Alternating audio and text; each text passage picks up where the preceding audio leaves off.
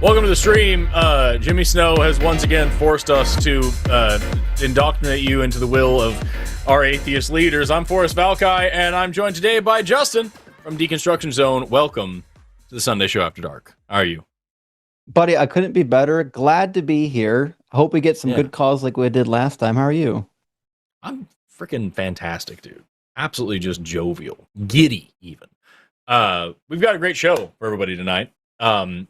Number on the bottom of the screen should be there any second now is 720-619-2288. Maybe it is there right now. It is. All right, perfect. 720-619-2288 is a phone number that you can call to talk to two atheists, two skeptics, two scoundrels, two people who don't believe in any gods or demons or angels or witches or terrifying creatures of the night that so many of our friends, family members, brothers, sisters, non-binary pals all around us do believe in. And rather than just complaining about it, we're opening the lines for you.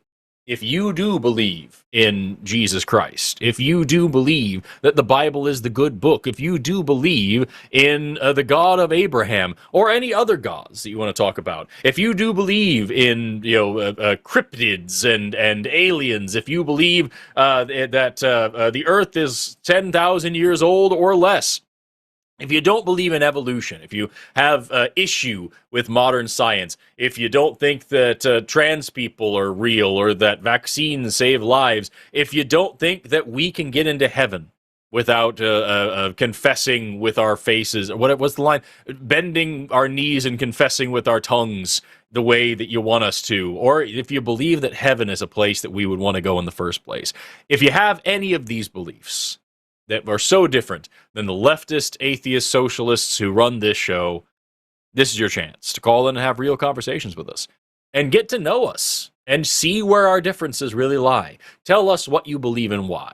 Defend your faith, as it calls you to do in 1 Peter 3:15, to always be ready to give a reason for the hope that you have. I don't understand your hope. I don't think it's real. And I would love to talk to you about it. So call that number at the bottom of the screen, 720-619-2288. Or if you're outside of the United States, you can use the web link in the description and call in that way. What kind of calls are you hoping to get today, Justin? You know what? I'm hoping to get something that's like unique and interesting. Like I'm really hoping someone's going to call in and be like, hey, listen, I got this unique, interesting, I don't want to hear the clom one more time. I'm so sick of the pull clom. my eyeballs out. Yeah. Bring me something at least interesting. I'd love to hear something new because the old arguments aren't working. Yeah. Yeah. What I find usually happens with these shows, and I'm on this freaking place every single week, and it's a nightmare for everyone involved. What I notice is that like right when we start out, we already have some calls coming in. We'll usually take a theist call or two, and generally they're kind of benign. Maybe we'll get one combative person there. Yeah. But then at the end, we will either get some really, really wild claims, or more often, we'll have 1,000 theists pour into the chat to preach to us and then complain that they're getting banned by the mods in the chat who don't want to hear it there. And so what I'm hoping, and what I'm going to continue saying throughout this whole thing, I'm really, really hoping that the theists who come to the chat to preach and to say, hey, don't listen to these guys, and hey, you got to understand there's no evidence for evolution. You got to understand the Bible proves God's real. You got to understand the prophecies. You got to understand the will of the web, the free spirit and the free will and the will spirit and the free and the whatever. You got to just, I hope that you get the message. If you pick up the phone, you'll be put on stage in front of tens of thousands of people. These shows get between like 30, maybe up to 60,000 views a week. True. Right? In the first week that these things go out. Live, usually 1,000 to 2,000 people watching. you don't have to believe that you're going to convince us, right? I hear all the time, like, oh, I'm not going to call in because you guys are just mean. Like, first of all, we very rarely use the mute button, or like Justin and I do, at least I can say. But even if you just decide that our hearts are hardened and there's no way that we can hear the word of whatever, there's 30,000 people listening. You could convince somebody if you make a good case, if you say something that makes like any kind of sense. This is your chance. This is the best chance you're going to have. So what I hope all the theists out there, pray first. Pray that your God will tell you exactly what to say to change our minds, and then pick up the phone. 720-619-2288 and talk to us and tell us whatever you think God told you to say. That's going to unharden our heart, make flaccid our hearts, and convince the people out there who are wanting to know about your God. If you believe like Ray Comfort does, we already believe, and we're all just are waiting for you to tell us the truth. Yeah. So this is your chance. Not you and I though. We're suppressing the truth in unrighteousness. We're just denying the truth. Yeah. We're a stumbling block for the faithful, and something vipers brood, and something Pharisees, and something fucking in the handhole. Who knows? But like I said, we already got callers coming in. We have one person in the queue. We have one person in the screening room. We have 3 more people waiting to be screened. So I'm just going to jump right in and go with our first theist. Is that cool with you? Let's do it. Sweet chicken. Let's talk to Marlon, calling all the way over there from the Philippines, who wants to talk about personal experiences involving the God of the Bible. Marlon, you are on the line with Forrest and Justin. How are you doing today? I'm all right. I'm all right. How are you guys? How are you, Justin? How are you, Forrest? Doing well, Marlon. Never had a bad day, man. Shout out to the person in chat who just put in Sergeant Forrest's Flaccid Hearts Club Band. Thanks so much to our mods for allowing that. Wait, go on, Marlon. What do you want to talk about today? I'm gonna be asking, like, what do you guys think of miracles? Do you guys feel blessed today? Like, what about when something good happens to you? Like, I feel blessed by Lisa the Rainbow Giraffe. Like, for example, if something good happens to you today, I would argue that's a miracle, right? That's a miracle. Do you believe, just out of curiosity, Marlon, do you believe that there is such a thing? And I'm not saying that this is an explanation for all miracles right now. I'm just asking, do you believe that there is such a thing as actual just blind luck? Like just a good thing happens for absolutely no reason. Do you believe that that is a thing that happens sometimes? Yeah, that a good thing happens for no reason. Yeah, like just luck. You just get lucky. I mean, I would say that everything happens for a reason, right? There's a cause and effect, you know. Okay, so you don't believe that there is. So you don't believe that there is such a thing as luck. If somebody scratches a scratcher and they win the lottery, or if somebody just finds a penny on the ground, or if somebody trips and fall and they just happenstance don't land in the poop or the mud puddle, they just lucky things never happen. Every single thing that happens for a reason. I mean, I'm lucky to have God in my heart. God is my friend. That's not an answer to the question. Did you hear his question? Because it sounds like you didn't hear his question. The luck is coming from the power from the heavens above. So I want to be clear. I'm not using the word luck to mean a good thing happening, because it sounds like you're using the word luck as a synonym for just any positive event. I'm talking about like I roll a dice and it lands on the right number, and that's just a lucky thing. Complete random chance, no point to it, no benefit to anybody else. It just something positive happened for no reason. Is that possible, or do you think that every single thing that ever happens for a reason? it's God bringing you a sign. He's bringing you the sign. Yahweh is bringing you a sign from the heavens. So I'm just going to ask one more time for clarification. Yes. It sounds like what you are saying is that every single thing that happens ever is something that is controlled by God, and that there is no random chance whatsoever. Yes. Okay. So then, if I accept your version of miracles, that anytime something good happens, that's a miracle, and that's God telling me something positive, how do we explain things like cancer in children? Who's doing that? The devil. It's the devil. Evil Satan. Oh, the devil does that. So can God not stop the devil? You have to pray to God, and then his guardian angels will be the one to stop it. You have to communicate. So babies who are born with cancer, because that's a thing, it's called neonatal cancer or prenatal cancer. I don't remember the exact terminology. It's natal cancer. So these babies who are born with cancer, they should have prayed before they were born to stop the cancer from happening? I've asked that once, and I was told that if those babies die, they would go to heaven. So it's all good with God. They would spend the rest of their lives in heaven and paradise, where they can get everything they want for free and live happy lives forever, So it's a good thing when babies die, because that means they go to heaven. That's what's been explained to me in Catholic school. I mean,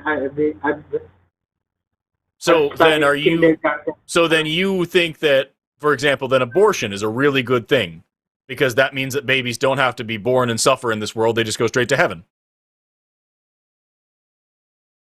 I mean, in a way, I would say that abortion is a good thing within circumstances, like within reason, like that it depends, You know what I think? Yes. I think that what your whole narrative right here is anti-biblical and also just anti-common sense. Because and I'm sorry, Justin, I've been talking this whole time. I'm gonna no, go ahead. I just here's where I'm at with it, Marlon, is if random things can happen and people can just be lucky sometimes, then that negates any concept of a miracle, because you have no way of separating it from just a random lucky thing happening. If, however, everything happens for a reason, as you said, then either God is responsible for all the evil in the world, or the devil is. If God's responsible, then God's a monster. If the devil's responsible, then God's a monster, because God could stop the devil from doing those evil things in the first place.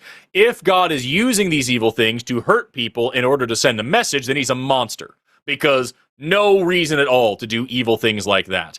Also, as I said, it's anti-biblical. John 9 is after Jesus, heals this blind man, and someone asks, who sinned? Did the blind man sin in order to become blind, or did his parents sin so that he was born blind? And Jesus says, neither one of them. God did this whole thing so that I could display myself to you, so that I could send a message, so that I could prove my divinity. That works, I guess, if it's Jesus. Still kind of sucks. But at the end of the day, today, we have a world where about 24 to 30,000 people starve to death every single day. 10,000 of those people are children, and Jesus doesn't save a single fucking one of them. So the best we can hope for is that these people go to heaven, whatever that means, which means that murder would be a positive thing because you're sending people to heaven faster. There's no ethical or moral or reasonable way out of the position you have, Marlon. It just makes your God a monster, and it makes morality meaningless. I was going to say that it involves prayer and it involves process within the religion, and you have to do the work. Like for example, if there's an electrical problem in your house, you have to do the work to fix it, right? Like at your job, you have to do the work to get paid, right? It's the same within the system of If you do the religion right and things, God Christianity won't and let the bad Bible. things happen to you. I say, like, if you practice the right behaviors, God Pray. won't let bad things happen to you. Like you have to pray and you have to meditate and you have to Right, pray yeah. and But my worship. question was, if And you do all the right things, will God prevent bad things happening from you or happening to you? yeah, yes, yes, yes. He would. What are the things that I have God to and do for angels. God to make sure that no bad things happen to me? I feel like I know exactly where you're going with this. You have to pray and ask for forgiveness and ask for His blessing and protection. But Or you have have you to done that? baptize. That's also a big thing. Have you done that, Marlon?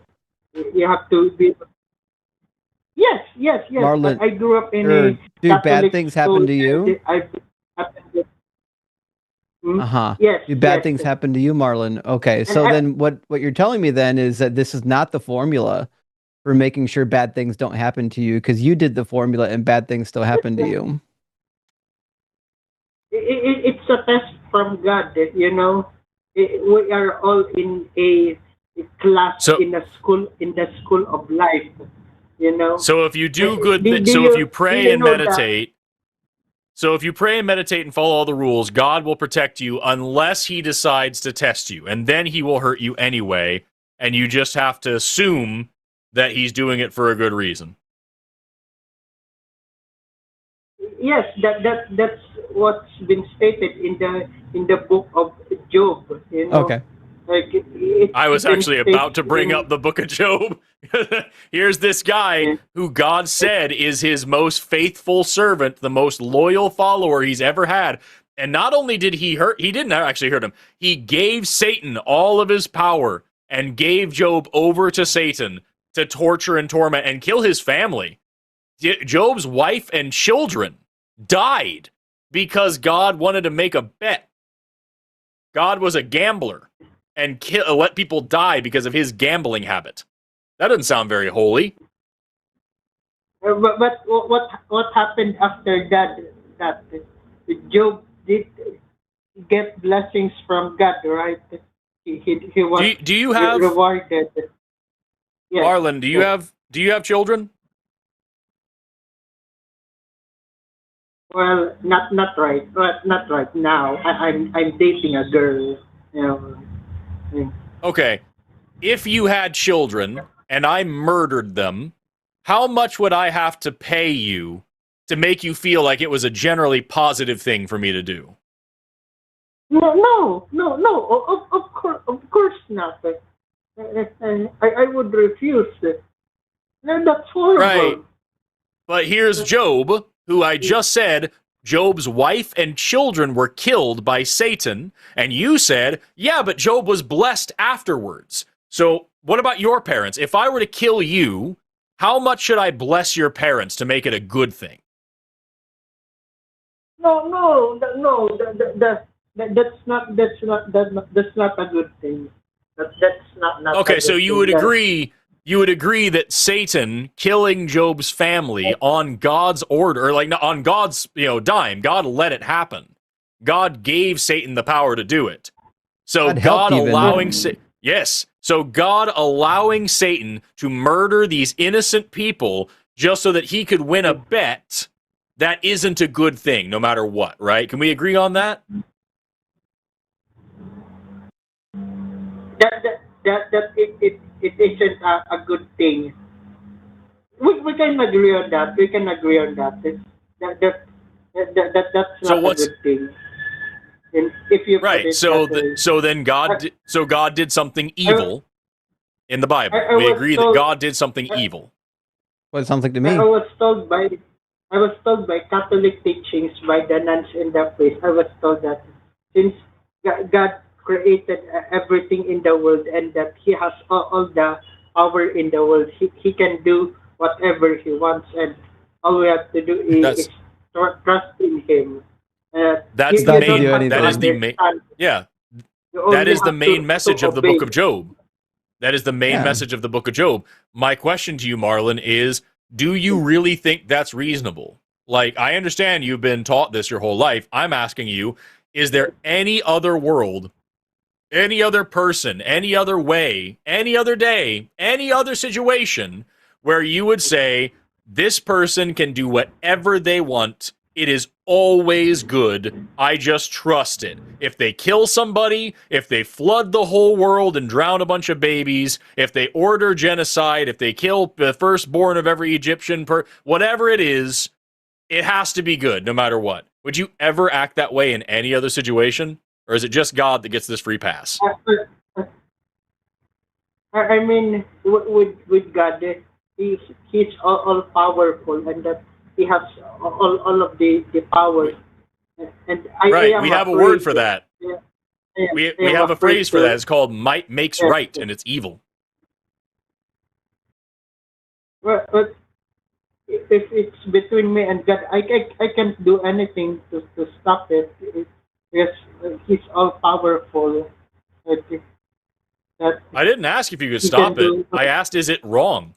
I didn't ask if you could stop it. I asked, is it right or wrong? Is there ever a situation where you would call somebody who acts that way good? No. It's wrong. It's wrong.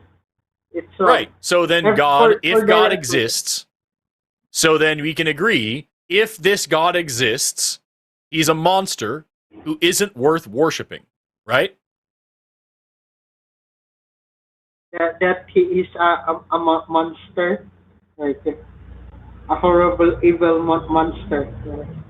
Yes. Do we agree? Yes. Yes. Yes, we can agree on that. Yeah. But you would agree that there are good things in the Bible too, right? That the Bible does teach good things and positive things, Sometimes. Can you find me any good things that are in the Bible that you couldn't get anywhere else? Like from any other source? Love thy neighbor as you love thyself. Love your enemies. Love each other as the way that I have loved you. Do not lie. Do not steal. Do not kill. Do you really think? Just to be clear, do you really think, Marlon, that humans were rocking around on the earth for a couple 100,000 years, and it took until 2,000 something years ago that we all suddenly had to learn not to lie, not to steal, not to murder? I think everybody knows that. I think that that's something that we can all come to just as an agreement together. I mean, like for example, you're a biologist, right? You understand with the evolution of humans, and about caveman, they only speak in gibberish, right? Like ooga ooga ooga ooga ooga ooga. Oh, so no, there's no communication between them. No, there's. What about language? Language has been around for quite some time. It's very likely that Homo erectus spoke, which was about at the very latest about 1.8 million years ago. There's evidence that they had some sort of proto-language just because of the size of their brain and the anatomy of their faces. But at the end of the day, man, even species that don't have any language know not to kill and steal and shit. Non-human primates, chimpanzees and stuff, know not to steal. Bats know what right and wrong is. Mice know what right and wrong is. They know what fair means. So even in the age of that Stone Age, even within okay. I was just saying that if miracles happen to me and it proves the existence of God, then it can also prove the existence of God to you guys if miracles happen to you. Because I'm going to give an example about my high school days, that there was a time when I didn't study for an exam and I'm afraid I was going to lose and I wasn't going to graduate because I was going to fail. Then I prayed to God, and then the next day the next day I passed the exams without studying for those hard subjects. And then at the same day when I was going home from that school, I was crossing the road, but I was hit by a motorcycle. I thought I was going to die at that point. I thought I was dead, but God intervened to save my life, you know. So that's two miracles, two in one. I don't So think that's a God, coincidence. so God gave you a grade that you didn't deserve and helped you not die from a motorcycle accident. Meanwhile, that same day, he starved 10,000 children to death. And you think this is an example of something that we should worship? Like it, like 10,000 people it starved to death. Yeah, On the other 10,000 side of children. 10,000 children starved to death every single day. If you include adults, it goes up to close to 30,000 people every single day. Starved to death. that's So the work on the of day, Satan. on the day evil that God demons, gave that you a evil- grade that you didn't deserve, he also killed 10,000 children in an extremely painful way. that's the devil. That's the devil. Right, and God That could is- stop the devil, and God could stop the devil, but he doesn't, which means he is ultimately still responsible. And now we're kind of going in circles, Marlon. Yeah, God takes People credit have for all to- the famines in the Bible. In fact, he's explicit in the Bible that he controls the rain and he controls the weather. So that's certainly not Satan. That's why he says in Amos 3, verse 6, does calamity befall a city and it not come from the Lord? When calamity happens, when there's weather conditions, everything, it's all from God. I tried to question that, and the Catholic nun slapped me in the face and hit me on the hand with a stick, and she said, Sounds "How about dare right. you question that?" Like, Yeah, because how this dare God you is so question loving that he our needs... children? Yeah, because this God is so loving that he needs to physically abuse children in order to make them love him back. Marlon, I think you're suffering from Stockholm syndrome, my friend. I think this God has abused you, and since it's all you know, you think it's okay. But this religion is toxic, my man.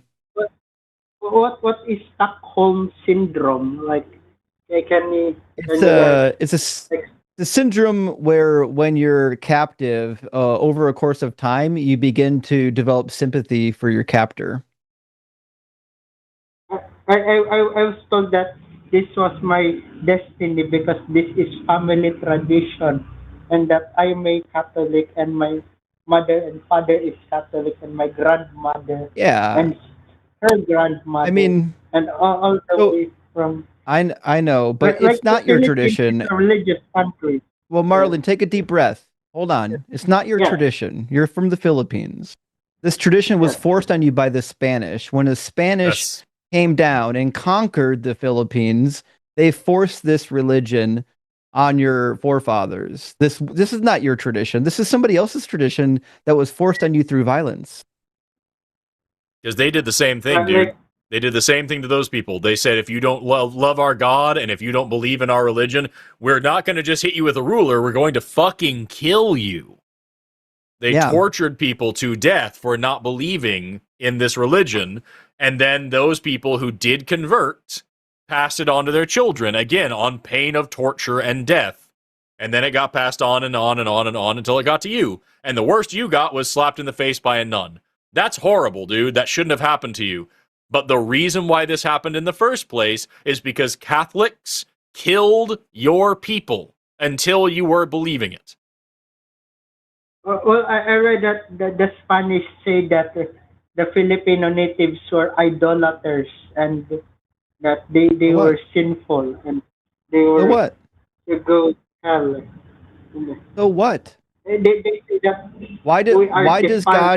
why is God so concerned that you worship another deity that he has to brutalize humanity? What's wrong with God's psyche that when you worship another deity, he's so insecure, he's so raving mad that he has to go murder people. You find that to be normal? I learned from Christian education that they teach that you have to let God do what He can in order to help you. It's like the thing. Well, I can't help you if you can't help yourself. I know the saying. Yeah, let me illustrate kind of the point here. Like you're in a system, right? The system you've kind of that's been forced on you is toxic in the most horrific way possible because you're here, you know that what God is doing is horrific and you're here justifying it, right? Because you think, well, if God does it, then it must be good. But that certainly couldn't be the case. So, for example, Marlon, if God told you, I'm sure you love your neighbors. If God told you, I need you to burn down your neighbor's house with them inside of it, would you think that was a good command? No. Of course not. Of course not. Okay, so when God does it to other people, hold on, Marlon, hold on. When God does it to other people, when we see in the Bible where he tells them to go to other villages and burn them down, raise them to the ground, and murder all of the inhabitants, men, women, and children, how is it good when he tells them to do it to those people, but it's bad when if he told you to do it? I'm sorry. What was that verse again? I've never read that in the Bible before. There's a bunch of them. There's one in Deuteronomy 17. There's another one in Deuteronomy. There's one in Deuteronomy 17. There's one in Deuteronomy 20. There's one in Numbers 31, and there's a bunch more. Deuteronomy 20, he says when you go to war against the far off villages, meaning not the Canaanites, but the far away villages, you can murder all the inhabitants and keep the women and children for yourself. He says, but of the inhabitants of the towns here that I'm giving you to dispossess, murder everyone, men, women, and children. I was told that was wartime, that happens during war, Is it good to kill babies during war? No. So then that doesn't change anything, does it? God specifically says, go kill their infants. He specifically says the infants, the babies that are still suckling on their mother's breast, fucking stab them. That's what God says. It doesn't matter if it's war or not. This is an evil creature that you worship, dude. We're not even talking about whether there's a good reason to believe he exists. If this God exists, he's evil. Also, by the way, you said, I help those who help themselves. That isn't in the Bible either. No. That's not biblical. That's some shit that people made up and said Jesus said it. Jesus never said it. I double dog dare you to dig through the whole Bible until you find it. It'll never happen. I think it has something to do with work, like the Bible verse that says, like, lazy hands call for. Are we inside of a keyboard? I think he's tap dancing on his phone. What's happening right now? What? Marlon, are you okay? What's happening? I'm typing. Did you put your phone in your pants pocket and throw it in the washer? Like, what's going on? There we go. It's better now. Yeah. Proverbs 10:4. I was talking about Proverbs 10:4. You should read hands bring wealth, and Proverbs 12:20. Diligent hands will rule. I was talking about the lesson that God teaches, that hardworking people bring food to the table. That's what Proverbs 10:4. Proverbs 10:4 just says, lazy hands make poverty, diligent hands bring wealth. Right. It just means be industrious. Proverbs 10:4. That I would also advise to keep Proverbs 10:19 very close to your heart. Very close to your heart. That's an important one. But that's beside the point. Let me ask you a question. 137:9. That's a good one too. I was told. Marlon, let me ask you a question. Okay. Hold on, Marlon. Okay, so now your position is that God has to do these bad things because, like, these are wicked people. He can't do anything about it. He has to destroy these wicked people. He hates to do it, but he has to do it. Is it kind of your position most likely?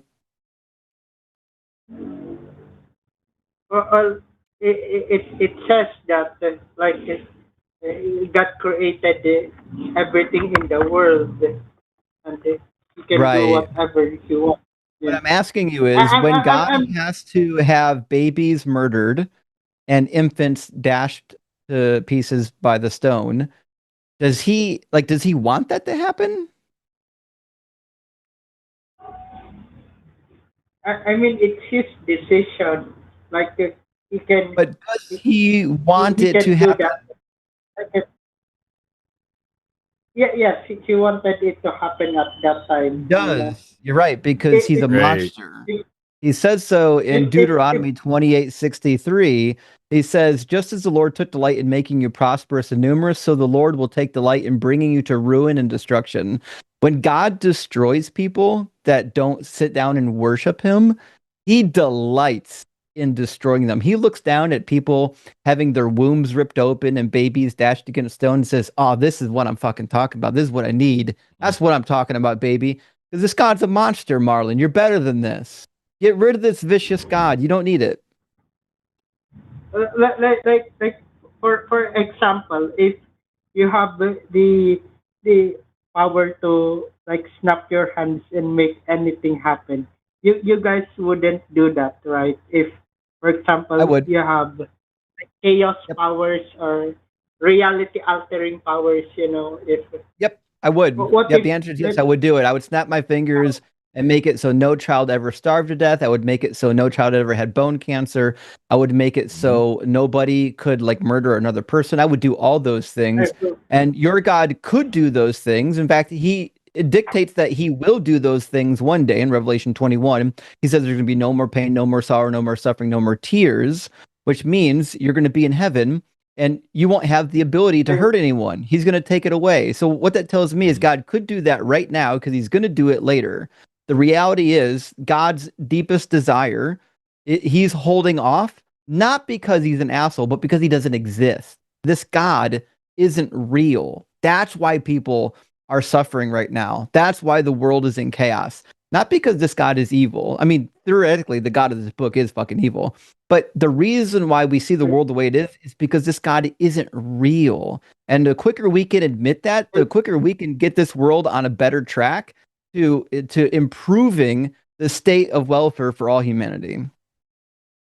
why do I feel like crying when I pray to God or when I attend the Sunday church service or when I listen to like religious Christian music? The exact same feel reason. like It's I the feel like exact same reason crying people so feel much. a lot of emotion. It's the exact same reason people feel those same emotions when they go to a rock and roll concert. It's because you're performing a big ritual with a lot of other people. It's something that matters to you with a lot of music and motion and standing up and kneeling and sitting and all these different things. You are getting your body into a trance-like state that elicits an emotional response. And you're vibing. You're vibing with people is what you're doing. Yeah. That's what's happening. That's what's happening within me. Like Right. I'm just vibing, even like with the church, because I had dreams of Jesus on the cross I'm sure talking you to me. did. Like I'm sure. no, We did have. I really We all have feel dreams. crying So, on my Marlon, here's dreams. the deal. We've had you up now for a half hour, and you're a nice guy, which is why this conversation is so painful because we want good things for you. But we have to wrap up this call. Take a minute tonight before you, or actually it's daytime where you're at. Take a minute later when it's nighttime, when you get some quiet, and ask yourself, do you really want to worship a God that is vicious to his own creation? And does it make sense that an all-loving God would be this vicious? But I think that's the end of our discussion for now. We do appreciate you come up and chat, and I think this is the second time I've chatted with you, and both times you've been pleasant. All right, thank you so much, guys. Thank you. Take care, Marlon. Bye-bye. You know what? Progress is progress. We were able to agree that if this God is real, he's evil. So that's something. And from there, maybe we can start talking about whether or not this God is real. Yeah, it's hard to grow up in like the cult mentality and Mhm. like shake it off, you know, because you're taught not to think critically about it. But Marlon, I think, is giving some critical thinking to it, just maybe not quite as much as he could. There was one guy when I first started on this channel. I think it was a manual, if I remember right. Who was that was the same thing. It was that God can do whatever he wants, and we kept going through the same lines with him every time. Like, hey, well, here's these evil things. Oh yeah, well, God can do it, and it came down to the threat of hell, and it was like, well, I don't want to go to hell if I criticize this. And we finally, after like 30 minutes of just going like just pounding on this one point, we finally got him to the hypothetical, like, if me were to have the power of God and I do all these same things, but there's this one special magical caveat that I cannot hurt you personally, would you then call me evil? And he goes, well, okay, yeah, now I would, because you couldn't hurt me for it. And I'm like, okay, do you get it? You know? And I feel like it's the same thing there with Marlon. Like, he was able to get to the point where he's able to say this is evil, but I feel like he still has this might makes right mentality where it's like, yeah, okay, it's evil, but he can do it if he wants. It's like, nobody's saying that. We're saying this isn't worth worshiping, and if you can say it's not worth worshiping, maybe then we can start digging into maybe it isn't fucking real in the first place.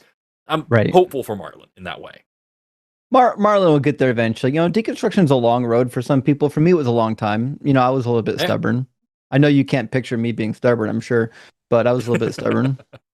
It makes sense. It makes sense.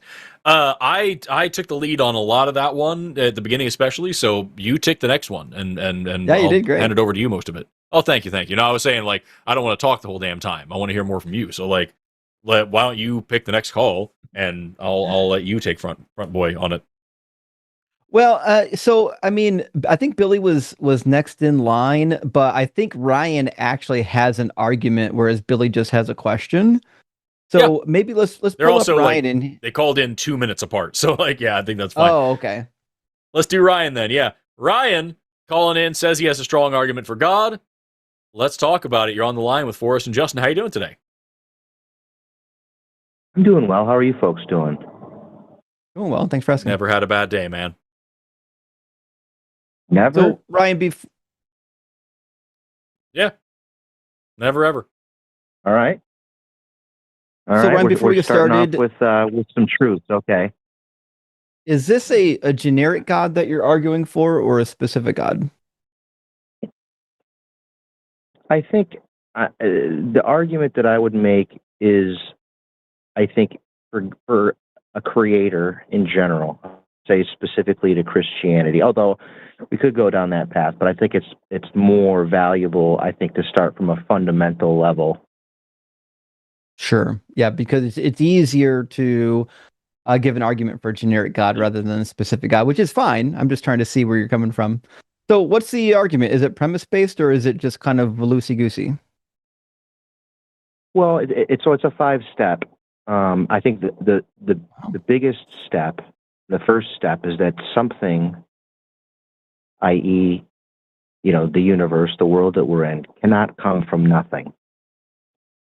So nothing means no matter, no energy, no laws, no potential, nothing. It has, by logic, no capacity to produce anything. Nothing has no ability whatsoever. How do you... I said I was going to let you take the lead on this, but I'm immediately curious about what that means. I know.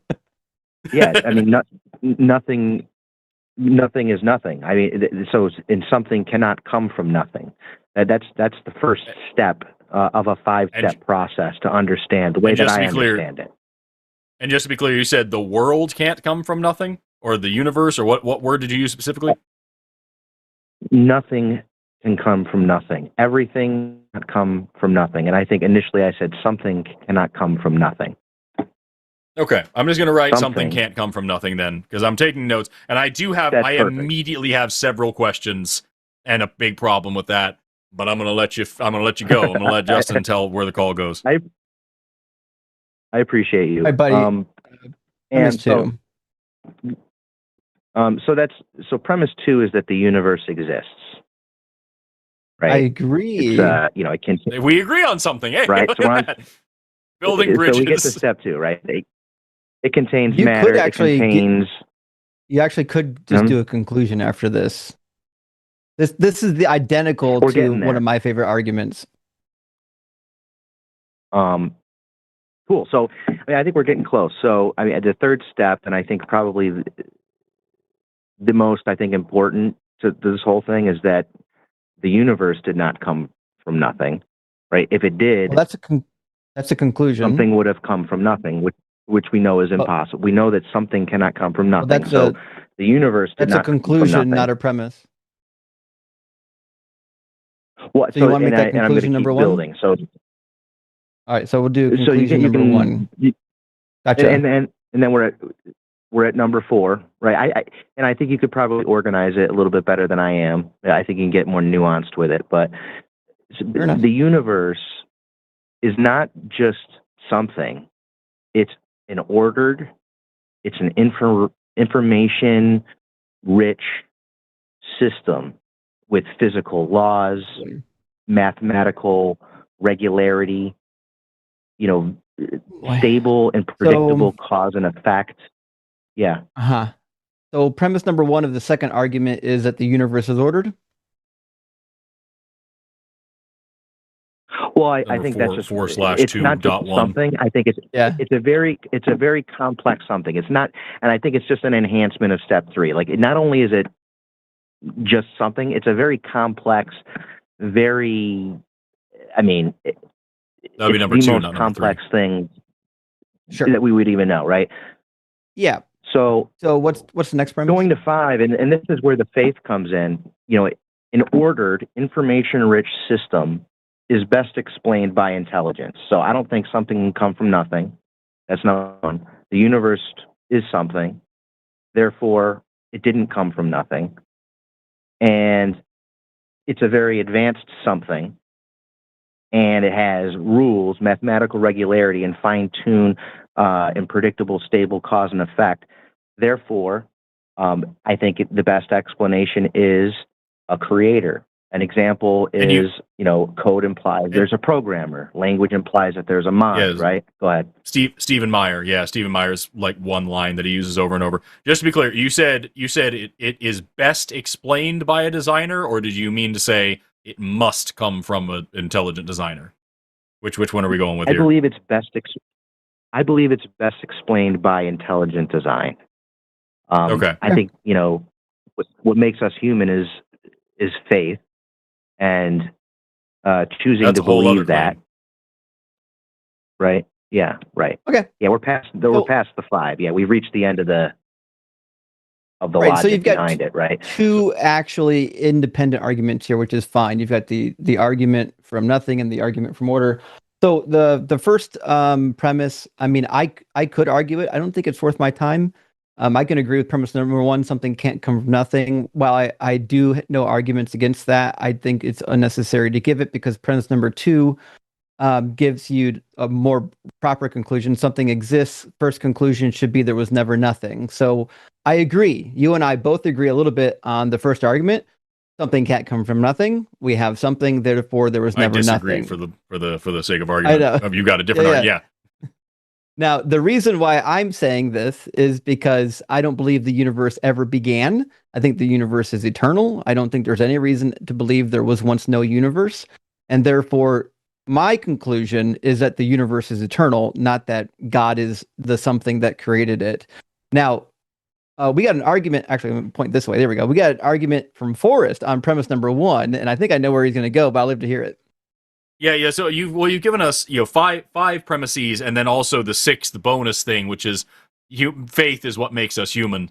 Of the 5 original, I disagree with 3 of them, and then I strongly disagree with faith makes us human, which I know wasn't part of your argument, but it was a wild thing to say at the end there. So I disagree with number 1, 3, and 5. Something can't come from nothing. Don't have a reason to believe that's true. The universe didn't come from nothing. Don't have a reason to believe that's true. And also, I don't think that's an accurate representation of the opposition's argument. And then such a system is best explained by intelligent design. Strongly disagree on that one. I agree with you. The universe exists, and that it is ordered with laws and information and so on and so forth. Ordered by so what? If you want, are we going through one at a time, or what are we doing? Because I'm down to just build off what Justin said and give the alternate angle. Well, if it was ordered, then help me understand how. The laws of nature, just the way the universe is, naturally allows things to fall into these ordered systems. Great example of that is gravity, which naturally creates spheres. If gravity works the way gravity works, with massive objects bending space-time and pulling other massive objects toward the center, spheres are a natural result of that. And so planets and stars being spherical naturally follows. Or planets orbiting stars naturally follows. Flat planetary disks with all the planets more or less on the same flat plane naturally follows. Most of the processes on that work on Earth and that allow for things like life and all this stuff naturally follow. The shape of galaxies naturally follows. So all of the order and everything that we see that people like to point to, all can just come from, in this case, just as one example, just gravity existing, the nature of the shape of space-time. So just the way the universe is structured allows for these systems to be what we would call order. Right, and how can all of that infinite chaos be orchestrated and compiled in such a way where you and I, two sentient beings, are having this conversation and reflecting on we're essentially the universe reflecting on itself. Mm-hmm. And so yeah, go ahead. What would it be? 4 steps. I think 4 steps. Yes. First is gravity, then is nucleosynthesis, then is more gravity, then is abiogenesis. I lied. It's 5 steps, and then the 5th step is evolution. All of which are natural processes that are fairly well understood to differing degrees, I suppose. And I don't even disagree with that. I think that's a pretty cool way of looking at it. But at the same time, I think you have to go back to what started it, and that goes back to my very first piece, which is something cannot come from nothing. Nothing, by definition, has no capacity to produce. Well, there are no laws. There is no potential. I don't accept that claim. Yeah, not only is that claim being questioned, but I don't think either of us believe there was ever nothing. Do you believe there was ever nothing? No. I don't know is the thing. So like when you keep talking about nothing, the biggest hang up that I have is that I have no idea fundamentally what nothing is, because I have never seen nothing. I have never interacted with nothing. I have never run any tests on nothing. I have no samples of nothing that I can look at in a lab. I don't know what nothing can or can't be or can or can't do. As far as I know, it is purely a philosophical concept, and I don't think that the universe was born of philosophy. So I don't accept the premise because I don't. I literally just said I don't know if nothing ever was a thing. And when we talk about, like, say, for example, the Big Bang, I don't claim, nor does any scientist I've ever spoken to or worked with claim that nothing was before the Big Bang or that nothing caused the Big Bang. I can say, honestly, I don't know what was before the Big Bang, because I don't know what I don't know what the concept of before the Big Bang even is, because the Big Bang fundamentally was the beginning of space and time as we understand it today. So before that is literally before the concept of before existed. What happened before time started? That doesn't make any fucking sense. And it would also be outside of the entire universe, outside of everywhere, a place that isn't in a time that can't. That doesn't make any sense. So I'm not saying there isn't an answer. I'm saying I don't have any access to the answer, nor do I have appropriate questions to ask. So I'm just not going to say I don't know. Or I am just simply going to say I don't know, and I'm not going to make up a philosophical argument that becomes a physics argument. I'm just saying it's a very impressive nothing that you and I are experiencing right now. Is a very impressive something that came from nothing, and I think even just that, if you take that out we of it, never said it came from nothing. Yes, I'm gonna repeat again. I didn't say that anything does come from nothing. I didn't say the universe comes from nothing. I don't know if nothing ever existed or what it even is. So if you say again that I believe the universe came from nothing, I'm just going to start calling you a liar. Because you have now been told like 4 or 5 times, I don't believe that, nor does any atheist or scientist I believe. Yes, the universe started, the universe as we know it started with the Big Bang. Right. And so what brought those forces together into one small, minuscule, hairpin, well, can you actually, can you please, so first of all, the Big Bang didn't explode into the Earth. Second of all, I already answered that question. It sounded like that's what you said. Forgive me if I misheard you, but I did already answer that question. So I would love for you to repeat back to me what I said specifically about that question already, just a minute ago.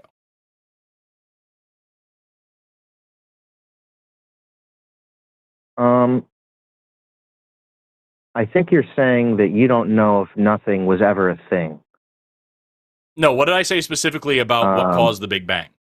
Because I answered that question specifically. I think you said you don't know. You said you don't know. That's more or less what I said. I also made it very clear that the concept, the actual question you just asked, doesn't make any sense, given the laws of physics that we currently understand. I don't know what before the Big Bang or caused the Big Bang means in order to ask that question. I feel like I'm rambling again, and we're just on this thing, and I wanted Justin to take this call. This being that we're talking about that can transcend time and create things and create a physical process that takes all matter into the universe into one pinpoint. It's like you're having a different conversation, Ryan. Who are you talking to right now? Did we bring up a being at all? No, I just Ryan. I just want to stress this, right? So, like, these conversations get frustrating because we're going to play this out. We're going to model the conversation for you so you can see what's happening here. Forrest, can you ask me how my day was? How was your day, Justin? Pineapple. Maybe try again. Right. But how was your day, though? A fucking Tootsie Rolls. Can you please explain how Tootsie Rolls came from nothing? See, when we ask you questions, like, you're not really answering our questions. When you ask us questions, we actually answer your questions. And then once we answer your question, you just veer off into a new topic. So let's start from the beginning. Neither one of us are convinced that there was ever nothing. That's not a claim that science makes. In fact, at one of the recent physics conferences that Dr. Blitz went to, they put out a survey, and he was nice enough to share it with us. And the survey question was, in your opinion, what should we understand about the Big Bang? And there were a couple different options. Obviously, you had an other. Some people picked other. Some people said, I don't have an opinion. And then here are the other 3 options. 1, the Big Bang is an absolute beginning of time with a singularity at its start. Number 2 is an absolute beginning of time, but without a singularity. Option number 3 is a theory that says the universe evolved from a hot, dense state that says nothing about whether there was an absolute beginning of time or not. 68% of the participants picked that one. Overwhelmingly, only 11% said that they think time started at the Big Bang. 6% said that time started at the Big Bang, but with no singularity. So physicists are not out here saying that time and all matter and all things began at the Big Bang. We don't have the tools to take measurements from prior to the Big Bang, which that's where our scientific understanding stops. Well, at least our scientific evidence. We have other evidence that would suggest that there was stuff prior to the Big Bang, and lots of physicists and cosmologists have ideas. There's quantum foam. There's all kinds of different inflation theories. There's cyclical universe models. But the idea that there was once nothing and then something arose is not an opinion that I hold. I don't think it's an opinion that Forrest holds, and I don't think it's an opinion that the consensus of science teaches. So if you keep saying that we're arguing for something, hold on. You keep insisting that we believe that something came from nothing, and we never stated that. We've said the opposite several times. Nope. I think you gave me that premise in the initial. Logically, it's very. I mean, it's true in the world. It's a law of the world is that something can't come from nothing. And no, it's not. It absolutely is. Yeah, I mean, okay. Where is this law written? That what nothings have you observed that produced some? Yeah, Ryan. What nothings have you run tests on to see what they can and can't produce? It's a logical exercise. It's, right. if I as I just said a minute ago, I don't think the universe was created by philosophy. So you can sit here and do this logical exercise. That's fine. Science isn't always intuitive in that way. Sometimes it's very surprising, especially in my field. So, like, I don't know what nothing is. Neither Justin or I believe that nothing ever existed. I don't think that something came from nothing. Neither does Justin. We don't know why the universe started. We have a lot of questions about it, and we're trying to find the answers. Neither one of us are physicists. Next question. So, why? What's the evidence? What's the argument for why we would believe, or anyone should believe, that the universe once didn't exist? That's the argument I'm really interested in. That's a good question. Well, I think that's because we know it exists. I think the most common understanding is that it came from the Big Bang. And no, I didn't. Nope, that's not my question. I didn't say how far back can we measure. Whatever. I said, what's the evidence that it didn't exist once? The Big Bang isn't positing that nothing gave rise to something. What's the evidence that the universe prior to the Big Bang did not exist?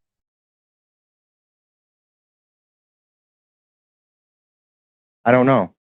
And perhaps the universe is one of many universes. Or maybe our observable universe. All of those universes.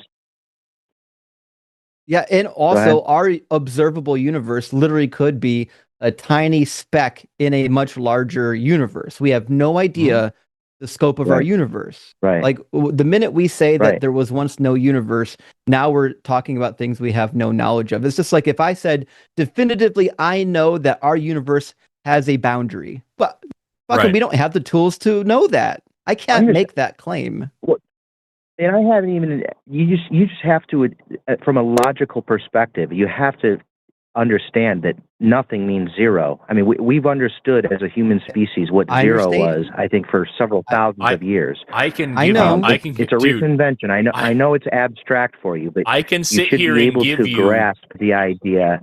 I can sit here and give you logical explanations and logical concepts of what leprechauns are and how they work and what they would do and why, and logically what their physiology would be. None of it means that fucking leprechauns exist. So, like, yes, I agree. We can all sit here and philosophically comprehend the concept of nothing. That doesn't mean that nothing exists. It doesn't mean that nothing has ever existed. No, and it certainly doesn't tell us what nothing can or can't do in reality. Okay. No, it does, though, because the universe exists, that means, we didn't come from nothing. I agree. Oh my God. Agree with the initial premise, but none of us said we did. All I said is I don't know if that's true or not. I didn't say we did. I just said I don't know if it's true or not. I'm curious to know, like, did you get the entire script from the Discovery Institute, or do you have something? For sure. Or do you have something new that you brought to your table yourself? I'm curious there's this one idea I got from a guy called Peter Boghossian. Have you guys ever heard of him? Unfortunately, so. I think he's an interesting guy, and I like one thing that he did at one point where he asked someone on he does this street epistemology where people are on a spectrum and they express their ideas. And he says to someone who's on the very far end of the spectrum, he says, under what conditions would you be wrong? Like under what conditions would the conclusion that you've reached be undermined and you'd be flipped to the other? And he found that the people who said under absolutely no conditions could it ever be flipped, those are the people who you can't get through to no matter what. But the people who can actually say, okay, well, under this condition and this condition and this condition, then I would change my mind completely. And I wonder where you folks fall on that spectrum. And in an entire deviation from the conversation. What a wild pivot. So, here's the thing: we're not even done with your two arguments, and now you're trying to move on to something else. This No, but is I asked you a ridiculous. direct question. Under what conditions I know could you be did, wrong? and I'm not going to answer until we finish your two arguments. We're not doing a third until your first two are done. And because let's I finish think you're the first pinned one. to the very far end of the spectrum. We're certainly And not what pinned. If you would Peter actually Boghossian engage did- in an adult conversation, you can understand why your argument doesn't work. You want to hear why it doesn't work? Sure. Or did you come to preach? Okay. No, go ahead.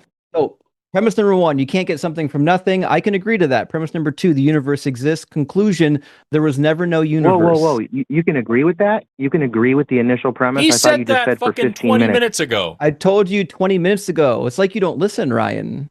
So try to pay attention. You said that you did agree. I told you. Then you said you didn't agree. And then you said you no, did I agree. didn't. Do you didn't. understand? Do you understand that there are two I've been people speaking following. to you? Because He does not. Justin said from the very beginning that he agrees with that. I said I take issue with it, and then we talked about the possibility for like 10 miserable minutes, and now we're trying to summarize and move to the next thing. Okay. So, my conclusion for your first argument is that there was never nothing, because I believe the universe, time, space, and matter is eternal. And if matter isn't eternal, then it's still just quantum foam. Quantum foam gives rise to what we call matter. It's not even a thing. So I don't believe there was ever nothing. Therefore, I don't need a magic man in the sky to invent something from nothing. Argument number two. The reason why this fails is because order is a subjective word. When we look at something, we're just looking and say, well, it looks like it's ordered because it has some sort of pattern to it. And we already had an argument. Mathematics is not subjective. I'm not talking about mathematics. I'm talking about order. Try to follow along. So Forrest already gave you an argument for it, and you weren't listening. I'm sure it does. I'm not talking about math. Forrest already gave you. So you're basically saying order is subjective, and that's horseshit. No, I didn't say any of that. And you were also essentially declaring that mathematics is discovered, not invented, which is a major debate even in mathematics. So you are taking a hard stance on something that is currently debated in the field that you are being ignorant about. No, I'm not making a statement about mathematics. Yeah, I mean, it's my worldview. There's a lot of assumptions rolled into my making a statement worldview, just about like the there's word assumptions rolled order. into your worldview. Hey, Ryan, can you listen for 5 seconds? Did I say anything about math? Sure. No, I did. Okay, I'm not talking about math. You talk about order. And I'm talking about order. No, but you said order. Right. Just listen. And we see order in mathematics. Okay, well, now I just have to mute you. I know that math has order. Christ. I'm not asking you about math. I'm asking you about the word order. The word order has a definition, and it's not equal to math. If you look up the word order in the dictionary, it doesn't say see math. So if you could focus, I'm talking specifically about the word order, because the word order shows up in your argument. The word math doesn't show up in your argument. I'm addressing your argument right now. So do you think that order is something that is subjective or objective?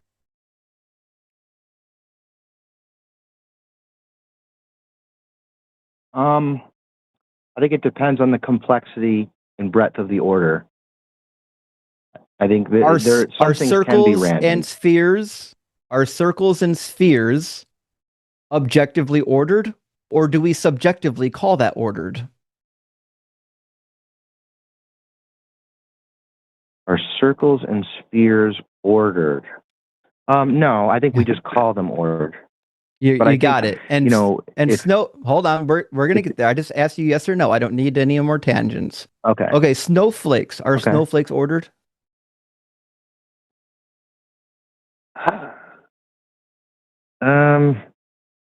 Individually, yes. Outside of that, no. Fair enough. Are crystals ordered? Keep in mind, snowflake's a fucking crystal, but fine. Well, I think if you look at it like molecularly, I think we've found molecules and minerals have a structure, a specific order. You nailed it. Yes. Right. Okay, because chemicals can only bond in certain ways, it develops order. That's why the snowflake always has like 5 arms, is because the way that the molecules bond to each other, it can only develop 5 arms. It can't develop 25 arms, right? So the Right. way physics works, right? The way chemistry works allows things to order. And we look at that and we say, oh, that looks ordered. That means the word order is subjective. We're determining what is ordered and what is not ordered, right? So when I look at the universe around me, I say, listen, there's some like biology that has developed. Well, we're going to call that order, but I could easily not call that order because it's a subjective word. I can easily just draw lines around something else. I can say it's only ordered if it's like created by a human being. Like when we're talking about what is ordered and what is not, we're saying, listen, this is a huge subjective gray area. Some people are going to look at something and say it's ordered. They're going to look at the mud puddle in my backyard and say it's not ordered. And then you're going to look at raindrops and say that it is ordered. But there's really not that much difference between a mud puddle and a raindrop. So my whole point is your argument doesn't work because you're using the word ordered, and the word ordered, when we look at the universe, is inherently subjective in nature. I'm looking at the universe and I'm saying, I don't see an ordered universe. I see a universe that's mostly chaos.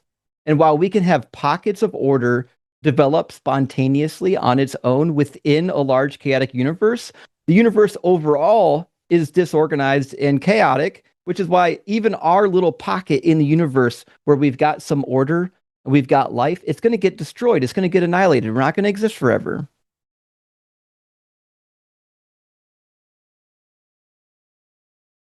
Yeah, that may be true. And we it's may like exist perfect in some other example. form or whatever. Yeah, perfect But example. I believe is, if you put your faith in Jesus Christ, I believe you can have eternal life. There we go. Because they're preaching, I'm sure. Perfect Yep. example. I've got a bottle full of That was beads. preaching. I'm gonna To be I'm fair, gonna I mix wasn't preaching before, but I was preaching just I'm gonna then. mix it up.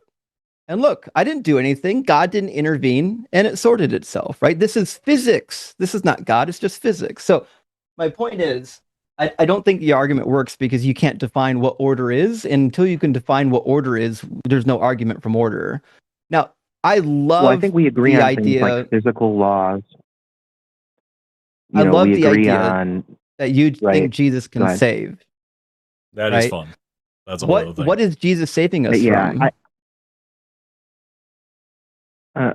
I believe our own sins. I believe if you take your sins and all the things that you don't like about yourself that are causing pain and destruction and you yourself, your family, I believe these things are not good.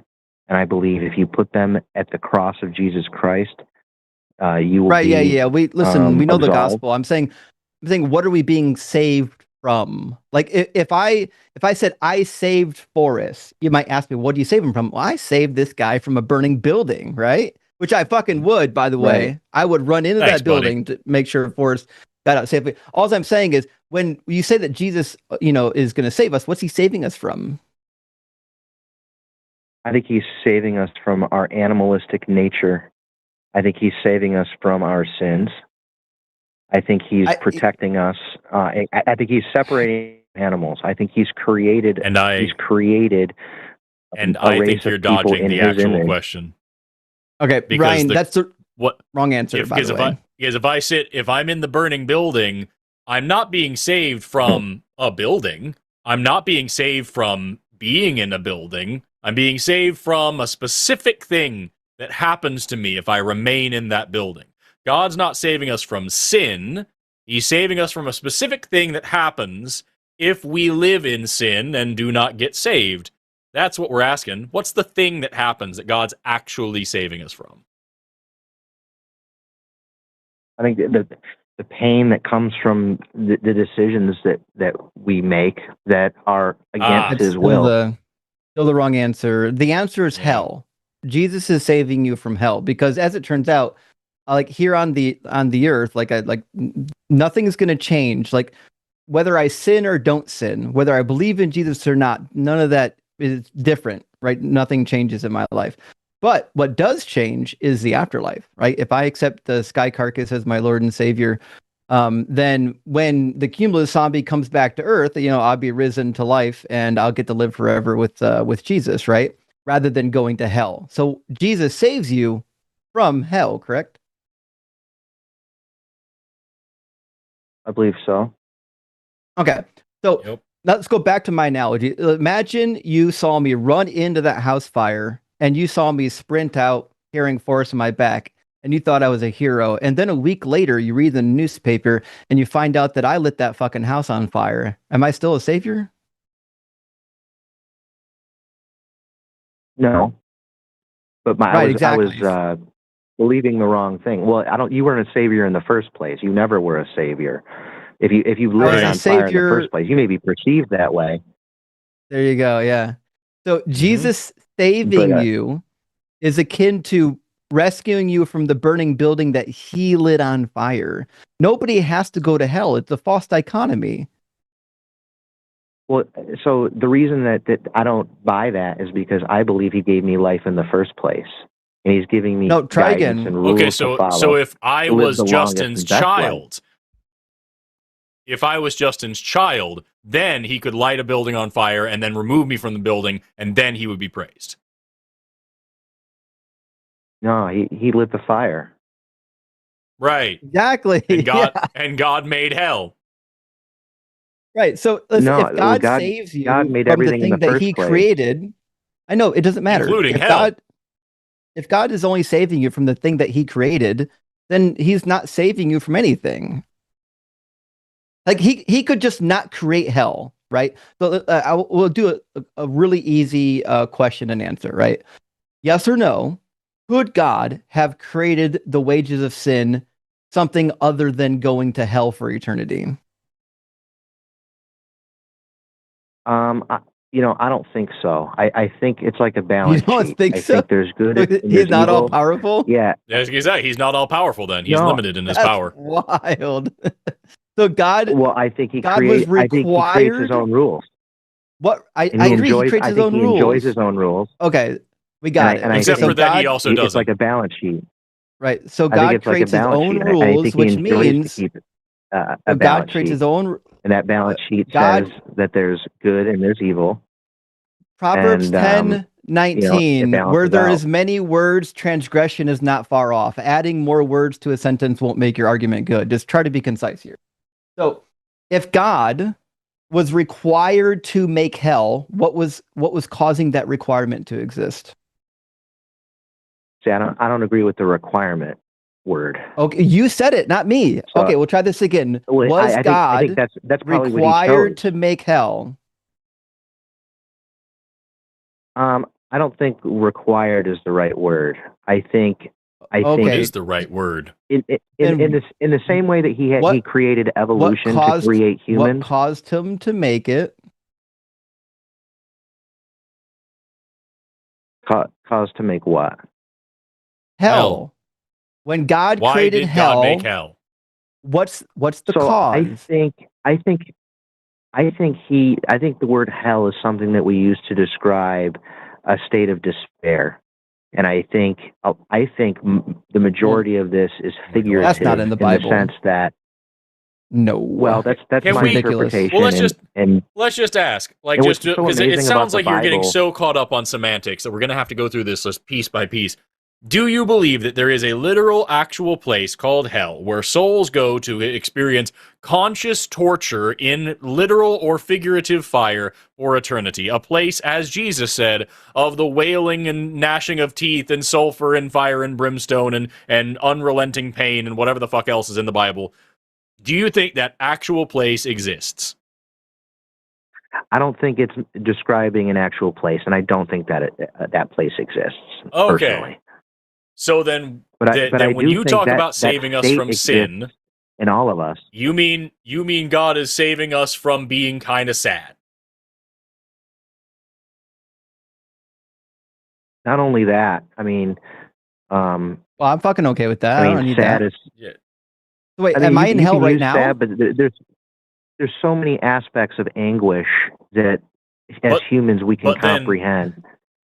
But then after I die, all the roots of those, I can be sad all day long, and then I die, and then the sadness stops because there's no more conscious experience after death, apparently. Dope. And then I don't believe that. I believe that we meet with God, and I believe He asks meets us with God? what's in our heart. I believe after Why we would he die, ask that's us? Doesn't he know? where we go. When I die, do I meet with God?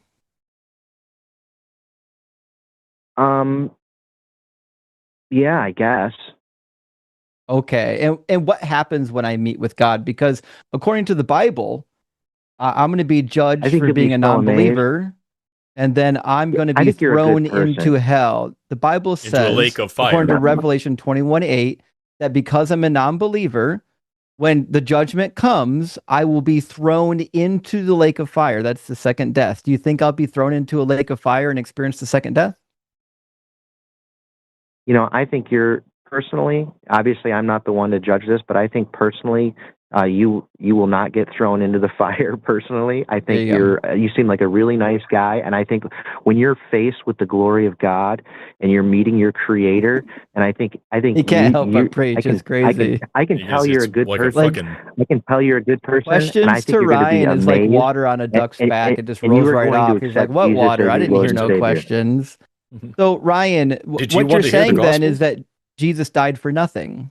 Like if Jesus dying and me not believing in any of this, according by the Bible says I'm not gonna go with Jesus, right? According to Romans 10:9 and 10, I have to actually believe in the cumulus cadaver. So like if Jesus dying doesn't affect my afterlife, he died for nothing. God's just like a weird guy that like really wanted to murder his son. Well, I think it would kind of be for nothing in the sense that it's like an opportunity cost. Like you're missing out on a lot of experience. You know, obviously if you there's one thing that you said that kind of stuck with me, and that's that if you added Jesus into your life, nothing would change. And that's, as we know, mathematically impossible. You can't add something to your life and have nothing change. So I would be curious. The semantics is wild. Actually, I can agree with that. If I disagree. added Jesus into my life, I would be significantly less happy and significantly less free, and that would change. I think honestly, that you this might is be kind of less a happy in the category short term. error, like dividing by zero, because like if you add Jesus, you're adding nothing to your life. So theoretically, nothing should change. There you go. I can't get away from the fact that like this just keeps going back. Happens. Yeah, Justin, try being Christian for a minute. If only only if I thought about that. Oh, geez, Ryan, do you know anything about me? Ryan, what do you think I've been doing all my life? I think you thought about it. Right. I was a Christian for 20 years, my man. I was in ministry for a decade. I went to Bible college and seminary. I know about Christianity. Like I tried it out. Brother. No, I'm not church hurt, bro. I had a great time in church. I still go to church to visit my friends. Do you get, like, just out of curiosity, Ryan, do any of your thoughts not come from like the Discovery Institute? Because like that your entire like sermon here, your entire premise here about where the universe comes from, and now all this stuff about you're just church hurt and you just haven't prayed hard enough and believed hard enough, it is all the same script over and over that is just justifying your personal belief of your personal, like it's not just Christianity. It is your personal interpretation of your personal version of your personal translation of your personal holy book. It is your specific flavor of Christianity that must logically follow from this like brainless Stephen Meyer fucking soliloquy you gave us here. So like that's rough. I don't get it, man. It's really weird. And none of this grapples with anything that's like serious about this topic. None of this changes the fact that God is fucking evil. None of this changes the fact that the God of the Bible is indefensible. None of this changes the fact that like your situation here of God saving us from whatever it is, congratulations on getting out of the hell problem. You don't have that moral baggage, but you do have like just the weirdness aspect of that God just wanted to kill his kid for nothing, for whatever reason, because he wanted us to do something, to behave different, whatever.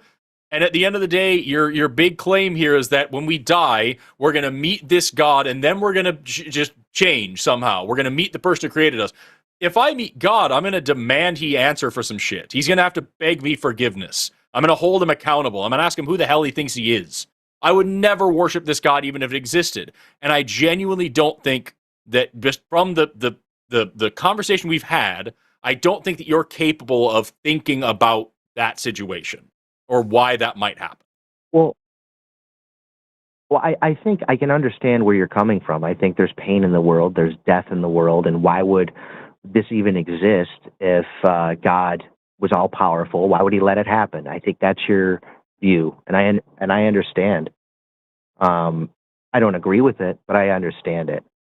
Not even why would he let bad things happen? Why would he be the way he is? Do you think that jealousy is a good thing?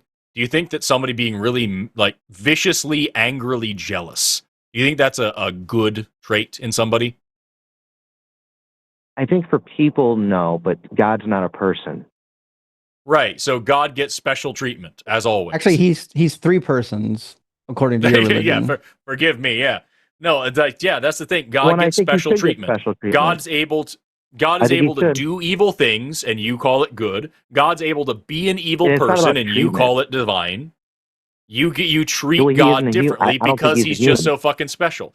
And not to mention the fact that even the whole premise here about the universe not coming from nothing, but you believe God did make the universe from nothing. God whipped up the universe ex nihilo, and then created the laws of universe out of fucking whole cloth. So you do believe something can come from nothing as long as God's the one doing it. And meanwhile, if we sit here, and neither of us said this, but if we had said, yeah, the universe can make itself out of nothing, you would have said that's illogical. Even though the universe isn't a person either. You just have a special set of rules for your religion that defy everything about logic and morality that you hold for everything else in the entire world ever. And you don't see a problem with that, and we fucking do. And that's why we're on this show and you're calling in. Because at the end of the day, we are consistent in logic and morality, and you're not. Yeah. That all may be true. It is. But it may be, it may not be. And I think if you're on the side of, and this goes back to my Peter Boghossian thing, if you can't outline the things that need to happen in order for you to actually believe, then I have no idea what you're addressing right now. I know exactly what it takes for me to believe. Mm-hmm. I know not everyone knows. I know exactly what it would take for me. But the reality is none of that's relevant. What's relevant is that God knows what it would take to convince anybody, and he just doesn't do it. Actually, I take that back. Well, but I'm curious to know yours. It doesn't do it. God's not a he. Listen, mine's easy. If every last prophecy in the Hebrew Bible came true, I'd believe in that God. I mean, he'd be a fucking asshole, but I believe in it. Yeah, but there's but pretty much like 90% of them failed. So. Of 90% of what failed? Like 90% of the prophecies failed. Some of them people don't even recognize. Like there's prophecies in Isaiah about the return of the people after the Assyrian captivity. Those fuckers didn't return. They're gone. They're lost to history. Lost 10 tribes. Gone. Never coming back. But listen, Ryan, we've had you up here for about 45 minutes. And while it's been an interesting conversation, we do have other people waiting. And some people have been waiting for quite a while. So I want to make sure we give everyone a chance to get into the conversation. But I do appreciate one thing. I do appreciate that you actually had premises for your argument, which, to be honest, a lot of people don't have. So at least you came with some premises. I appreciate that. Yep. I appreciate you guys. Good talking to you guys. And I know it's going in one ear and out the other, but God bless you guys. I consider that highly insulting. Fuck your God. Take care, Ryan. I'll be praying to Lisa the Rainbow Draft for you, friend. Yeah, you pray for me, I'll think for you. We've got a line open now because I just dropped Justin. The line's been full. There is now a line open. Dax G in the chat who thinks that being trans is a religion. Call the fuck in, coward. I'm gonna let you pick the next one. I gotta step out of the room for just 1 second. I gotta grab a thing, and I'll be right back. So yeah, for sure. Okay, so we've had a couple of people that's been in for a while. I'm going to take Billy because Billy's been waiting the longest. And I think Billy has, if I had to guess, is coming with an actual topic in mind. So Billy, welcome in. You're on the line with Justin. And momentarily, you'll also be on the line with Forrest. How you doing? Good. How are you doing today? I can't complain. So you're a theist, and it sounds like, and I'm spitballing here, you're a Christian? I am Christian, yeah. Gotcha. And you're asking what are our main points against Christianity? I can easily go over my main points, but I'd be curious to know what are the reasons why we would think Christianity is true.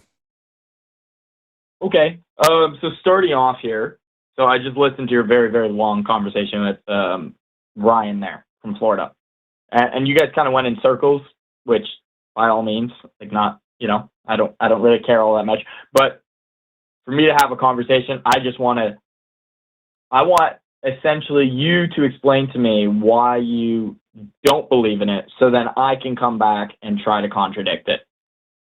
Or vice versa. If you would rather the contrary, that's fine. But I'm more interested in hearing why you guys have such strong beliefs that it doesn't exist. Rather than, I think, to fight the argument in the sense of me explaining to you why it's real, could you explain to me why it's not real? I think would maybe be more beneficial to the conversation than me trying to explain my rationales. Yep, easy enough. I think there's a couple of reasons. Maybe the quickest reason and most obvious is that the Trinity is logically flawed. It breaks the law of identity, and I don't think that the law of identity has any exclusions. Number two, Jesus didn't fulfill a single messianic prophecy, and all the prophecies that are applied to him. Could you slow that down? I apologize. You're talking very fast. I'm just trying to catch what you're saying, so I understand it. Could you go back to the start there and just slow it down just a little bit? Yep. Point number one, the Trinity is logically invalid. Okay. Point number two, Jesus fulfilled 0 messianic prophecies, not even one. Not even riding the donkey.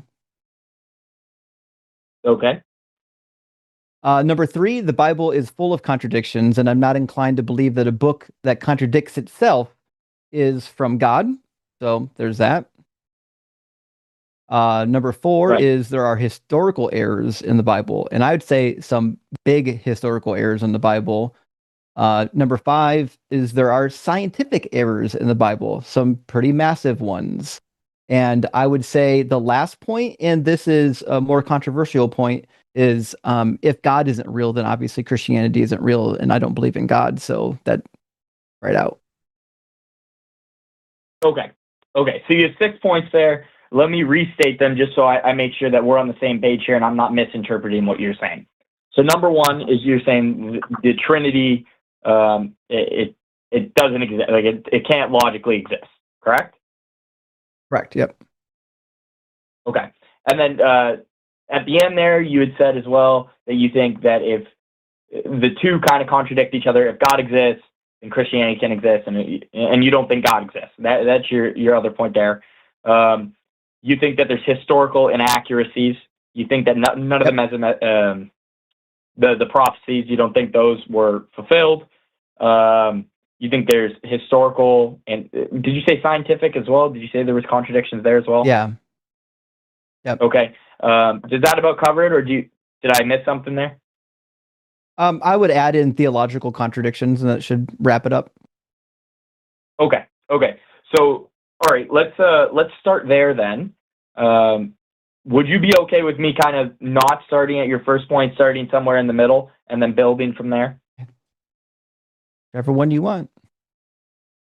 Okay, so I kind of wanted to know what you think contradicts itself in the Bible. Like, what are some of the contradicting beliefs that you feel are, these are completely contradicting each other, and why?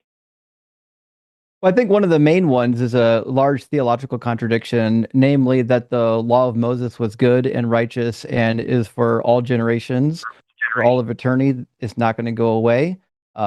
God agrees with this in the Hebrew Bible. He says so in Deuteronomy 12:1, Deuteronomy 11:1, Deuteronomy 12:28, Deuteronomy 29:29, and Deuteronomy 30 verses 6-9, and also in 2 Kings chapter 17 and elsewhere. It's all over the Hebrew Bible. It's everywhere. Okay. So I don't have notes going into this, and I'm not an encyclopedia, so I don't know all of those off of the top of my head.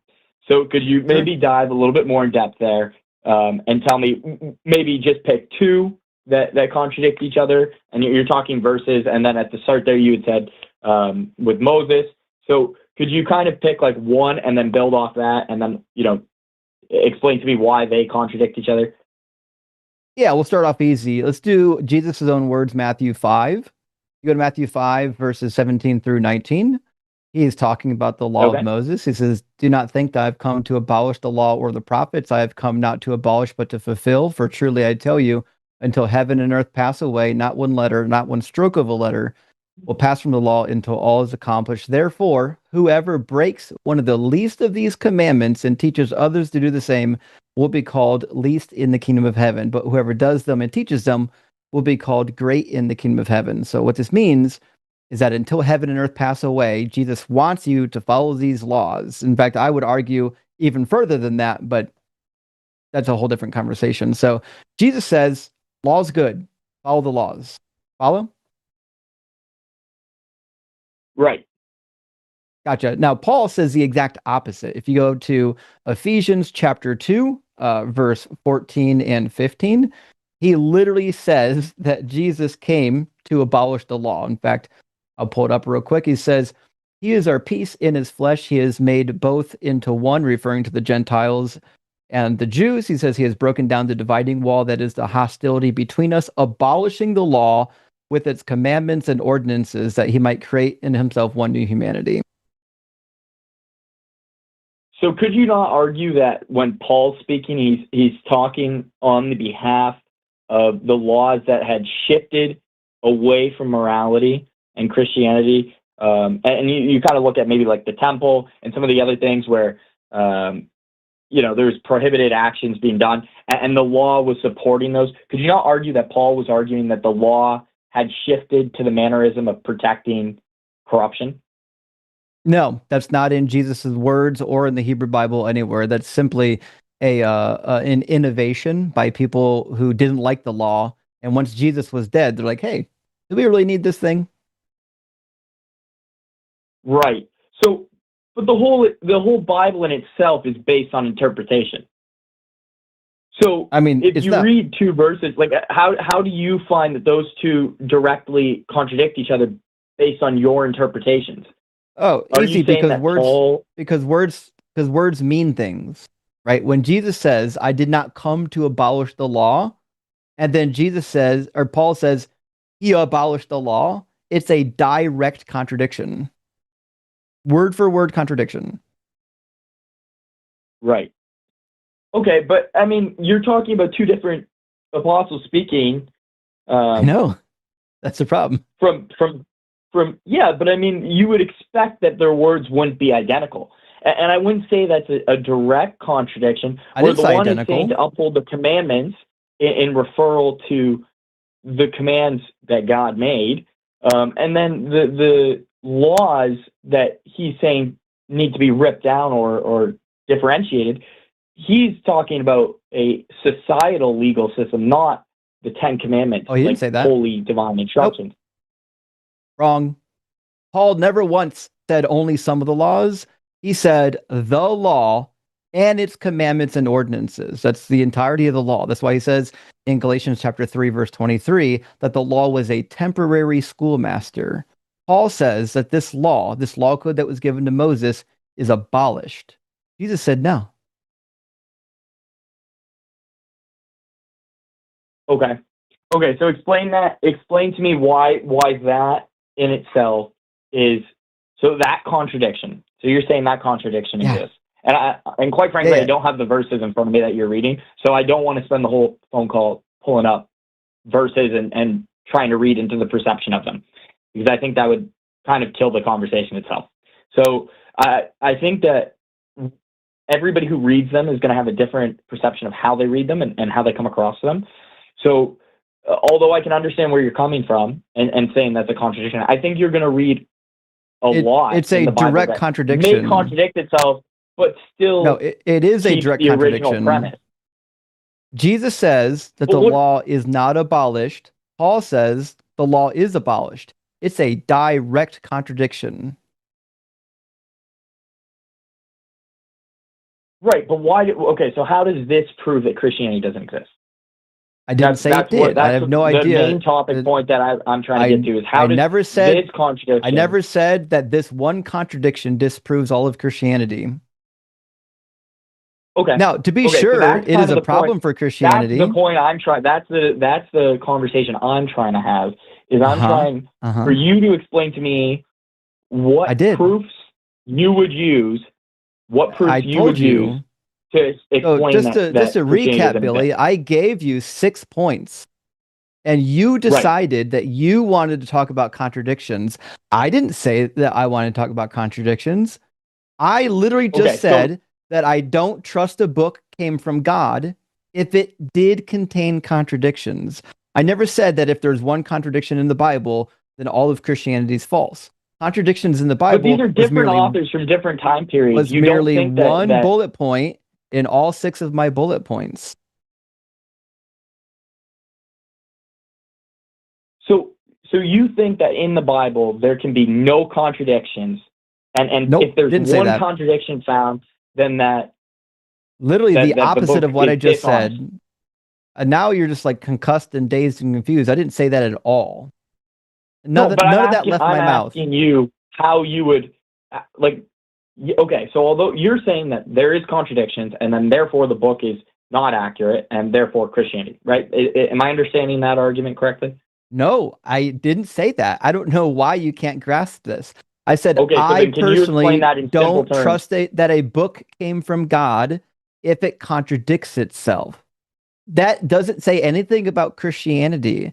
The book could be wrong. Believe that God has a... The book could be wrong. Just hold on, Billy.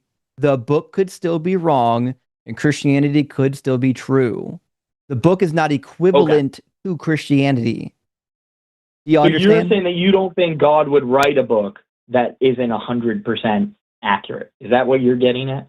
If there's any contradiction in it, it couldn't have been written by God. Can God tell a lie?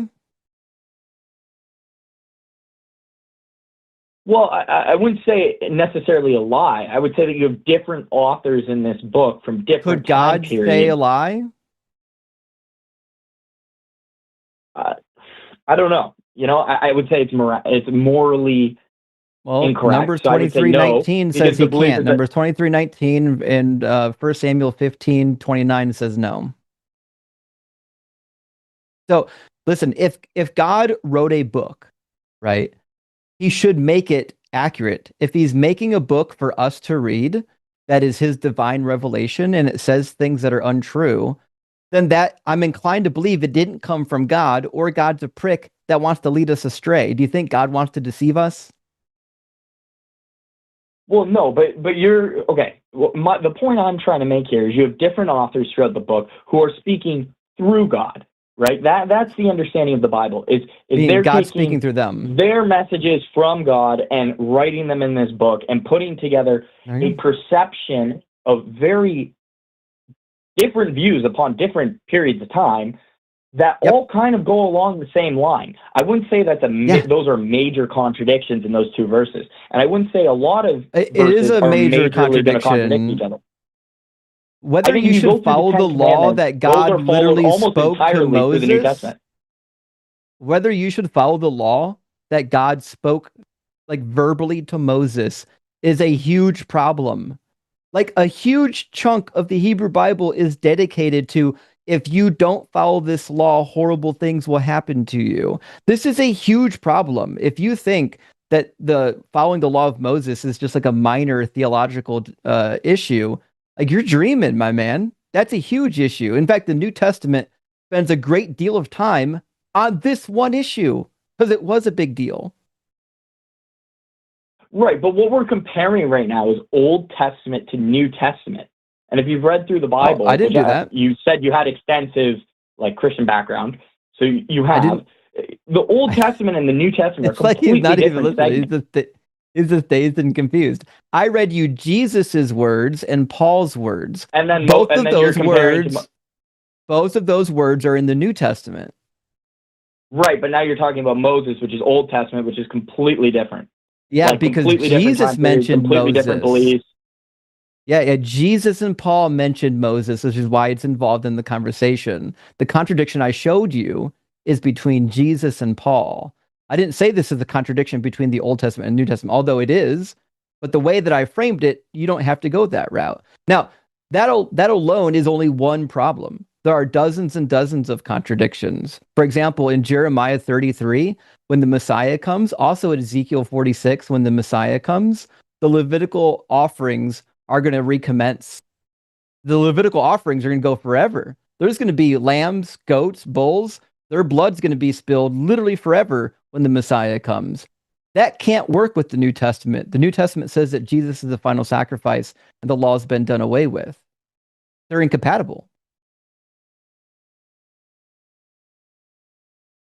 Right. So you're saying so you're saying that when they're stating that the sacrifices are going to be done, that's New Testament. Then you're saying that Jesus is saying that law should be abolished. Is that what you're getting at there? And you're saying that those two Jesus never said that. Nope, Jesus never said that. So who are you saying said that? People after Jesus said that.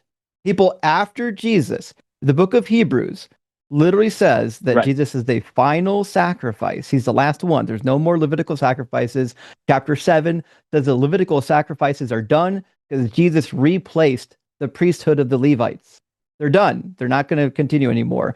The Old Testament, when it talks about the Messianic age, says there's going to be a king on a throne and there'll be Levitical sacrifices forever, which means the book of Hebrews and the rest of the New Testament is wrong. Jesus is not the final sacrifice. And that's a big theological issue. Okay, so let's get back. And I'm not saying you're wrong on any of this, because I think you have probably more information at your fingertips than I do at the point. And I don't want to argue show you the on verses. Specific. Yeah, I don't want to argue on verses or phrases because, quite frankly, that's not where I want the conversation to lead. I would rather much talk about. So you're saying that I wouldn't want to talk about the details of of the Bible at all. That's not what I would do. So the Bible can be inaccurate and Christianity can still exist. You agree with that? I agree. Yeah, the Bible can say things that are inaccurate. Christianity still could be true, but also there are some things that if it contradicts Christianity, it can't be true. But one of those things is the Trinity. The Trinity is just logically incoherent, no matter what the Bible says. Okay, so I'll let you go into that because I think that's where you're leading. So go ahead. And also the Bible contradicts that one too, by the way. Just throwing it out there. I'm just here. I'm just listening. I'm just tuning in. I called to talk to you, Forrest. I talked to you on Jimmy's show, and we didn't get much of a chance to talk, actually. I thought you were pretty reasonable, and you guys don't mute as well, which I really respect, so I want to say thank you. I've got you fooled. I felt that you didn't, you weren't very disrespectful there. I was given a chance to speak, and I think that's pretty reasonable, so thank you for that. Okay. So I'm here for you. So go ahead, Justin. Sorry for cutting you off there. It's fine. Premise 1, to be 100% of something, you have to possess all of its necessary characteristics. Yes or no? Say that again. Sorry. To be 100% of something, you must have 100% of its necessary characteristics. So if I took this pen and I removed the ink, I just took the cartridge right out, would this still be 100% of a pen, or would this be part of a pen? It'd be a pen without ink. So it would be part I get of where a you're pen. going. Okay, so you're saying that for something to be 100%, you would need 100% of it to be true. Okay. You got it. Okay. Premise number 2, if you lack 100% of something, either you're not identical to it, or you've got a category. Like there's a category where you could be something and be different. Like you can have 2 pens, and maybe one pen has a cap and one pen doesn't have a cap, but they both have ink, right? Right, and you have this in Christianity too, because you have all different segregations. We just need a yes or no to the premise. So premise number 2. Yeah. Understood. There you go. Okay, premise number 3. God's necessary qualities include being all-powerful, maybe omnipresent. You can disagree with that one if you think, and also all-knowing. Agree? Okay. Premise number 4, Jesus does not possess all of those qualities. He's not all-knowing, and he's not all-powerful, and he's not omnipresent. Right. Okay. So that's your premise. The conclusion is that either Jesus is not 100% God, or he's a different God with different necessary characteristics. Right. So I think there's a lot to go off of that topic. Your first 3 premise, I think most people would probably agree who are Christians, who would say across the board, yes, yes, yes. Yeah. Right? And then I think the argument starts New Testament with Jesus, because that's where a lot of contradiction comes in. I think that's the New Testament of the Bible is where a lot of people start saying, yes, Jesus has came, or no, Jesus hasn't came. And basically everything from that point is where I think you start to get in the area where people actually have debate and discourse. And I think what do you think premise 4 is? Did you write premise 4 down? As well. Sorry? You were talking about premise 4, and then you went off and started yapping about something that's not premise 4. Premise 4, I'll read it back to you. Premise 4 is that Jesus does not possess the necessary qualities to be God. Namely, he's not all-knowing, he's not all-powerful, and he's not omnipresent. So, is that the one you disagree with? Right. So I'm not necessarily disagreeing with that. I'm asking you more so explain to me why that is such. So like the first 3 premises, I would argue 4, I would agree with. The last one is that's where I think we could have a conversation. Whereas maybe I might even be wrong on it. I don't know. So that's the question where, to me, that's the conversation. We're with you now. We're with you. Okay. If you disagree with the premise, you just have to say, show me the support for that premise. And who's ever arguing with you will do that. Okay. So now if you go to Matthew 24, verse 32, or is it 36? It's in Mark 13:32, but it's also in Matthew 24, I believe, in verse 36. But it's the same story, different author. He says, about the day or the hour, no one knows, referring to his return. He says, about the day or the hour, no one knows, only the Father in heaven, but not the Son. So that means Jesus doesn't know something. Right. Okay. But we're also going back, we're quoting the Bible, the Bible, the Bible, the Bible, the Bible. We're saying Christianity can exist, but also that the Bible can be inaccurate. So my question is more so on the premise of, do you believe that there is a creator, period? Say it's any religion. Do you believe that we exist here just poof, one, like, you know, we've been here forever? Or that's kind of where I'm going back to. And I think that's where it all leads to me, is if there was a creator, I personally believe there has to be something, right? And Catholicism makes the most sense out of all religions, I think. And then, obviously, there is questions as to, as you said, contradictions in the Bible and such forth.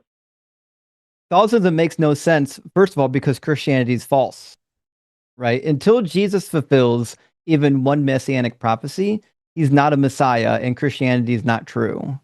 Also, cannibalism is fucking wild as part of a religion. I mean, it's pretty ballsy. Literally a cult of human sacrifice. It's not a religion that abhors human sacrifice and says that it shouldn't happen. It is a religion based around along the idea that one human sacrifice was successful, and now you need to feast upon the corpse of the sacrifice. Yeah, like he literally spent like half the Old Testament chastising the Israelites.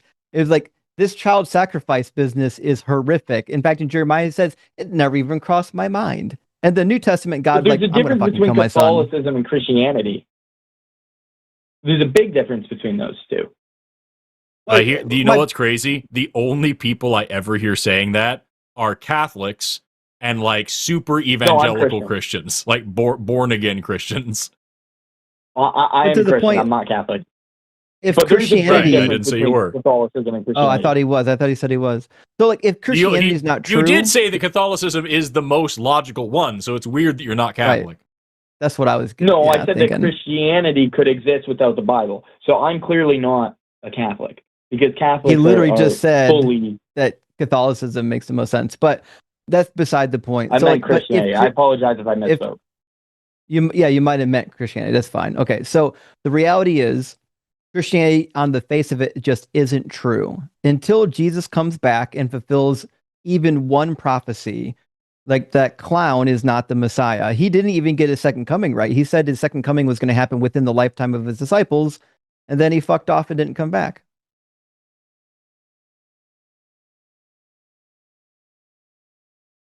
Right. Okay. But so you're going to prophecies and you're saying they haven't happened. So like the whole idea of things are going to happen is a big thing in the conversation with Christians. And what, at what point are these things going to happen? Because like this book is over a span of like 1,000 years or maybe more. I'm not exactly certain on it. So like these things are happening over very large periods of time. So because nothing's happened today doesn't mean that nothing's not going to happen tomorrow. I didn't say not a single thing ever came true. I said Jesus fulfilled 0 messianic prophecies. They didn't come true. Not one of them. Not even the ones that the New Testament says he did.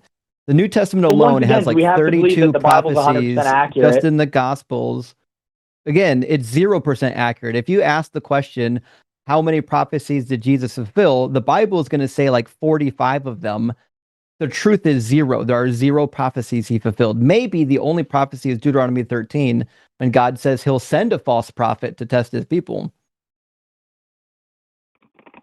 I'm just curious. I have my computer at hand here because I don't have a ton of notes like you guys do. So I'm just looking at some of this here. So you're saying that no prophecies have been fulfilled through the Bible at all whatsoever. Exactly 0 prophecies did Jesus fulfill. This is where listening is really good for the conversation. Okay. I understand what you're saying now. So you're saying that Jesus fulfilled no prophecies. There you go. So if there was prophecies fulfilled through the Bible, now what I'm asking is, so let's say that segments of the Bible are accurate and segments aren't. Okay? No. There could still be the existence of Christianity. That's not disproving Christianity to me. That's just proving to me that the Bible might be inaccurate in places. Nope. Christianity is still dead on arrival for the other reasons that I gave. Because 1, it disagrees with the Old Testament. 2, the Trinity is logically invalid. And 3, Jesus is dead and he fulfilled 0 prophecies. 0. Well, I mean, like there is prophecy that I think was fulfilled through Jesus' time, like Jesus being born to the Son. Now that's under the idea that you being believe born that to Jesus what? was born, being born as a virgin son, right? That's one of the prophecies that was prophesied. That's not a prophecy. Well, I mean, the virgin birth was definitely a prophecy. It's definitely not. The virgin birth definitely was a prophecy. Definitely not. How much you want to bet on it? I'll Venmo you $100 if you can find it for me. I don't need $100. I'm good. I just I think it's a bad reading of Isaiah chapter 7. I know it's well known. That's why it's so embarrassing for Christians, because they haven't taken 5 minutes to go back to the Old Testament and read the prophecy. If you go back to Isaiah 7, the prophecy is to King Ahaz, and it's about a woman who's alive during his reign, and it's about a child that was born during his reign, and it's not about a Messiah. It says, the Lord spoke to Ahaz, saying, ask a sign of the Lord your God, let it be as deep as Sheol or as high as heaven. But Ahaz said, I will not ask, and I will not put the Lord to the test. Then Isaiah said, hear then, O house of David, is it too little for you to weary mortals that you weary my God also? Therefore, the Lord himself will give you a sign. Look, the young woman is with child, and shall bear a son, and shall name him Emmanuel. He shall eat curds and honey by the time he knows how to refuse evil and choose good. For before the child knows how to refuse evil and choose good, the land before you, whose 2 kings you are in dread of, will be deserted. Because if you read earlier in the chapter, there are 2 kings that are attacking him. And God already promised once, and he does it another time after this, that it's okay, I'm going to wipe out these 2 kings. I'm going to bring Assyria down, and Assyria is going to wipe them out. So this prophecy is about a girl who's already pregnant. Ha'amahara in Hebrew means a pregnant young woman. The child was born 730 years before Jesus. So your argument is that the virgin birth prophecy is using a contextually inaccurate part from the Old Testament. That's what you're saying. It's contextually from the Old Testament. This was meant in a different context, and they're using this part from the Old Testament to validate the virgin birth prophecy. Yeah, that's right. It's contextually invalid. It's grammatically invalid, and it's also just linguistically invalid because they were reading from the Greek Septuagint. The Greek Septuagint says Parthenos instead of young women, and they didn't realize that in classical Greek, Parthenos could refer to someone who is not a virgin. In fact, we've got the writings of Homer. You can read the Iliad and the Odyssey in Greek, and you'll find references to women that are called Parthenos, but they're not virgins. In fact, one woman who had a child by Ares is referred to as a Parthenos after she has the love child. Genesis 34 says that Dinah is a Parthenos after she's already been raped by Shechem. But when Matthew came along, the semantic range of the word was a little bit more narrow, and he's like, oh, Parthenos, maybe this is about a virgin birth. Maybe I can use this to my advantage. But he didn't understand classical Greek, which is embarrassing because if Matthew was an actual Jew, he should have been reading the Hebrew anyways. The fact that he relied on the Greek text is embarrassing. Even if you like the Greek better, he should have known at least what the Hebrew said, but he didn't.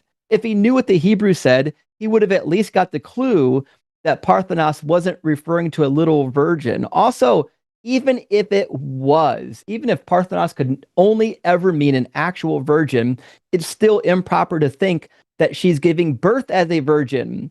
You can conceive as a virgin. You can have sex for the first time and conceive. Now, you can't give birth as a virgin, but you can conceive as a virgin. You can. You don't have to have penetrative sex to get pregnant. You can. True. Yeah. That's true. Right. Okay. So, yeah, I think these are all things we agree on. I will say this, Justin. I think you know a lot about what you're talking about. Now, I do think a lot of the Bible is down to perception, like as how you're reading it and like how different people will take it.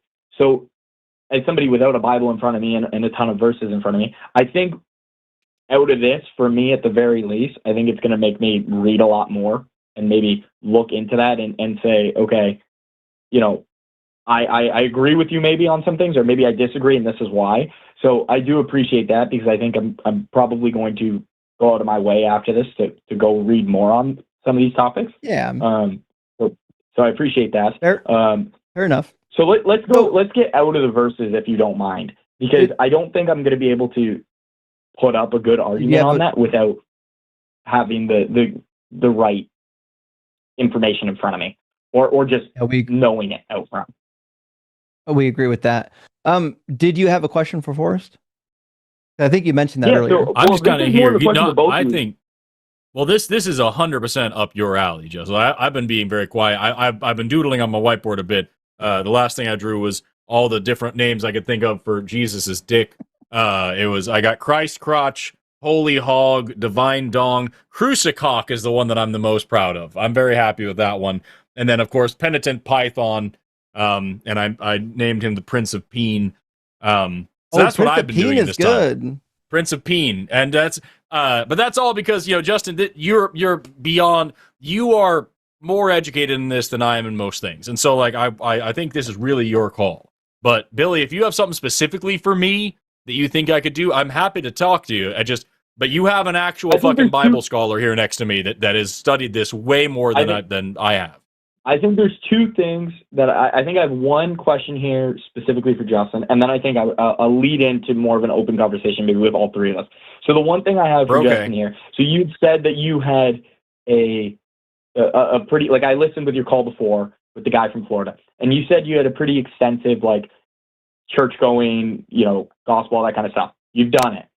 What was it for you that drove you away from it? Was it that you found that you became so, you read so much about it that you didn't find that it was accurate anymore? Or what was it for you that was the turning point where you were like, you know what, this isn't for me? Yeah, I mean, the Bible just wasn't true. Like, the more I studied it, the more I kept finding things that were problematic, and there were no really good answers for them. That's why, there's a joke in seminary. They'll call it the cemetery. That's where Christians go to die.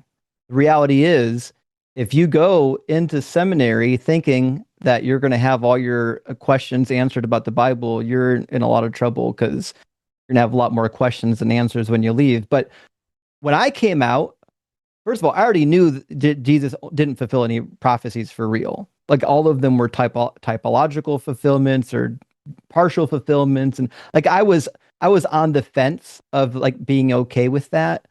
But the reality is, even if you can get past that, the Bible has so many insurmountable problems that there's no reason to trust it. Like, if the Bible can't even get like the age of the earth right, or the shape of the earth, it says that the earth is a flat disc with a dome over top of it. If it doesn't even know the shape of the earth, listen, I'm not going to trust it on like metaphysics. It also says right, and I don't think it's going to be, and that grasshoppers are four-legged animals, and that bats are birds. And we're talking about contradictions. Like, fuck, man, Genesis 1 and Genesis 2 are completely different creation stories with completely different origins of different animals and humans and everything else. One of them almost sounds like evolution, though. That's kind of cool.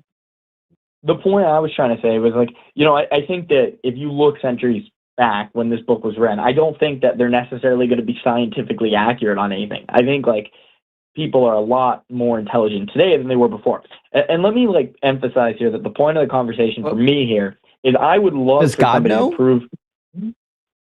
Sorry? Oh, yes. But I would say that you're stating when that God makes statements about the earth, should they be accurate?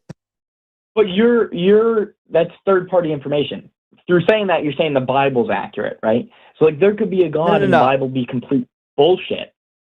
Okay, so when the Bible says that God said something, should we believe he said it? Well, not necessarily. So I'm thinking that if you look at all of the books, I think the Bible is probably the most logical out of, if you look at Islam, Judaism, Christianity. I disagree. That Christianity is probably the most righteous. No, okay, not even remotely the case. Listen, we can disagree on that. I'm going to assume you haven't read any of the other religions since you haven't read your own religion. So I don't know if I'm interested in you talking negatively about other religions, given that you don't even read your own holy book. So like, no, listen, I've read a pretty good part of the Bible. It's just I don't have it memorized because it's what's unrighteous about Buddhism. Well, I didn't say Buddhism. What's unrighteous about Taoism? I said that I found Catholicism to be the most righteous, based on the information that I currently have. You said Catholicism. He's back to Catholicism. This motherfucker, keep doing it. He's a Catholic. This guy's a Catholic. It's weird that you repeatedly mix those up after making such a strong point that they are definitely different things. He's absolutely it's pretty easy Catholic. to do when you're talking about this stuff for over an hour. So what I'm trying to say here is, look, speaking of which, to me, the information that I have, I think that it's the most accurate. Now, I'm not saying that I'm the smartest guy in the world. I haven't read all of the books, and you can come to that conclusion when you don't have any information. Is it possible, Billy? Like, just is it possible for all of them to be right? Well, I think it's possible for all of them to be wrong just as much. The point of the call for me, and I was getting to that point, not just as much. Man, I would love for you guys to be so right on the topic. It's not possible for all of them to be right. That I have an answer at the end of the call. I would like for you guys to be so accurate in what you say that I feel like I am 100% wrong at the end of this conversation. That's the point for me. Is now Justin seems really well versed in it. Can you explain to me so clearly and evidently that faith is bullshit, that it's false, that you get your point across, that I would understand it? That's what the call is for me. Sure. So don't feel like I'm taking such a strong stance on any of these things. I may be incorrect on some of them. My question for you is, Can you give me the information to prove it one way or the other? I can do the thing. You said just on the word that you just used when you said that faith is bullshit. Yes, I fucking can. But just so, is there any position ever, anything at all, that you could not believe based on faith? Well, yeah, I would say yes. What? What is a position you could not possibly take based on faith? That the sky's red. You could believe the sky's red based on faith.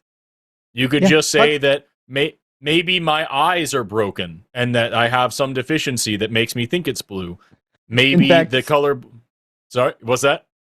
In fact, sometimes the sky is red. I don't know if you noticed. It's true, yeah. It can be red all the time, yeah. Or that it's actually red in reality. I understand what you're saying now. Yep. So is there anything at all that you could not believe based on faith? Realistically, you're saying that people would believe in anything based on faith if it was presented to them, and it could be completely inaccurate, but people would say that, oh, I believe this because it's faith. Right. And meanwhile, is there anything you couldn't believe based on evidence and reason? No. And I think that's the big thing for a lot of people that...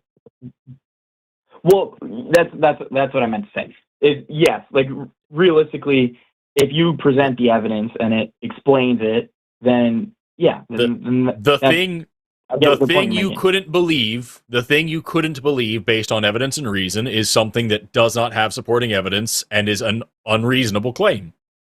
And so here we have faith. You are calling in based on faith.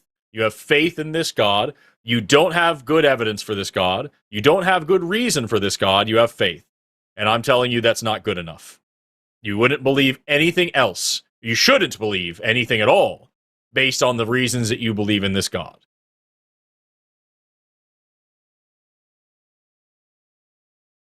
Okay. So yeah, I think that's a good argument. I think that's more or less the reason why I called in, was to hear the other side of the argument. And I think when you're surrounded by people who say it one way, I think it's good to talk maybe to the people on the opposite side of the angle and explain why, have them explain why that's inaccurate. So that was kind of my point in calling, was I wanted to understand where maybe you guys come from. And there's no good reason to believe in a God and lots of good reasons not to, is our position. There's no good reason to believe in a God and lots of reasons not to. We're not saying that there is no God. We're saying we have no good reason to believe that there is such a thing. So until somebody proves that there is a God, we're not going to believe that there is a God. And if there was this God, I still wouldn't worship it. So that's the whole position. Let's use that to move into the thing I want maybe the three of us to talk about. So it's got to be fast. It's been 42 minutes, yo. So like we got to make it very quick. This is the thing you've been waiting for the entire time. Maybe the Bible might be inaccurate, and maybe the Bible might be inaccurate, and maybe it might not be Christianity. So you guys are saying that you don't think there's any God? Correct. I don't believe in a God. No. There's no reason to believe there is such a thing. So you believe the Big Bang and then evolution and all those stages. That's how you believe that everything was turned into creation, just like that. But how did that come to be? I don't believe in creation. Yeah, just to be clear, those things, those logical, those scientific theories do not preclude belief in God. There are plenty of religious people who also accept the scientific understanding of like the beginnings of this version of the universe that we understand now, the beginnings of time and space as we know them, the origin of stars and planets and galaxies, all these things we have evidence for, the beginning of life, the evolution of life, all of these things that we actually have evidence and reason for. There are plenty of religious people that believe all those things as well and are still religious. It doesn't preclude it or anything like that. Those are completely different claims. You don't think and indeed, there are people who are atheists who don't believe those things. Okay, so you don't think it would be like ignorant or naive at all to think that there isn't something or some system that created all of this for us to even have this conversation? There are lots of people. There are lots of people who believe that. There are lots of people who believe that, including, I'm pretty sure, the last caller who said that, the universe can't come from nothing and somebody had to create the laws of the universe and therefore the order of the universe points towards intelligent design.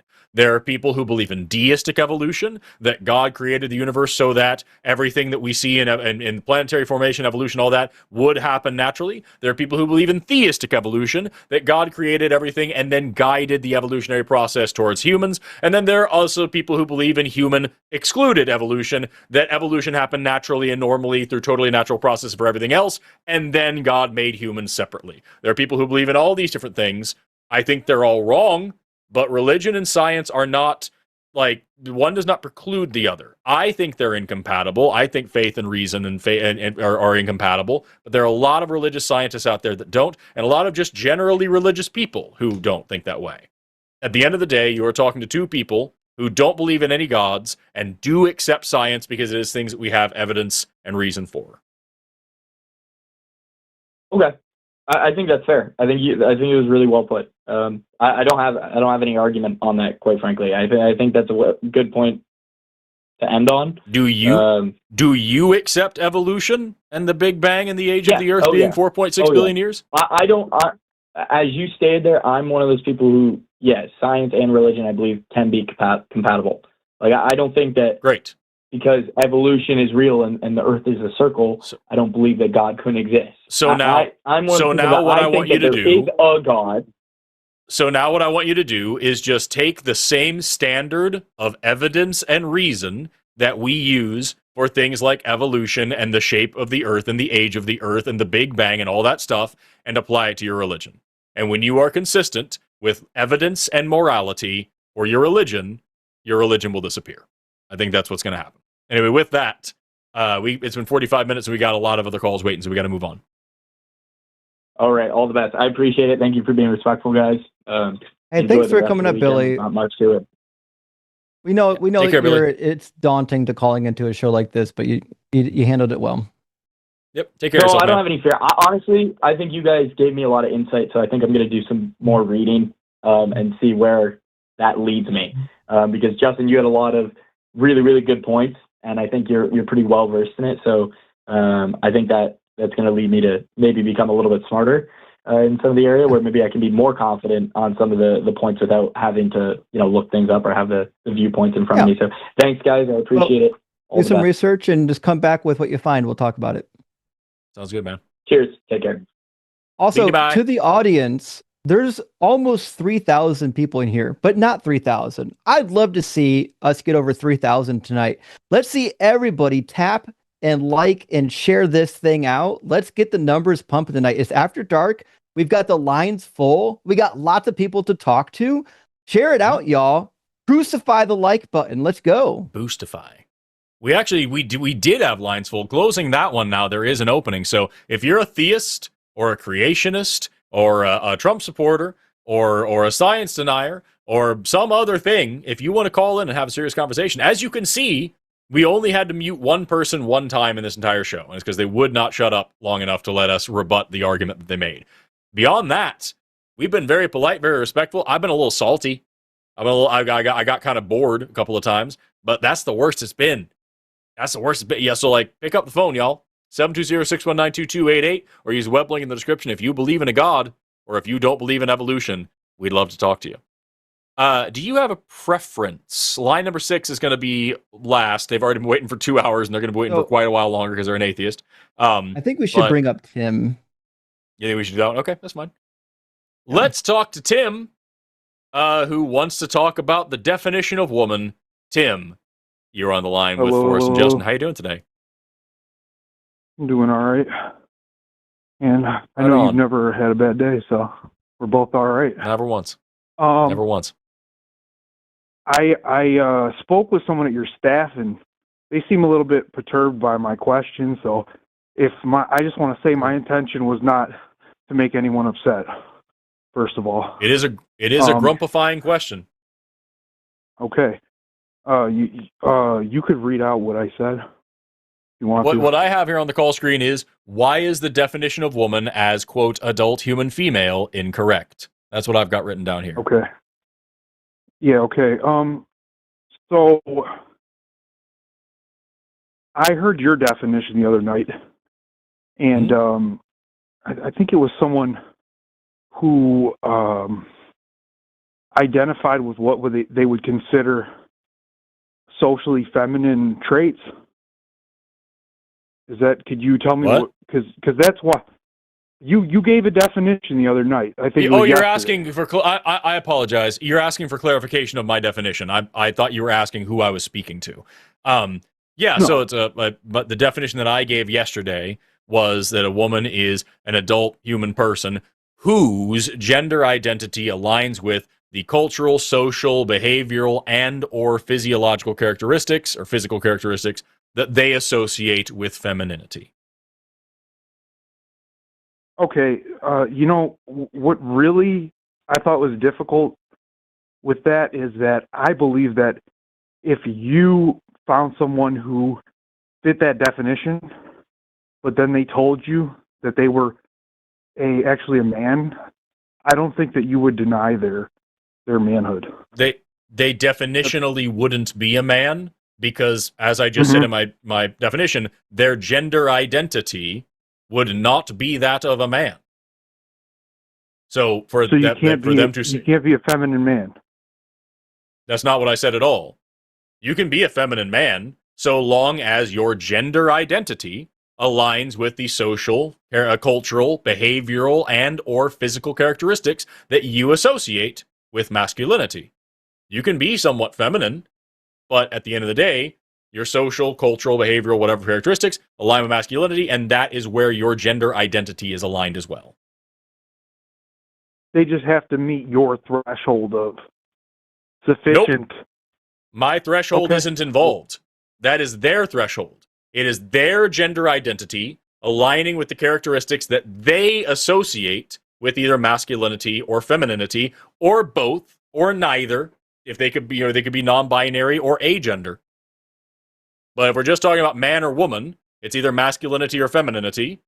And if their gender identity aligns with what the characteristics that they associate in that way, then they are that thing. That has nothing to do with their self-reporting. That has nothing to do with my interpretation or my perception. That has nothing to do with any of that. That is their gender identity being passed on, their interpretation or their schema of masculinity or femininity. And in spite of that, if after all that they told you, they insist, I'm a man though, you're going to tell them no, you're wrong. At the end of the day, I can't measure their gender identity. So, like, if they tell me something, I'm going to take their word for it, because how fucking weird would it be for me to question that? But they, definitionally, based on their gender identity, they would then have that particular gender. Okay. Well, I just wanted some clarification about that. But anyway, to go back to why I brought up why is that definition wrong? That's because I think for a lot of people, and probably conservative people or just people that aren't as all in with gender ideology. And listen, I'm not even necessarily saying I think it's not a coherent definition. Tim, can you do me a favor and just pull back from your microphone a little bit? It's kind of spiky and loud. Okay. Can you hear me now? Do I sound better? Yeah, that's better. Hello? Yeah, it was just crackling. Okay. Go ahead. But I just have a difficult time seeing how you can tell these people who have what the older belief or what they thought was correct. I just have a hard time seeing how you can tell them that they're wrong. Do you believe in plate tectonics, Tim? Yes. What year were you born? I was born in the 90s, in the late 90s. Okay. So go back, let's say, probably 2 or 3 generations. Somebody born, actually, go all the way back to somebody who fought in World War II. So I believe that's called the greatest generation, if I remember right. So this person's born in the 20s or 30s or whatever like that. I don't know the exact numbers.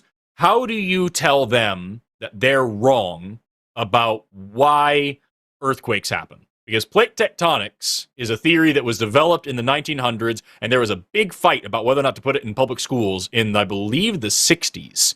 It was finally allowed into public education. So you grew up in a time about 30 or so years after it was widely publicly accepted that plate tectonics was a thing. So how do you go back and explain to somebody, hey, you're wrong about the science of why the Earth does the things that it does? How do you do that? Well, we have a new scientific explanation. However, right. can I tell you why I don't think that that's compatible or that's equivalent? If you want, but that is the answer to the question, though, is that in the past, especially 100 years, we have developed better science. We have new scientific evidence that develop new models that shows us that sex and gender are different things, and they're not necessarily congruent. Okay. But definitions are made by people.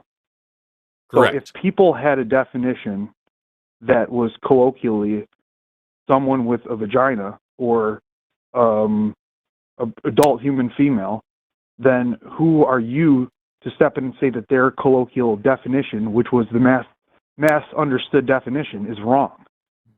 A scientist. And it's the exact same reason why if somebody tells me I have a theory about why my car won't start or a theory about where my socks go whenever I run the dryer, I, as a scientist, could say, hey, you're using the word theory wrong. Now, I probably wouldn't do that because that's fucking silly, but if they were using their inaccurate definition of the word theory to deny the existence and equal rights of people, then I, as a scientist, would have a moral responsibility to stand up and say, hey, you're using the word theory wrong. That is the common colloquial use of the word theory. It is not the scientific one. It is not accurate. It is not real. You're using this word incorrectly, and if you're going to talk about this, you need to use it right. And so for the same reason, if someone wants to say that woman and female mean the same thing, okay, that is the common definition. They're welcome to do that. But if they're talking about actual human beings, and they're talking about human rights, and they're talking about how they're going to treat people in their actual day-to-day life, then I, as a biologist, am going to say, hey, that's not a good definition. That's a very common, colloquial, loose definition that doesn't actually work in the real world, and it's causing real harm to people. So you need to tighten it up. Mm-hmm. The word gender, that already existed before these social scientists came into play in the 20th century, in the late 20th century, and kind of so did the word theory. Redefined that term. Okay, but theory had a known definition by that time. It didn't always, because words are made up by people, right? Correct. So eventually, scientists said, this is the way we're going to use this word. And then that is what the scientific definition of that word was. And people kept using it wrong, and people use it wrong all the way up to this day. Doesn't change the fact that this is the real serious definition of the word that matters in science. If you are doing science and you use the word theory to mean just a kind of a vibe or a guess the way everybody else does, you are not a good scientist and you're going to be laughed out of your institution. Similarly, if you are in psychology, sociology, anthropology, biology, biomedical sciences, and you use the word woman to just mean adult human female, you're doing it wrong, and you're going to be corrected. Well, I will say that on a day-to-day basis, like that previous caller you spoke to, Jesus, I'm going to treat someone with respect, and I will call them she, and I will respect how they feel about themselves. I just can't necessarily see how you can tell the person who had the colloquial, who followed the colloquial definition of woman and had their own understanding. I don't see how the social scientists in the late 20th century can take that word and redefine it and then tell everyone else that they're an ignoramus. It's not just social scientists, number one. Biology is on the side of this, and biomedical sciences are on the side of this, and bioanthropology is on the same side as this. This is not just social sciences. Second of all, social sciences should not be dismissed as just these people just making this wild decision. Third, and most importantly, we literally just answered that question multiple times. We didn't understand what plate tectonics were, then we learned it, and we went out and told everybody, hey, you are wrong about where earthquakes come from. Same thing happened with cell theory. Same thing happened with evolution. Same thing happened with atomic theory. Same thing happened with the theory of gravity and then general relativity. Copernicus came out and said, hey, everybody, you're wrong about how planets move. And then Kepler came along and said, hey, Copernicus is wrong about how planets move. And then Newton came along and said, hey, Kepler is wrong about how planets move. And every single time we updated because of better evidence. And in this case, the evidence shows that adult human female is not an accurate or appropriate or scientifically honest definition of woman. It is a common, colloquial, lazy definition that does not comport with reality. And in the current political climate, it causes real harm. So let's say if social scientists, instead of using the word gender, would have created a new term, and they would have let gender remain more or less a synonym for sex, which it had been. And this is the exact same argument that we get all the time from people who say you need to come up with a different word for theory. I hear literally every day. People tell me, if you scientists want us to use theory this way, and because I get people say, the theory of evolution is just the theory, right? And I explain what the word theory is, and they say, well, you need to come up with a better word for theory. No, we fucking don't. You need to educate yourself. It is not up to the entire scientific community to create new terminology for your comfort and to satisfy your ignorance. You can learn a new thing, Tim.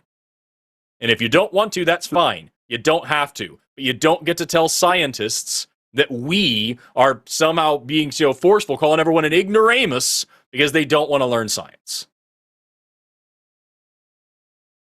So you think that scientists at any time can take an existing term and basically reappropriate it for a different use? Literally anyone can do that, Tim. As you said, words are made up by people. Words are descriptive, True. Not prescriptive. Words don't dictate what things are. They describe usages. So when scientists realized that sex and gender were different things, that just the way that we were using these, they wrote that down, disseminated it out into the literature. We all got together. We had a big old meeting. We roasted some marshmallows. We talked about penises. We learned what these things mean. And then from that moment on, that's the way that we all talk about it. The same way, pick your favorite anything else in anatomy, physiology, biology, whatever. We thought things were this way. We learned they were something different. We changed our vocabulary. We made it work. And the public can either keep up or not. It's up to you. If you don't want to be a scientist, fine. If you don't want to be scientifically literate, fine. No one's forcing you to do these things. But if you want to be scientifically accurate, you need to use the words and the language that scientists are using in the modern era. So if you go out here and start talking about ether in space and talking about how, yeah, well, there's this stuff in space called ether, and that's what it, you're going to be wrong.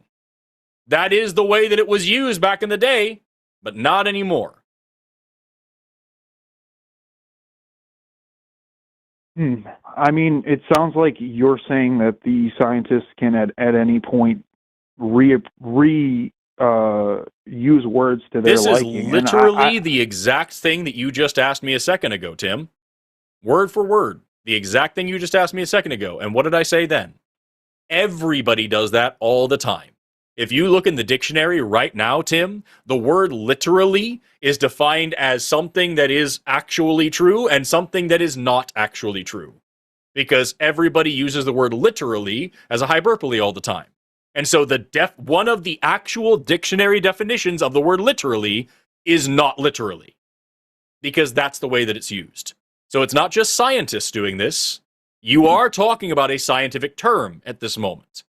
And in science, we all try to agree on our terminology.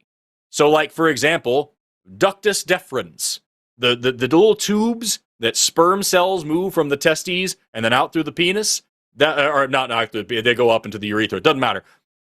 Those things used to be called vas deferens. And then we all got together, anatomists, and they were like, hey, y'all, vas doesn't really work here. It's really more of a duct. We're going to change the word, and now it's ductus deferens, and that's the way it was taught to me in grad school. And there are still plenty of doctors out there who learned in the last couple of generations that are going to call them vas deferens, and it's going to take a little while for that old terminology to phase out. That's just how it works, dude. Professionals in this field learned something new and corrected their language, and everybody else follows suit. It happens in every field, not just scientists, and it happens with everyday, day-to-day people all the time. I sort of see how that would be dangerous and allow the authority figures to redefine whatever they want to. And you would be for that, I guess. Nope. Mm-hmm. That's not at all what I'm saying. Mm-hmm. Who are you to tell the masses of people that their understanding and their agreed upon definition is wrong? You just asked the same question 5 times.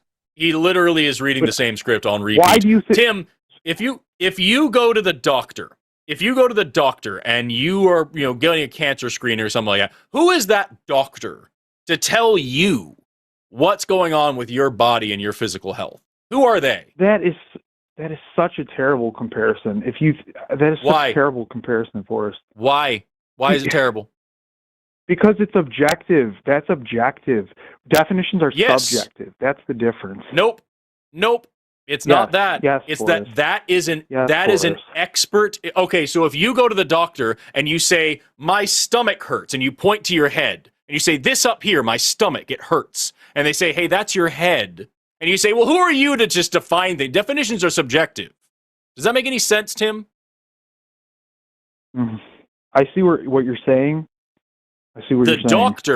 The doctor is an expert. The doctor is an expert in her field. So she is the one who's going to tell you, this is what these words mean. This is how they're used. This is the evidence we have. This is what we're going to do in relation to your health. Because as an expert in her field, as someone who has spent a decade studying this particular thing, she knows better than you what these things are and what these words mean. And yes, words are ultimately subjective, but all the experts in this field are using the words this way. So if you want to keep up in this field, you better do the same thing. And it's the same thing if you go to a mechanic. It's the same thing if you go to a florist. It's the same thing if you go to a landscaper. It's the same thing if you go to a software engineer. If you don't have expertise in that field, you just need to listen to the people who do when they tell you what the agreed upon terminology is. But Forrest, she wouldn't be right because she's a doctor. You're making an argument from authority. She wouldn't. And no, I'm not. She wouldn't be right because she's a doctor. She would be right because she is accurately using the vernacular of her discipline. She is using the jargon of her discipline as agreed upon by other experts in her discipline. So if she calls a heart attack a glumplethump instead of a myocardial infarction, then she would just be wrong. It would be a weird thing to do. And other doctors wouldn't know what she was talking about, and it would cause a lot of confusion. Is she allowed to subjectively make up words? Sure, but it's fucking dumb. You know what? That's actually fine. You could have a definition among the scientific community, and then the colloquial definition could still exist, but then you couldn't tell the people using the colloquial definition that they're wrong. There would just be 2 simultaneous definitions. Right. That's how definitions work, Tim. But if you are speaking scientifically, you would then need to use the scientific definition. So if you are speaking about women in a way that commonly and colloquially makes sense to you, then adult human female is fine as long as you're comfortable being scientifically inaccurate. In the same way that you could call evolution just change over time, or you could talk about adaptation as the same thing as microevolution, or whatever other weird thing that I get from creationists all the time. Common parlance? Maybe. You could call a theory a guess. Common parlance, sure. But if you are talking about science, you should use proper scientific vernacular. Otherwise, you're just wasting your own and everybody else's time. Same thing goes here. The science of sex and gender is very fucking clear. It's really not controversial in biology, psychology, anthropology, sociology, or biomedical sciences whatsoever. So if you're talking about human beings, it's important that you use proper vernacular. Okay. I think that's a big step, because you're acknowledging that those people aren't necessarily wrong. They just no, I'm not. Have a belief that okay. You're just acknowledging maybe they don't follow the social sciences and don't know that working definition, but they're using a colloquial definition, and that wasn't necessarily wrong for them. And I understand that's also not what I said. Change. Okay. Well, tell me what's wrong with what I said just now. Oh, it would be the same thing that I've said the past 5 times, Tim. It's that it's not just social sciences. It's that social sciences aren't to be dismissed in the way that you're dismissing them, but also non-social sciences, biology and biomedical sciences also agree with this. So not just social sciences, and it's not just us deciding anything.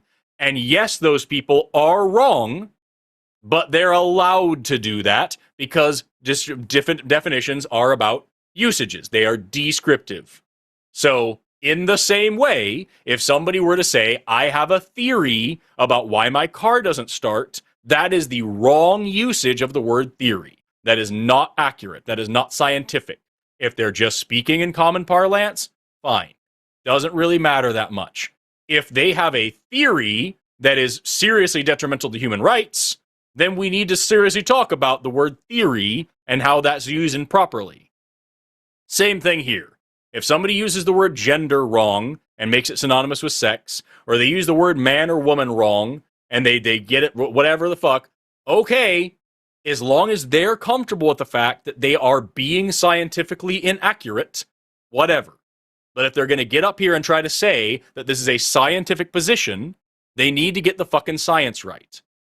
If they come up here and argue about evolution and they say, well, random chance can't make an eyeball, that's not how evolution works. You need to get the science right before you talk about it. Otherwise, you just look like an asshole. So if you get up here and try to make a hard stance about what men and women are, and you don't have a good understanding of what they are, you don't understand the science of sex and gender, you don't understand that sex and gender are different things, and you're using these terms inaccurately, you just look like an asshole. And you are also hurting people. So you shouldn't do that. How many more times would you like me to repeat this, Tim? Do you want to ask the same question again? Or do you maybe want to grapple with what I'm actually saying? I feel like I have a good understanding of it. Maybe you don't think I do. Can we go with the... I only don't because you keep asking the same 3 questions on repeat. Okay. Well, you're just not happy with what I'm getting out of it. I'm not, yes, because what you're getting out of it isn't what I'm saying. You keep asking a question, and then I answer the question, and then you ask the same question again as if it's some hard-hitting rebuttal. Sure. Can I ask you a hypothetical or a question based on an example? Sure. Just to test your or see what your thoughts on this would be. So historically, there was a female soldier that made themselves look like a man. I don't know, maybe they were a man by your definition, I don't know, but they were female and they would dress up in such a way that you don't know, considering the fact that my definition was quite clear and I clarified it several times. Okay. Well, anyway, the person dressed up to look like a man to join the military. Okay? So in your eyes, they are conforming to what they think manhood is. So are they a man? Can you repeat my definition to me of man? The thing that I said earlier? You said a person who follows the social... Nope. Social... You already blew it. Okay. You already blew it. What's so frustrating, Tim, is that you blew it in the exact same way that you did when I gave you the definition the first time, and I clarified it 3 different times, and now you're making the same mistake again. So why should we continue on this when you are just deliberately not listening? Can you repeat it to me one more time, and I will? Yeah, I'd be happy to. I'll say it in words so simple even a Charlie Kirk supporter could understand it. It is a person whose gender identity aligns with the social, cultural, behavioral, or physical characteristics that they associate with that gender or with masculinity, femininity, however you want to phrase the end of that. So this person who is a woman who is dressing up as a man, her gender identity is not in line with masculinity. She is presenting masculinity. Her gender presentation is masculinity, but her actual gender identity, her internal sense of her own gender, is not in line with that. She is putting on a costume. Therefore, she is not a man. If her gender identity were aligned with masculinity, she would then be a man, and I would use he instead of she unless corrected otherwise. So that's the same exact thing that I just told you at the beginning of this call, several different times. Again, would you like to ask me a different question, or do you want to keep asking the same 4 questions? Okay, so ultimately, whether they're a woman comes down to their subjective perception of their gender identity. Say that again? So ultimately, whether they are a woman comes down to their subjective perception of their gender identity based on those traits. Right. Your gender identity is what you are. And that is you could call that objective or subjective depending on what direction you're looking at it. But at the end of the day, that has nothing to do with self-identification, has nothing to do with my perception of somebody else, has nothing that's reflexive, none of that.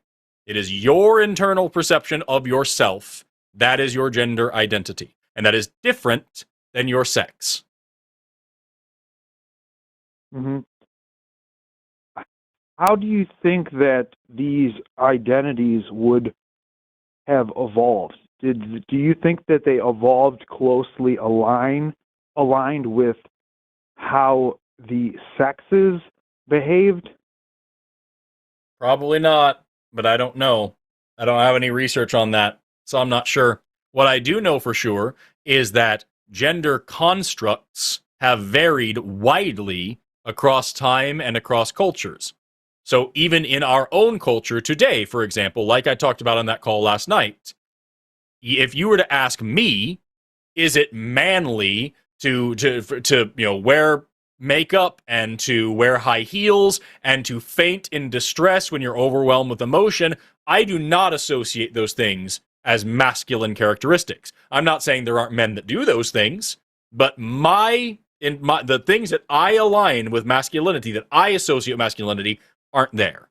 Meanwhile, back in the 1600s, that was a very masculine thing to do. Men wore high heels, men wore powder wigs, men wore makeup, men would weep and faint with emotion. Those were all very masculine traits. So gender in our culture has changed a lot, and gender around the world has also changed a lot. There are plenty of cultures out there with more than 2 genders. There are plenty of cultures out there that have accepted and understood transgender people forever, since the beginning of their recorded history. There's plenty of different gender concepts, and gender changes from culture to culture, from generation to generation, from person to person, from day to day. It's a very fluid thing. It is socially constructed, therefore it is definitionally non-binary. So for me, my gender identity aligns with my perception of masculinity, my schema on masculinity. Doesn't work the same way with you or Justin. I guarantee if I were to talk to Justin about the things that make him feel like a man and the things that make me feel like a man, we are going to come up with at least a few different answers. That's just how it works and how it always has. And not a single bit of that is the same thing as sex. Mm-hmm. is there any society or historically or existing on Earth where manhood wouldn't be associated with the male sex? Yes. This one. Okay. This is the only one. No, this is an example of one. There, literally, Okay. and because sex and gender are different, any of them would have that.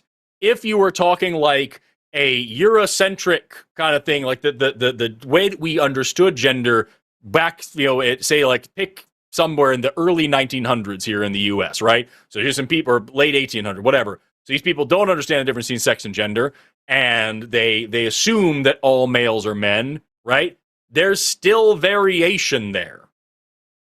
So yeah, maybe in a profoundly ignorant society that just decides that that's how it must be, you could make the argument, but it would still be incorrect because there would still be variation both in sex traits and gender attributes, and it would still change across generational lines. And even in this culture today, because we do understand the difference between sex and gender, we can say, here are plenty of people, here's a bunch of people right here that are not males, but they are men. And here are some people who are males, but they are not men. That's just the way it works. But you would say that, I mean, objectively, most males are men. Correct, probably. Right? Most adult males are probably men, yeah. And do you think that there's a biological reason for that? Yeah, there are biological implications to gender. Absolutely. But at the end of the day, what any one of those men, what makes them a man, is very different than any other random man in that society, and especially in any other society. So today, here we have a world full of males, and there's plenty of men among them. Guarantee you, Tim, what I associate with masculinity is different than what you do. What makes me a man and what my internal sense of manhood is, I guarantee you, is different than yours. And I know for sure it's different than somebody in some fucking pastoralist community in Eurasia, and I know it's different than some nomadic community in Africa, and I know it's different than, whatever, like monarchy in some other part of the world. Like, guarantee masculinity and what it means to be a man are different in all of these areas.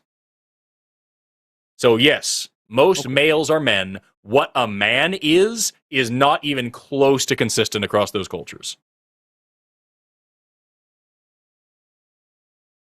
Okay. Well, I thought we had a nice talk, and I appreciate it, and I'm really not trying to be ignorant. And like I said, I'm happy to call trans women and she, and I just don't want to hurt anyone. That's not my intention. I really am trying That's great. to be honest. If you want to learn, you should try listening, because I had to repeat myself a lot. Quick question. Okay. You're talking about like you want to call people these things. Do you understand scientifically that like trans women are women? You're not just calling them that. That is what they are. And trans men are men. That is just what they are. It's not a polite thing. You're being scientifically accurate. You understand that? By that definition, I understand. Right. Do you agree that sex and gender are different things? Do I agree that sex and gender are different things? As in the modern day, like I said, I understand the framework that you're describing. I don't think you do. I have a hard time telling people that they're wrong, and I explain that to you. So yes, I see what you're saying. Okay. I just want to make sure, if you understand that sex and gender are different things and that they're not necessarily congruent, if you understand that that is a scientific reality. Yeah, they're not necessarily congruent, yes. Right. So you're not just calling people she because it's the nice thing to do and you don't want to hurt anybody. That's just what they are. So I don't understand why you feel the need to do this virtue signaling of saying, listen, I don't want to hurt anybody. I'm going to call everybody, whatever. You're just being honest. You're just being scientifically accurate. Sex and gender are different things. They're not necessarily congruent. Therefore, some males are women and some females are men. And you don't interact with people's sex. You interact with their gender. So when you walk up to somebody, you're not going to take their blood and do a karyotype. You're not going to open up their pants. You're not going to scan their brain. You're not going to do any of that shit. You're going to look at the person, and based on their presentation, you're going to make an assumption, and then they may or may not correct you, and you're going to go off of that, just like you would with anybody else. Do you understand that? Yes, I understand that. Radical. Then I don't understand what the disagreement is here. And I think if you understand that, then you would know why adult human female is not a correct definition, and it isn't one that you should be using. Okay. Thank you. And have a good night. I will. Take care. Cheers, buddy. Well, I felt like there was some progress made there at the end. It took a while. I had to answer the same question 1,000 times, but at the end, we agreed that sex and gender are different things, and we agreed that adult human female is a bad definition. Right. There you go. Weird. But hey, progress, you know? It's actually... let's talk next to Daniel, who says that suffering is not an argument against God. Daniel, you're on the line with Forrest and Justin. How are you doing today? I'm doing great, guys. Thanks for having me on. I've actually been wanting to talk to both of you for a while, but tonight I wanted to focus in on something that Justin had said. I think it was at the very first call, maybe towards the end, where he was talking about, you know, that there's evil in the world, there's suffering in the world. And if I was understanding him correctly, he was saying that, you know, he was saying it as if it proves that God does not exist. God does not exist because there's suffering in the world. Did I understand you correctly on that? Not really, no. I think unnecessary suffering is the right way to say it. I think theoretically you can make a case that there is some level of necessary suffering, but the reality is, like, babies being born with bone cancer couldn't be necessary suffering. Tornadoes, earthquakes, volcanoes, hurricanes, those certainly wouldn't be classified as necessary suffering. And I'm working on the assumption that you think that unnecessary suffering is bad. I could be wrong. Do you agree with me that unnecessary suffering is bad? Yes, and I think that you actually mentioned some of those things during that call. I would say, from a Christian perspective, I would think that unnecessary suffering, like from our perspective, it may not be necessary because we don't understand the reason for it. But I would say that ultimately all suffering has some purpose. Oh, so then we have no motivation to prevent suffering here on the earth then? No, I think we do have a motivation. Again, as a Christian, I would say, you know, you need it in the Bible. No, it's necessary now. If the unnecessary suffering is God using it to bring about some greater good, then we shouldn't be stopping it. No, we're actually told to in the Bible, like we're told to, for example, take care of the fatherless and the widows. Which I would okay. So there is some suffering we should prevent, huh? Right. Or we should do what we can to try anyway. And how do we know which ones are good and which one are bad? Well, we don't. From our perspective, you know, all suffering, people got to suffering. guess. That's all we can see. Okay, so we just got to guess, right? So, like, we can't say what the plan is behind it. All we see is what we can see from our side of things, if that makes sense. Well, then how do we know who to help? I would say help everybody that you can when you're able to. But you might be doing the wrong thing, right? God might be making this person suffer because they need this person to suffer to bring about some greater good, and us helping them is going to prevent that from happening. Right. So, and to clarify, I am one of those who believes that God is sovereign and that everything that happens at His own ordaining it. But Are you a Calvinist? From the human perspective, I would say that my duty is to do what I'm commanded to do. Are you a Calvinist? Leave the rest to him. Am I what? A Calvinist. Are you a Calvinist? I am. Are you a... There you go. That checks out. Okay. So then what that means then is you think that the Haitian earthquake was necessary, huh? It killed 200,000 people in 2010? You said you are a Calvinist? I just want to make... I didn't hear that. You said yes? Yeah. Okay. I'm sorry. Please continue. I didn't mean to interrupt. That's going to frame how you answer that question in my head. Yeah. Was the Haitian earthquake good? I would say that God is the one who sent that earthquake. Now, what his purpose was, I can't say. But I would say that he was definitely behind it. And since God is all but was good, it necessary? But was it necessary? I would say, well, yeah, because God has his reasons for doing everything that he does. Necessary for what? Well, fucking Jesus. I'm sorry. You were both talking, I think. What was the earthquake necessary for? That's not a question I can answer. I don't know God's mind. Well, it's kind of important for the argument, right? If your argument is that the earthquake was necessary and ask you what is it necessary for, I need some kind of an answer. I can't get past that. That is a wild claim that God's also, up there just like, here's the Holocaust. You guys clean up the mess. That's just what this dude does. He just knocks over bricks and slaughters.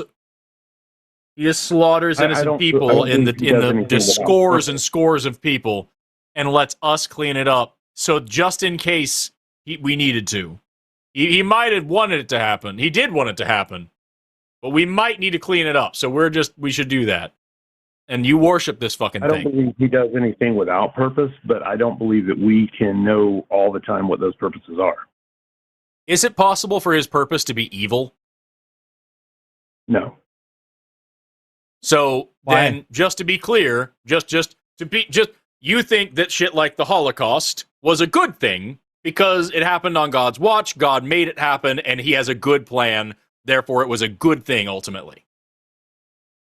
No, I think that God is good. I think that men are evil, and I think that God allows evil things to happen and brings them about for a better or a greater good. Like genocide. So the genocide in Gaza, the genocide, like we're talking about Congo, talking about Sudan, talking about the Holocaust, talking about Rwanda, talking about Darfur, all these things, when just scores and scores of people are slaughtered in the most horrific ways. That's God doing something good. He's allowing evil for a good reason. So you think these things are ultimately worth it? Yes, I believe God uses good or evil for good. There it is. And I think there are biblical examples of it. Well, I know there are biblical examples, but here's the problem with it, right? Let me ask you an easy question. Let's say, for example, you don't know why the Haitian earthquake was necessary. You just know that it was, right? Let's say God had a goal. We're going to call that goal number 1, right? Is God capable of achieving goal number 1 without the earthquake? Well, sure. He's omnipotent. He could do what he wanted. There you go. So what that means, if you're capable of achieving your goal without the suffering, and then you use the suffering to achieve your goal, that's unnecessary suffering. Well, no, I would say from his perspective, it was necessary. That was the way he chose to do it. Nope, that's not how the word necessary means. The word necessary means he could have done it with it. Yeah, it means it can't be any other way. Necessary means this is the only way it could have been done. So if God had other means, he could have done it some other way. What that means is that the suffering is no longer necessary. It's just a decision. And just making a decision to make 200,000 people suffer, more than that actually, suffer when you didn't have to do it, well, that's fucking horrific. That's evil. Right. But Daniel, actually in Daniel, I think it's Daniel chapter 4, he says, God does as he pleases in the heaven and among the people of the earth. No one can hold him back or say, what have you done? So what? Right. That doesn't affect the argument. Again, we're right back to the other thing. This is just the argument of might makes right. He's big and strong and his dick's real large, and therefore he can do anything he wants, no matter how evil, and who are we to question it? That's not how morality works. That's how obedience and tyranny works. And I would expect nothing less from somebody who literally just said the Holocaust was worth it. Well, I would say that God, being the creator, does have the right to do whatever he wants to do. And I think that's fucking sick. It's the potter and so the here clay. we are at this impasse. Yeah, I just want to be clear. Like you're suggesting, as Forrest said, that the moral framework is might makes right. Is that your framework? Well, my framework is that God is good, and therefore, as creator, everything that he does is good, but he has the right to do it. That doesn't answer my question. You said that he has the right to do it because he's powerful, right? So that equates to might makes right. I'm powerful enough to do it, and you can't question me, therefore it's right? Yeah, we'll go with that. Okay. So when God said that he's going to have the Babylonian women raped and have their babies' heads smashed against rocks in Isaiah chapter 13, that was like the people who are following the command to do that was doing a good thing. I would say if God, I would have to look that up to be honest with you, but I would say that if that's the command that was given, then God would be right to do that because he is good. We are not. And we don't deserve good at all. We don't deserve mercy at all. But the fact that we can't any mercy. I just want to keep. That's why religion's dangerous. I wonder if we can like just get to a point where Daniel, where you are as disgusted with yourself as I am with you. Like can you just? We'll get there. I was just curious. Can you just say the sentence? I just want to see if you have the stomach to just say it out loud. Sometimes rape is good, and can you just be very clear about that? Well, yeah, I can be clear about that because the view that I take, and this is what I tell a lot of people when they ask questions like that, is that God used the greatest evil ever committed, which was the murder of Christ, for good. So I don't have a problem. He uses lesser evils for good. Jesus committed 2 capital offenses. He should have been murdered according to his own laws. But when God says in Jeremiah 19:9 that he's going to cause the Israelites to cannibalize their own children as punishment, cannibalizing the children, I guess, was good? Yes, he was bringing judgment on them. Okay, yeah. So what we got so far is that sometimes it's good to rape women. Sometimes it's good to cannibalize Isaiah children. 45 he actually says, I create good and evil. I know, 45:7, we're aware. He certainly does. Let me ask you a question. If God told you, Daniel, listen, I'm passing judgment on your neighbors, I'm going to need you to burn their house down, it would be good to obey him? I wouldn't, because the only way that God speaks is through his word, and he doesn't speak, like, for example, the way he spoke to Moses. Oh, God speaks to people directly. He wouldn't tell me personally to do that. Is it within God's nature to speak to human beings directly? Directly? Yeah, I mean, he has in the past. Okay, so there you go. God's nature doesn't change. And it's within God's nature to speak directly to humans, which means he could, if he wanted to, speak directly to you, right? If he wanted to, but he doesn't. There you go. So if he did, that's how hypotheticals work. If he did, if God spoke to you, said, listen, your neighbors are evil, needed to burn down the house, the right thing to do would be to burn down the house, right? I mean, I understand where you're going with this. To be honest with you, as a human being, I don't know if I could. I didn't ask you if you would. I said, would it be right to do it? I didn't ask you if you would do it. No, because I think it would be violating the commands he's given us. But no, it wouldn't. Let's say I lived in a time when he was still speaking, then yes. There's not a single command in the Bible that this would violate. In fact, God commands the killing of men, women, and children routinely. In fact, we already covered it in Jeremiah 19:9. He says he's going to cause people to cannibalize their own children. So is it within God's nature to ask you to murder a family inside of their home? Anytime God brought judgment, he didn't just like send people into their homes. It was always a corporate judgment. So I don't think so. And again, you'd be wrong because he commands the murdering of an entire family, just a specific family in the Book of Numbers. So we'll try this again. Is it within God's nature? I'm not asking you, did he ever do it? I'm asking you, is it in God's nature that he could tell you to burn down your neighbor's house for judgment? Potentially, yes. Oh, yeah, exactly. Now, if he did that because it is a potential within his nature, would it be right to obey? Well, yeah, the right thing to do would be to obey him. There you go. The right thing to do would be to burn down the house. Now, if prior to burning down the house, he said, listen, they have to suffer more than just being burnt in the house. I want you to take the baby out of the house and, put him through a meat grinder. That'd still be the right thing to do, huh? Yes, but I don't believe that would be consistent with. Yeah, would be the right thing to do. Yeah. So just to be clear, if God told you to go turn your neighbor's baby into Krabby Patties, that would be the right thing to do. Listen, I'm sold. What a great guy. Right, what a loving religion of peace and love. Count me in. Fucking. I'll see you next Sunday, folks. I have a fun question that I just want to ask Daniel here. Daniel, we've been engaging with a lot of hypotheticals, and I appreciate that. I want to ask you one more hypothetical, just to see. Interesting. 1 Samuel 15:3. God commands Saul, I believe it was, go and attack the Amalekites, totally destroy all that belongs to them. Do not spare them. Put to death men and women, children and infants, cattle and sheep, camels and donkeys. So God specifically commands, go kill women, children, babies, every single bit of this culture. Do you have a family, right, Daniel? Yeah. Okay, so here's the hypothetical. Magic wand is waved, and poof, magically right now, you, Daniel, your wife, and your children all magically are actually Amalekites. You poof back thousands of years ago, and you are now citizens of Amalek.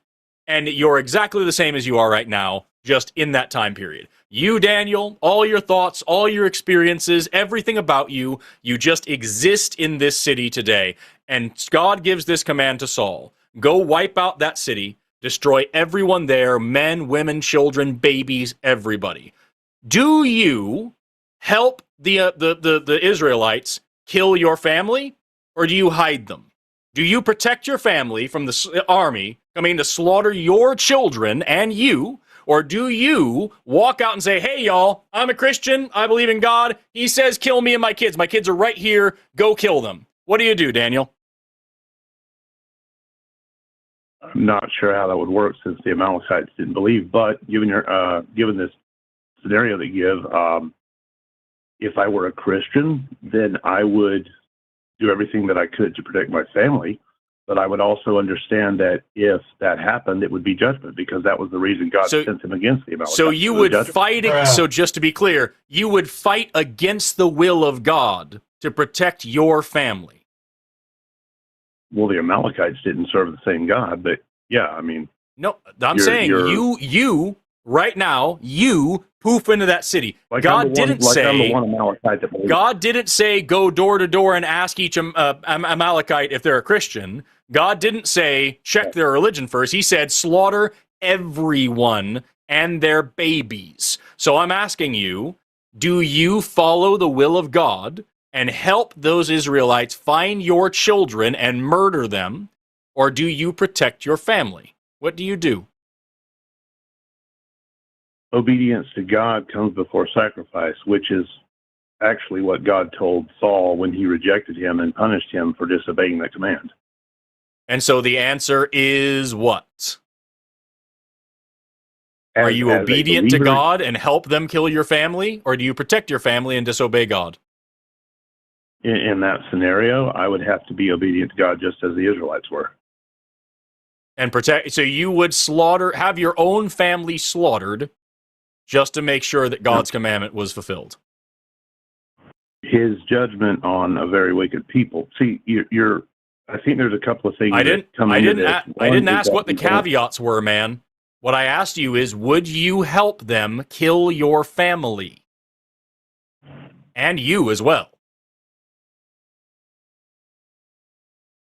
Wait, say that again. Because I didn't ask you what.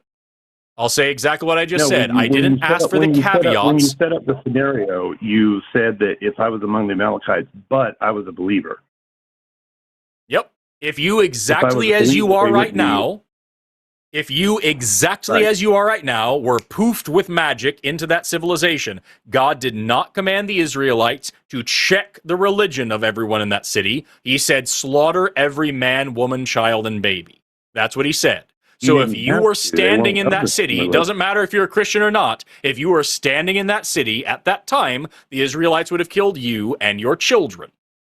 So I'm asking you, God said, kill everyone in that city. If you, Daniel, were in that city, knowing that that is the will of the God you worship, would you help the Israelites find and kill you and your family, or would you defend yourself and protect your children from harm? What would you do? I would probably defend my family, but the scenario doesn't work because all of the Amalekites were against God. That's why he punished them.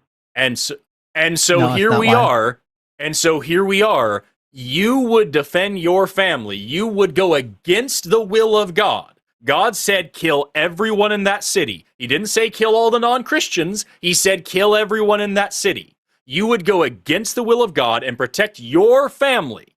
And you say all this just a few minutes after you said rape is good sometimes, murder is good sometimes, genocide is good sometimes, bone cancer in children is good sometimes, starvation, slavery, all these horrible things are all good because they're part of God's plan, and conveniently, they're happening to other people. But when it comes down to you and your family, you would violate the will of God because, well, he must have made some mistake. Fuck you, Daniel, and fuck the God you worship. I also said there's a distinction between what we see and what God is seeing. It is evil. I didn't say it was good. I said it was evil, but I said God uses evil for good. Yeah. Yep. And when it's evil being visited upon you, you have very different rules. Not at all. My wife is suffering as we speak, and we both agree that God has a purpose in it. So you think it's a good thing that she's suffering?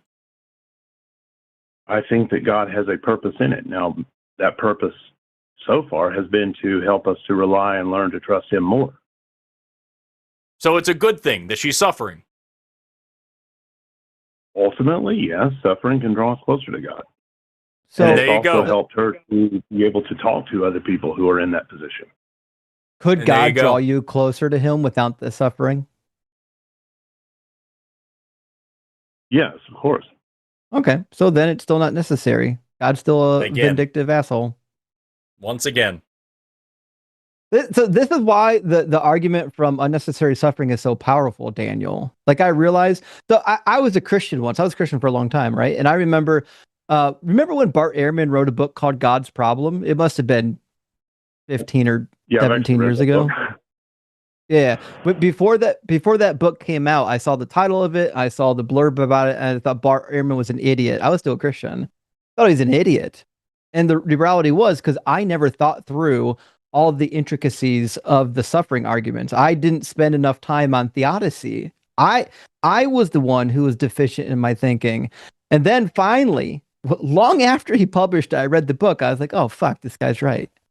It's really easy to think that suffering's not a problem when you haven't really engaged deeply into the actual arguments. We're only on the surface of the suffering argument, which is typically we're calling it the unnecessary suffering. But like this is a very deep problem, and it's been around for a long time, and it's not going anywhere because it's a good argument. Yeah, I wouldn't say Ehrman's an idiot. I think that he actually challenges me a lot. Along with others that I've read. I mean, even listening to you guys, even though I'm fairly new to the channel and your page on Facebook, Justin, I find myself being challenged on a lot of things. Like there's a lot of questions I hear asked that I can't immediately answer, which I think is a good thing. But and I just lost my train of thought there. But when you talk about suffering, because you call it evil, we talk about evil and good. Where do you get evil and good, like from a humanistic perspective? Well, to me, like my moral framework is like utilitarian, do the least amount of harm, right? I believe that harm is inherently bad. So like for example, it's not hard for me. I can look at somebody suffering. I don't have to worry about whether or not that person should suffer to bring about a greater good. No, if I can prevent them from suffering, I will. It's easy. It's very, very black and white for me. But in the God worldview, you don't have that. In the God worldview, you have no idea why somebody's suffering. It could be that you're intervening in God's plan if you help them.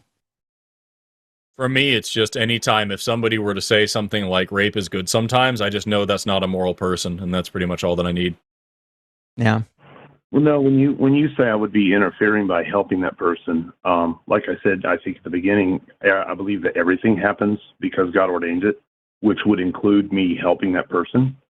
So he would ordain the suffering as well as the means to them receiving aid. Yeah, I mean, but the fact of the matter is that if it comes down to you're helping them because God ordained it, at that point, you're not even an agent. At that point, this conversation is useless.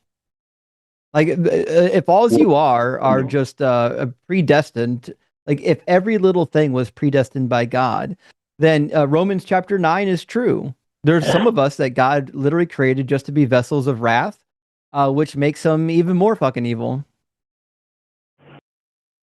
Why would that make him evil, though? What do you think the word evil means? Evil would be, well, God is good. He's the standard of good. So anything evil would be what is contrary to God. He's not the standard of good. I disagree with that. Evil is just like a really bad. So especially in Hebrew, right? So ra in Hebrew just refers to bad or badness, but it's also how we translate the word evil. So like from the biblical worldview, like evil is just something that's like really bad. So when I say evil, I'm just saying something that's really bad. That's all I'm saying. So I don't believe that the God of this book is good, because if raping women and murdering babies, and in some passages he says that he's going to have women's wombs ripped open and the babies torn from them. Now, if somebody can command all that and still be good, we don't know what good is anymore. We no longer have a definition of good. If you think good means sometimes you get to rape women, good and bad has lost all of its meaning. It's gone. It's done. Well, to be clear, I think rape is evil. Again, I'm not saying that it's good. I'm saying unless that God commands it. Evil. I'm saying that he uses evil for good, and yes, sometimes he commands evil. Well, you don't know that. What's the difference? Just out of curiosity, what's the difference between something evil that is done for good and something that is just fucking evil? How do you tell that? What's the because it sounds like you're just using the words good and evil as just kind of like placeholders, when ultimately the consequence of the action is good, and therefore you still think it's good.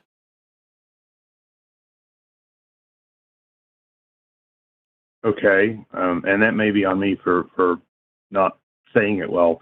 When you say evil is really bad, something that's really bad, to me it sounds like you're saying the same thing, and maybe that's just my brain not working. How would you define bad? If I say how do you define evil, and you just say, well, it's something that's really bad, how do you find bad?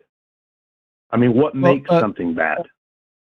Well, good and evil, good and bad are subjective terms. And in fact, they're subjective in your worldview. You just might not realize it yet. So good is the thing that's like always preferred. Something bad would be the thing that's not preferred, or something that would have some sort of a negative outcome. So in my worldview, they're subjective. But like in your worldview, you don't know if they're objective. In fact, in your worldview, they're not objective. In fact, you think that your God decides what is good and bad. And if that's the case, they're subjective. They're subject to the mind of God. But why would I conclude that God is good? Like, you're just defining God as good. Why would anyone conclude that? Okay, so you said two things there. I would say they're not subjective in my worldview. They are. first, they're objective to us because, like you said, God is the one who defines them. But I would say they're not even subjective to God because they proceed from His nature. That's not what. No, if they don't proceed from His nature, God's morals are things He decided. He decided what is moral because you believe that the laws change, which means God can decide that it's good to do the Mosaic law back then, and then later you don't have to do it, right? So if it's good to do it then, and then not good to do it later, no. I'm a theonomist. Then what I that don't means, believe the Mosaic law has been abolished. Say that again. I don't believe Jesus said, and you actually quoted this earlier. I think Jesus said He did not come to abolish the law; He came to fulfill it. It's not abolished. Okay, then do you think that we should be stoning virgins that don't bleed on their wedding night? I believe the law of God is the standard and should be the standard for society. Then do you believe that according to Deuteronomy, according to Deuteronomy 22, if a woman doesn't bleed on her wedding night, should she be stoned? Under a theocratic society, yes. And we don't do that in our society because we don't follow His law. Ooh, so you should we? Jesus Christ, dude, should we follow His law? I just said I believe God's law is and should be the standard in society.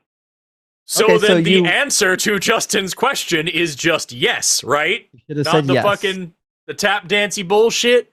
Like it's so oh my glob, dude, it's so fucking difficult. Gotcha. Give a straight answer, man. Now let me tell you why. First of all, this is horrific, by the way. But second of all, you are aware that the bloody sheet is not a valid test for finding out someone's virginity, right?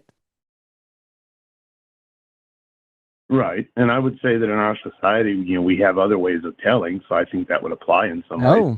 But that shit's not in the Bible, is it? Yeah, not only is it not in the Bible, there is no method.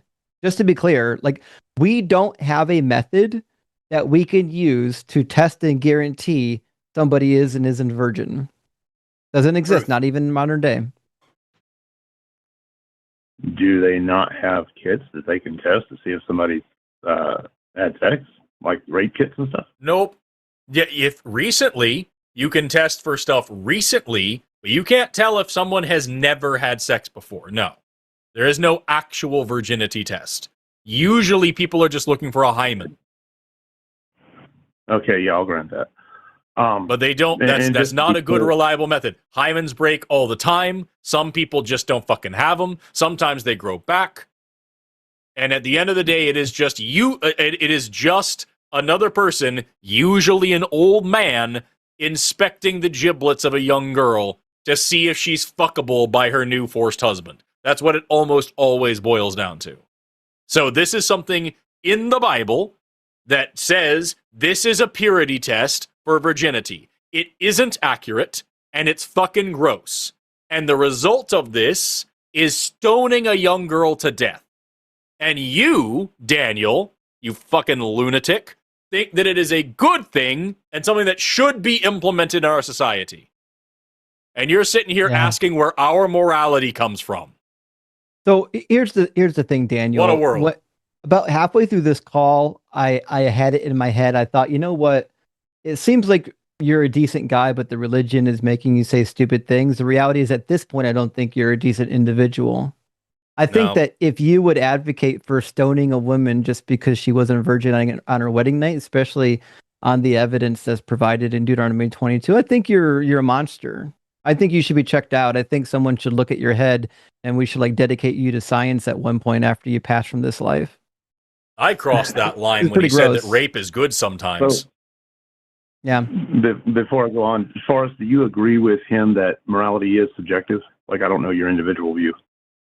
Yes, I do agree that morality is subjective, and I also think that rape is wrong all the time, and slavery is wrong all the time, and genocide is wrong all the time, and that's why I'm a more moral person than you, Daniel. Also, do you believe on what? What makes Daniel? I want one more piece of clarification from you. Do you do animal sacrifices? No. Why? Because those in Hebrews, those were done away with. Christ was the ultimate sacrifice. So then God's moral law does change. Oh shit! Look at that Bible existing. Part of the law. It was part of the ceremonial It law, was. but yeah. No, there's no division. There's no division in the law. It's just the law. That's it. That's all you get. Oh. You'll never find a division in the law. Do you consume shellfish? Do I what? Do you consume shellfish? No, I'm allergic. Do you follow kosher laws? Yes, do you touch the skin of a dead pig, or shave the hair of the sides of your hair and beard, or wear garments of mixed fabrics, or any of the other fucking things that God commanded to not do, rather than just saying don't do slavery or rape? Yes, I do some of those things. Yes. Oh, weird. Do you think you should do all that? Do you think you should abstain from, I don't know, not eating animals that chew the cud but don't have divided hooves? Do you think all those dietary laws you should follow?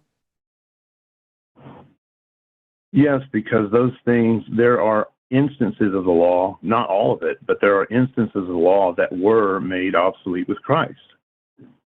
And we're that actually, means, you know the Bible. I know you know the Bible. So there are instances I in the do New know the Testament Bible. Well, then what that means is that God's perfect law, which is moral, changes in time. That means God is deciding in his mind that they apply here, but not here. They change. That means God is making a decision.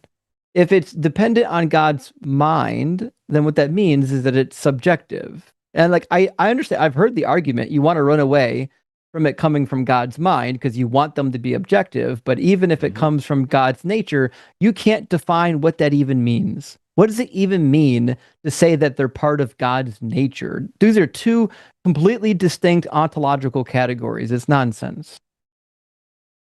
It would mean that he didn't just arbitrarily decide these things. I didn't say anything about arbitrary. His character and his nature. I didn't say anything about arbitrary. So the reality is you have subjective morals. I have subjective morals. The difference, yours comes from a God. Mine comes from common sense, rationality, and empathy. And yours comes from an angry bronze guy who like didn't know how women's bodies work. All right, listen, I'm done with this conversation at this point. I think we've heard enough from Daniel. Daniel, I mean this seriously, Daniel. I really hope you watch this video back and think about what this religion has done to your brain, because I still think deep down inside you don't want to hurt people, but you feel like you have to buy into admitting these things. Otherwise, you're being inconsistent in your worldview. And to be sure, you would be inconsistent in your worldview, but your religion is making you double down on crazy, insane commitments. You've bitten way too many fucking bullets. The lead has poisoned your brain at this point. I'd rather you be fucking morally inconsistent than just fucking morally monstrous, dude. Well, when you say morally monstrous, you're talking as if there's some objective moral standard that we're supposed to abide by. I didn't say that. I do have, first of all, that's not what we said at all. Also, I do have a superior moral standard than you, and also I'm not going to sit here and fucking explain morality to somebody who thinks that rape is a good thing sometimes. Yeah. Superior according to whom? We're done. Yeah. We're done here. All the way off, Daniel. Gross. Real fucking gross. Imagine doubling down on sometimes it's okay to murder babies and rape women. Also, I've heard that shit for all the time as well. It's like, well, at the end of the, according to who? Because at the end of the day, it's just your personal preference. If my personal preference ends with genocide is bad, and rape is bad, and slavery is bad, I'm going to need you to take on the burden of proof to tell me why, in some situations, it's actually just okay to be a fucking monster. And like, I can sit here and give you reasons why it's not personal preference. I can sit here and give you reasons why it's more objective than you think. I can sit here and give you all this stuff, but I'm not going to fucking waste my life. I've got this brief sliver of life, and there's nothing else after this. I'm not going to waste my fucking time explaining how to be a halfway decent person to somebody as fucking disgusting as Daniel. Fuck all the way off, dude. That's wild. Imagine thinking you have the moral high ground when it's sometimes okay to do genocides. That's why I keep saying, look, Christianity, they get you with like the Jesus loves you. It starts with Jesus loves you, but it ends with get on the fucking train. We're going to Dachau. Oh, by the way, Jeffrey in the chat, who just had to be muted for being a dick, call in. If you think you understand the law better than Justin, we still have lines open. You say, I thought he was trained. Here's your chance. Tell us why he's wrong. Tell us why slavery is good sometimes. Me. Yeah, we'd love to hear it. I gotta go grab one more thing, so you pick the next call. I'll be right back. Absolutely. Let's make it happen. Let's see who's been in the queue for a while. It looks like possibly 2 hours been waiting. George from Bulgaria. So we'll grab George since we've got a theist.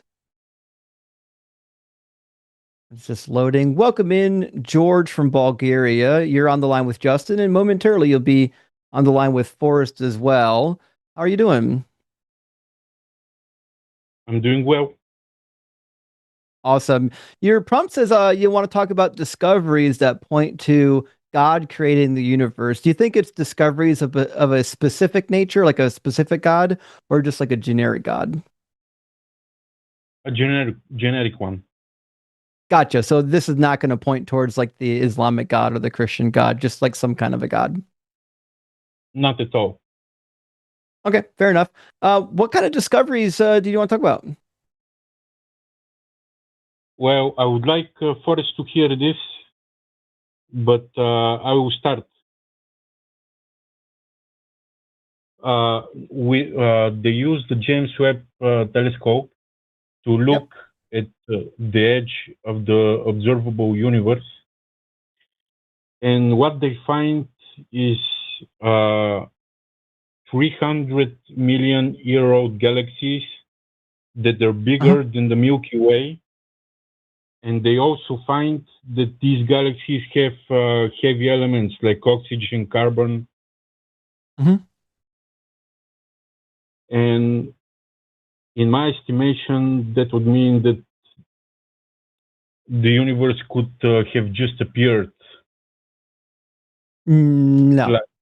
So I don't believe that the universe just appeared. So I think that's the first flaw. I think the universe is eternal. Now, I've looked at some of the discoveries from James Webb, and I looked at the timetable adjustment.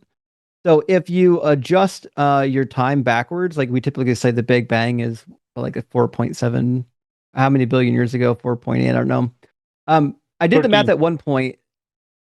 There you go. The Earth is 4.7 billion. Okay. Yeah. So I did some math. This is a long time ago when they first did the discoveries on this.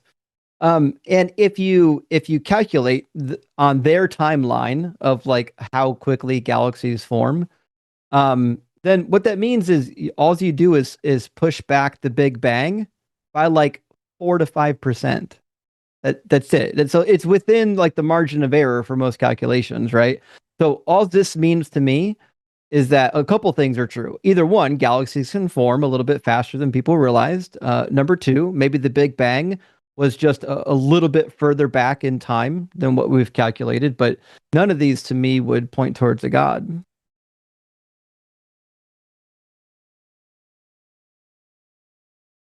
Well, I've heard also that a spiral galaxy like ours, the stars rotate together like a plate.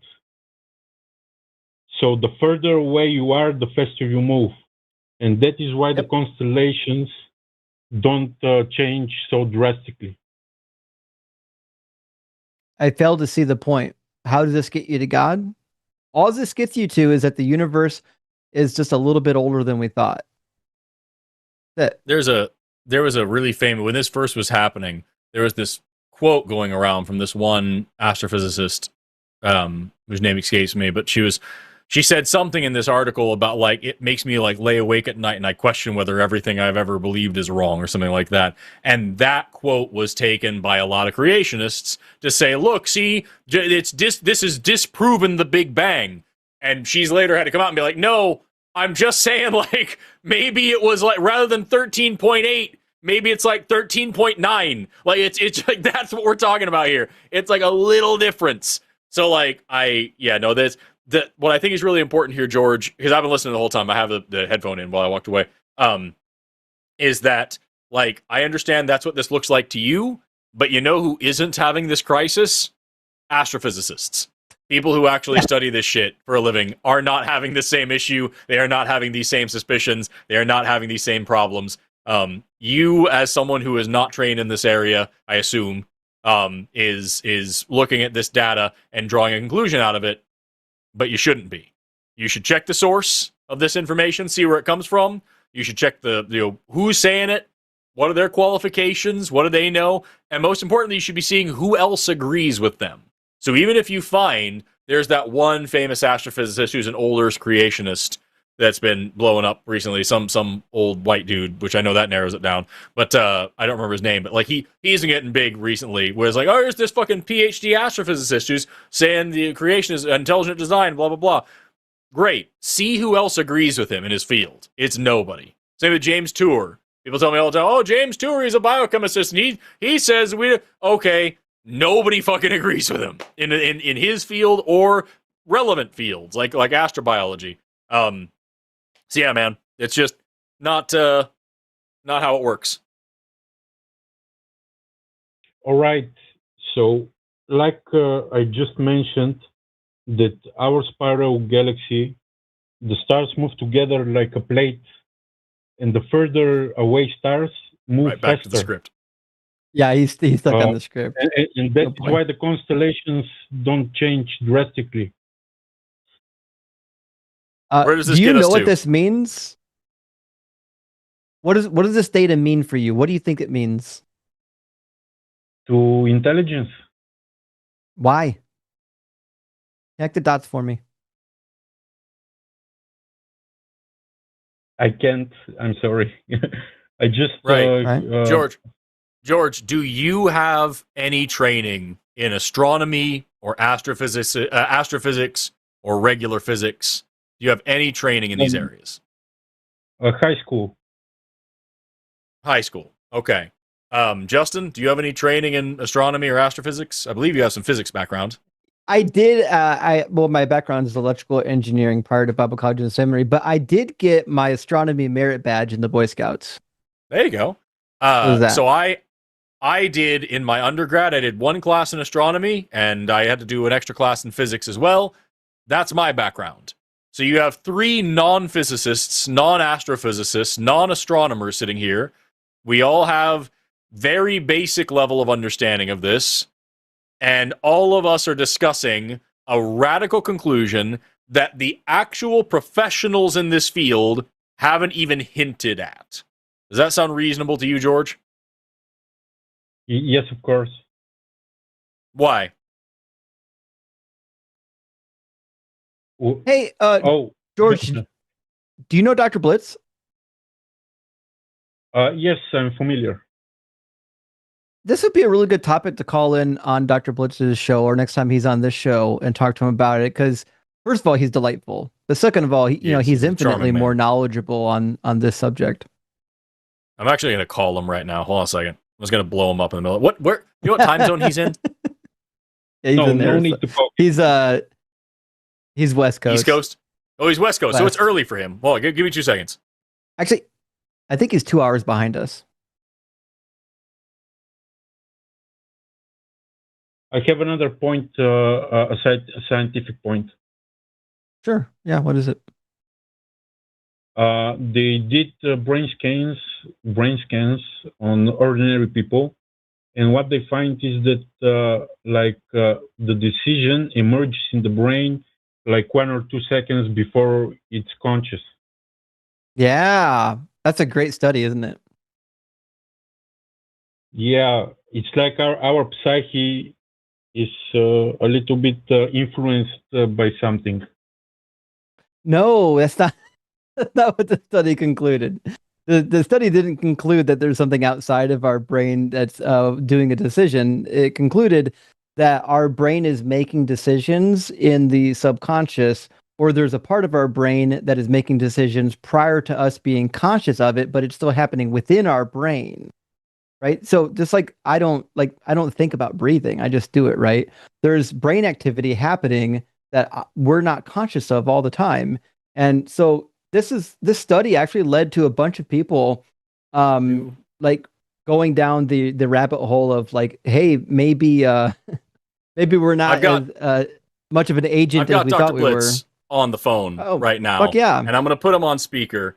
And he cannot hear us because he's just on my speakerphone. But just really quickly, my dear friend Blitz, did the James Webb Space Telescope disprove the Big Bang or seriously change our understanding of the beginning of the universe in a meaningful way? No, it's not even really designed to be able to do that. What it's designed to do is to look at very, very old galaxies. Okay. And the reason why it's designed to do that is because by looking at old galaxies, you can learn how those old galaxies behave when we didn't know how they behaved because we had never looked at them before. And just out of curiosity, the fact that spiral galaxies, the stars on the far side are moving faster than the ones on the inside, which makes the constellations not change very much over time, is that indicative of intelligent design? No. Cool. What? No. So, George, here we have on the phone a PhD physicist who actually knows a thing or two about the things that we're all here speculating on. Do you have a follow-up question to anything that Blitz just said that maybe he's missing out on?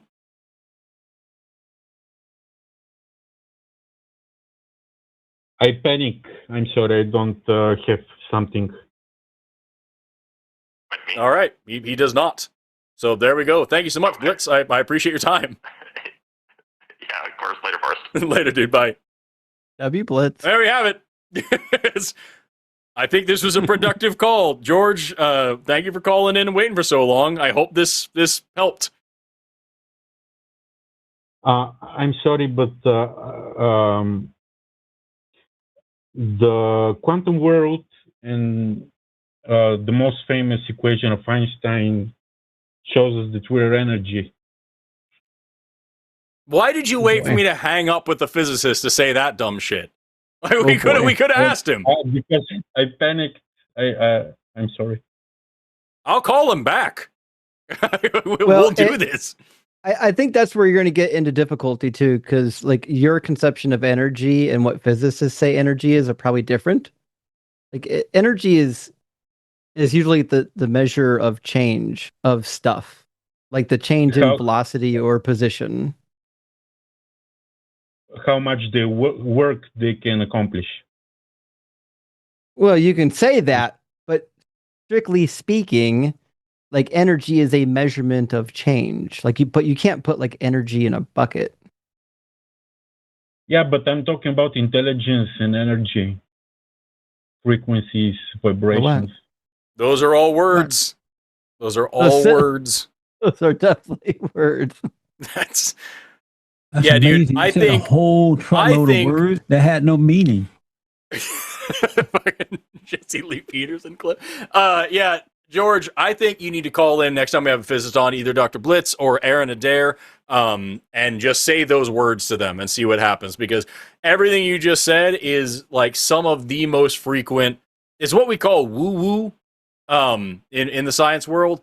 It's just stuff that kind of sounds like it means something, but doesn't mean anything serious. And again, I can't stress enough, the actual scientists who actually study this stuff for a living don't come to the same conclusions that you're coming to. And if they are theists, they're not the theists for the same way or for the same reason. So I think some humility would go a long way here. And just say, hey, I don't know what this shit is, and I want to believe in a God because I want to believe in a God because I want to believe in a God, and that'd be fine. And we could talk about that. But if you're going to try to invoke physics, if you're going to try to invoke this stuff, it's not going to go well for you. I want to add something. The universe is not only expanding, it's accelerating in its expansion. Yep, that's what dark energy is all about. We're aware. Yeah, dark energy. Yeah. Uh-huh.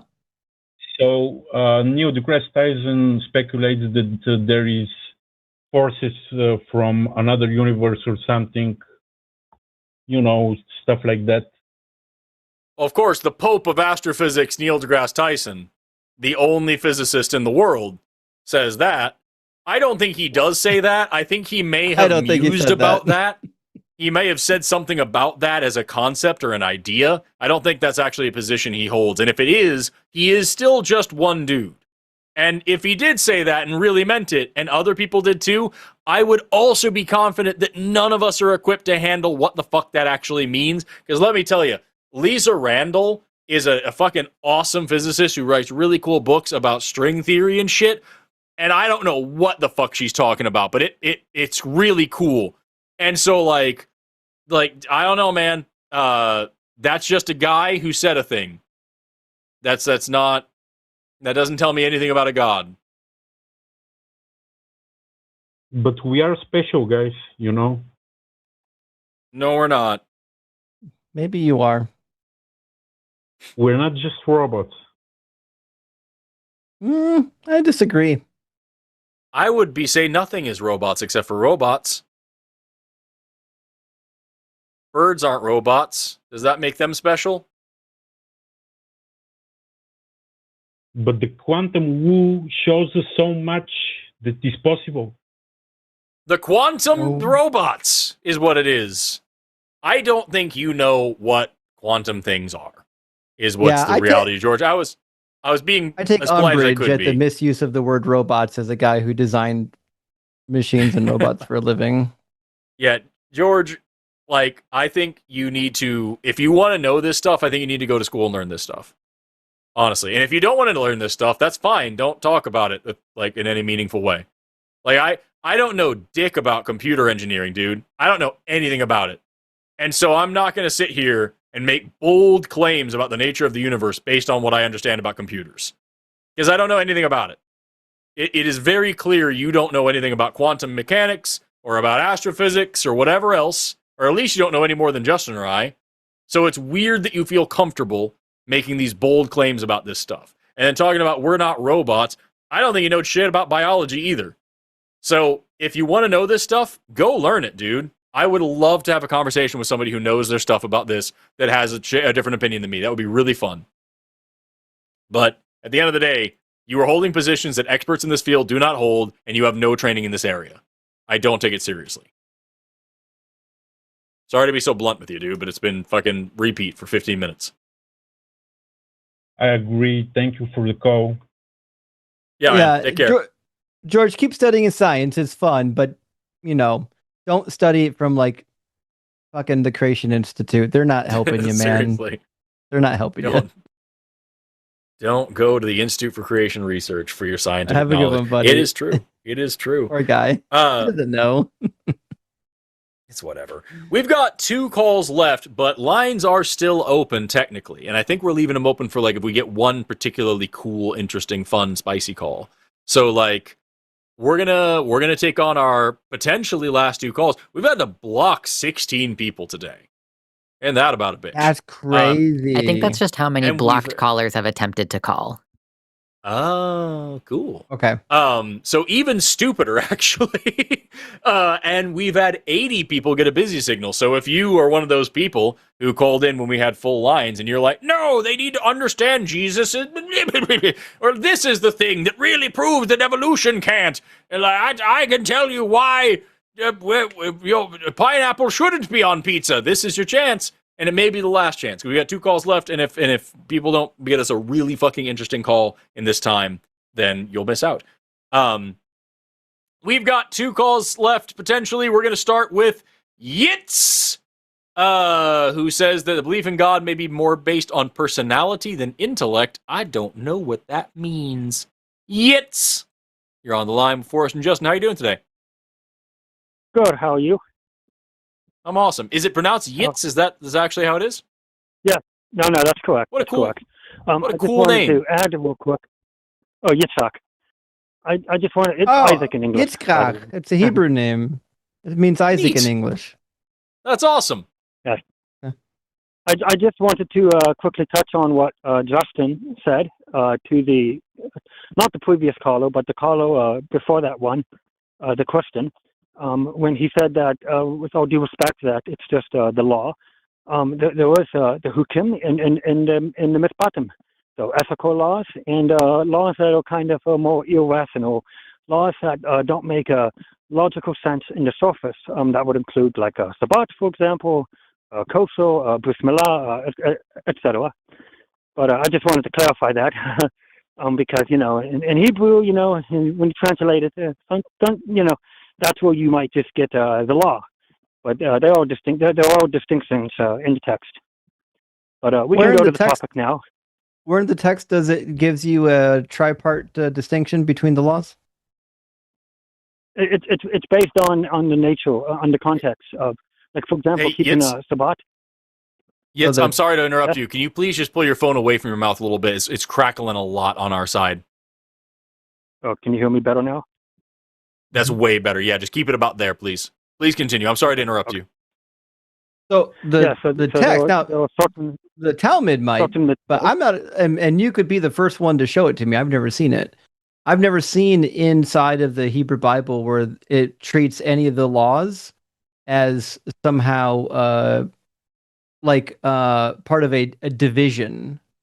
Like I think the closest you can get is the Decalogue. Well, it's based on the context. So, like, for example, when it talks about keeping Sabbat, there was no logical reason for why one theoretically should keep it.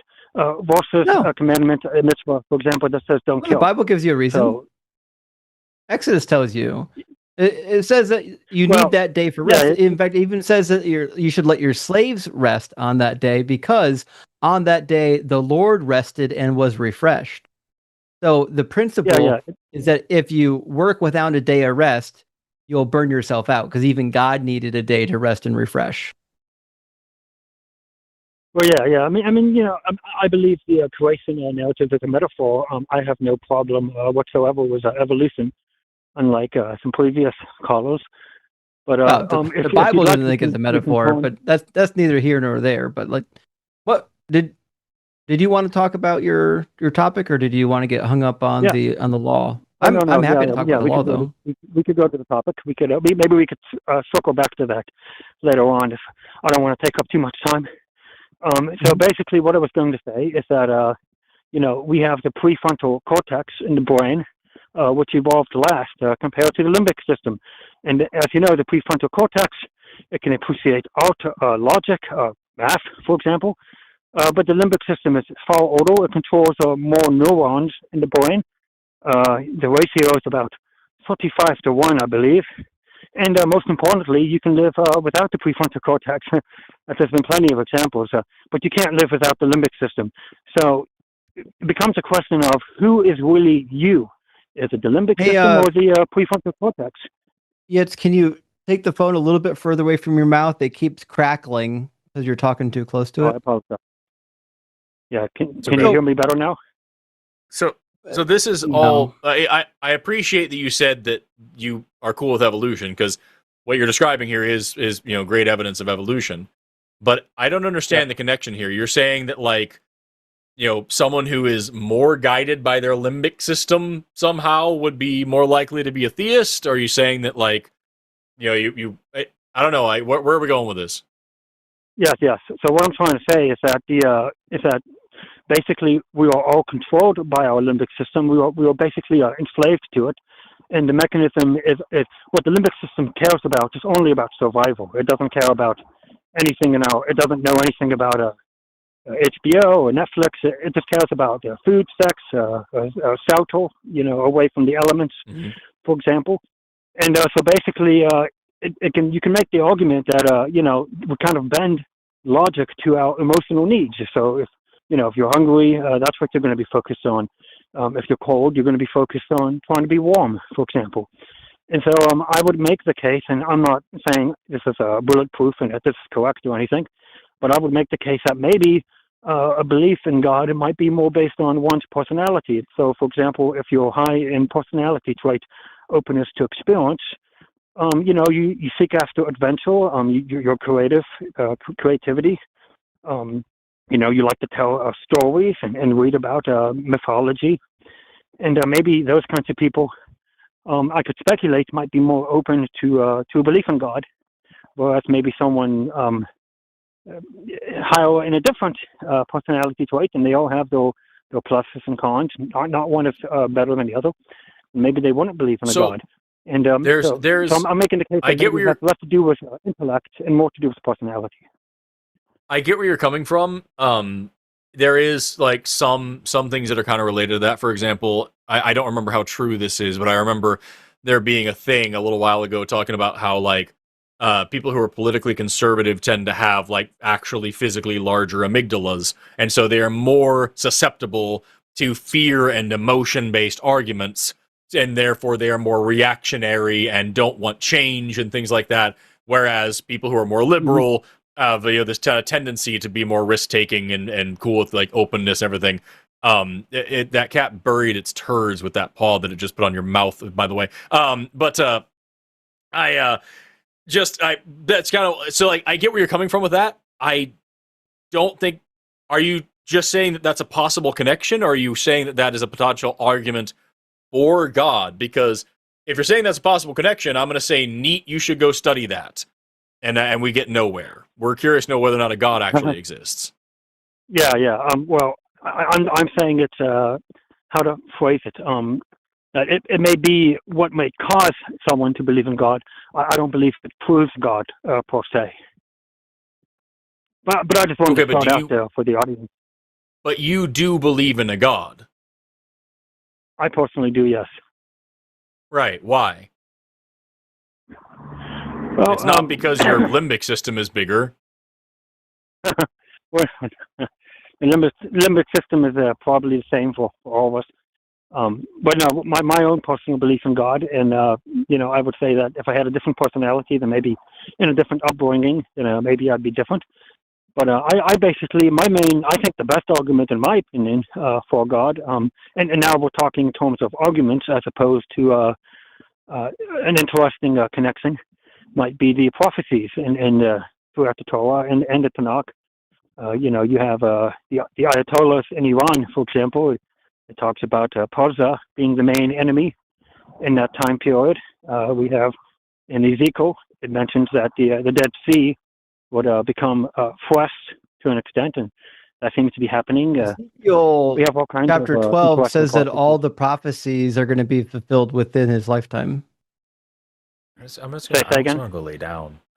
Ezekiel chapter 12, he says all the prophecies given by God are going to be fulfilled within his lifetime. He says no longer are people going to talk about how God's decrees are delayed. Though they won't be delayed any longer. They'll happen in your generation.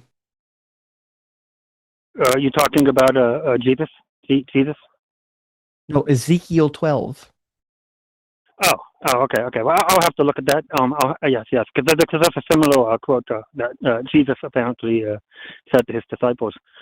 So Ezekiel. I mean, Jesus was a failure. Are you Jewish or Christian? Yeah. Yes. I'm not Christian. Oh, you're a Christian. I said. Yeah. Are you a convert? I'm not. There you go. I assumed you were Jewish. Yeah. So you don't care about Jesus, but Ezekiel 12 does.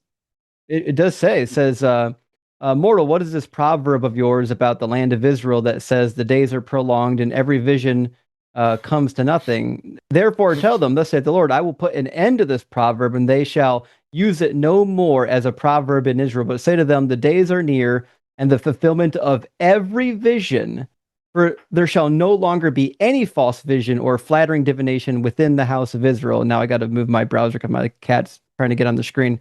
So that's Ezekiel 12. I, the Lord, will speak the word that I speak, and it will be fulfilled. It will no longer be delayed, but in your days, O rebellious house, I will speak a word and fulfill it, says the Lord God. Then he says, the word of the Lord came to me, mortal. The house of Israel is saying that the vision that he sees is for many years ahead. He prophesies for distant times. Therefore, say to them, thus saith the Lord God, none of my words will be delayed any longer, but the word that I speak will be fulfilled, says the Lord God. So Ezekiel says specifically that all the prophecies here are for right now, for the imminent future, and they didn't come true. Mm-hmm. Well, I mean, yeah, there was the argument that some speculate that maybe he was discussing the Second Temple rather than the Third Temple. Although there is a passage in Zechariah which claims that the Messiah in the Messianic age will come slowly through stages. And I guess one could say that's a contradiction. I'm fine with that. So most of the great rabbis throughout the ages have taken the interpretation that it would unfold slowly, and so that would be my argument. And I don't believe it's bulletproof. Some people would be convinced, some wouldn't. They have to, because otherwise it just looks like a giant failure, you know. Mm-hmm. Right, yeah. But the prophecy of Jeremiah, the restoration of Jeremiah, that includes the Davidic leader, that was supposed to happen just after the 70 years. It says when 70 years are complete, and then such and such is going to happen, chapter 29, and then it didn't happen. Like, so I understand the argument, and to be fair, like, I think Jews are more honest with their book than Christians. But when I read the Hebrew Bible, I find lots of prophecies that clearly just didn't come true. Like in Isaiah 54, after he talks about how the captives are being released from exile and how God's going to exalt his servant, the nation of Israel, or the righteous remnant of Israel. He says, "Never again will I be angry with you." He says, just like in the days of Noah, I promised that, he wasn't going to bring any more water. He says, so I will never be angry with you or punish you again. But that just never came true. There's so many failed prophecies from the Hebrew Bible. I've got a whole list of them. Like, I think the Hebrew Bible doesn't get as much attention because most people that get up here talk about the Christian arguments because we get Christians. But like, the Hebrew Bible is full of failed predictions, man. Yeah, that's fair. I would make. I mean, when you mentioned like in Daniel 9, for example, they discuss the Christians would say that everything had to happen before the destruction of the Second Temple. But they're wrong. They capitalize. Yes, they're incorrect, and the reason is because they capitalize the M in Messiah, but in Hebrew there are no such thing as uppercase and lowercase. There's nothing that distinguishes the two. And so then Daniel 9, all of a sudden they have a belief that Messiah has to come before the Second Temple. Daniel 9 doesn't say the Messiah. Doesn't say it. Yes. You're right. I agree with you. Yeah. When it comes to interpreting the prophecies, you and I are probably going to agree like 9 times out of 10. I think the difference is you and I are probably going to be looking at different prophecies, right? I'm looking at them and I said, listen, I think there's a bunch of them that failed. And you're probably looking at some other ones. Not because you're dishonest. I think you're an honest guy. Just because like I purposely went through the book at one point to look for failed predictions. So that's why I got a list of them. I understand. Yeah. Well, thank you both, gentlemen, for taking my call. Yeah. I got one more question for you, Yitz. Oh yes.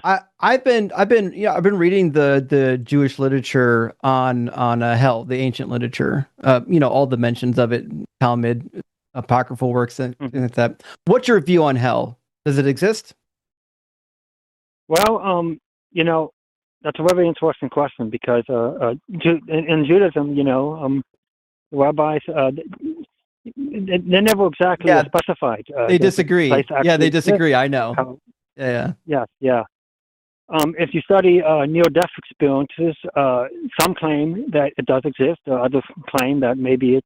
Now, I believe that hell is basically, the inactions and the negative things we did in this life. That will be our hell. We create our own hell. If we were bad, if I was a bad person, God forbid, then I would create my hell. That's what I believe. Fair enough. Hey, listen, it's late, so I don't want to prolong the call, but yet I don't get to talk to a lot of people that are from the Jewish religion because a lot of them don't proselytize. But do call in to the show when I'm on, or call into my show sometime. I got some questions. Maybe we can shoot the breeze sometime. Okay, so thank you, Justin. All right, cheers, friend. Take care, Thank you. And good night, everyone. Thank you for taking my call. Bye-bye. For sure. I would we say still this. have... Yeah, go ahead. My friends in the Jewish religion are they're usually like very nice. Like if you don't believe their book, they're like, okay, that's fine. Like Yeah. Christians are like, you're evil, you're going to hell. Yep.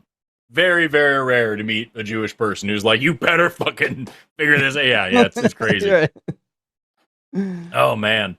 By the by, two quick things that I think are interesting. So I don't remember I showed this on camera before, but shout out to Tina who gave me this, The Monad and You. It's a whole book about the monad and everything you need to know about it. And I'm not gonna read this, but I might thumb through it. It's bizarre. It's a whole thing. Shout out to the monad. And then I have one more fun thing whenever we wrap up here to show everyone that I think is very clever and cute. We still have, it looks like we closed lines. We had like 3 or 4 atheists try to call in to ask atheism questions. We were looking for a theist. So our last call is the only atheist we have who has been waiting for a very long time. And actually was waiting for like 3 hours yesterday and accidentally dropped. And now has been waiting for an hour and a half today. We got Raphael calling in all the way from Uruguay. Welcome at long last to the line. You're on with Justin and Forrest. How you doing today? Hello. Oh my God. That is the funniest way to say the name of my country. I've heard like everything. You're gay, like whatever. That is so funny. Anyway. Yeah, it's whatever. It's whatever. What was that like? One more world thing that you like. What was that about? I'm sorry. Oh, we were trying to do one more call, and so I was like letting people know we could do one more call, and then I got bored and started rhyming things. I was just being stupid. If you don't understand something's happening on this channel, probably can just chalk it up to I'm stupid, is probably what it was. Anyway, so I got this family member that I care very deeply about, and every time we talk about like especially in related to medical science, things like vaccines and all that stuff, she's been like every time I try to explain how like mRNA vaccines work and like the fact, you know, she's been she's bought, it seems like, into some kind of conspiracy theory or something, and every time I try to explain how like the mRNA vaccines work and like the data that you can like that's public about the pandemic that happened in 2020 and like how like Uruguay was doing particularly well in terms of vaccination, and because of that, as soon as we started doing vaccines, like people immediately stopped dying, like at a massive scale, and she always like shuts me down, going like, "Oh, you believe them," and you know, that kind of stuff, and I'm like, I don't even know how to attack that, and I care about this because this kind of thinking has led her to sometimes buy into outright dangerous stuff like this miracle mineral solution thing where people were literally peddling drinking bleach. So like something I care about, and I just wonder if you have any input on how I could attack this kind of conspiratorial thinking. It is really hard. It is really hard because there's an old phrase like it is easier to fool someone than to convince them that they have been fooled. And so like there's a couple of ways you can attack it.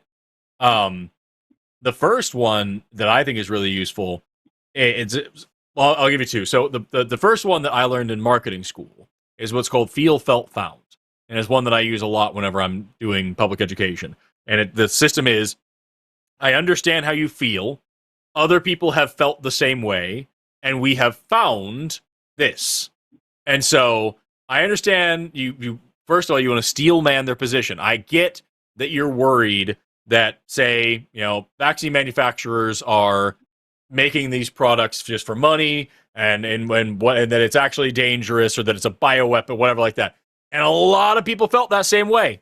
A lot of people thought that because of these sources, because and what you're doing here is you're showing that you're taking them seriously and you're not laughing at them and that they're not alone.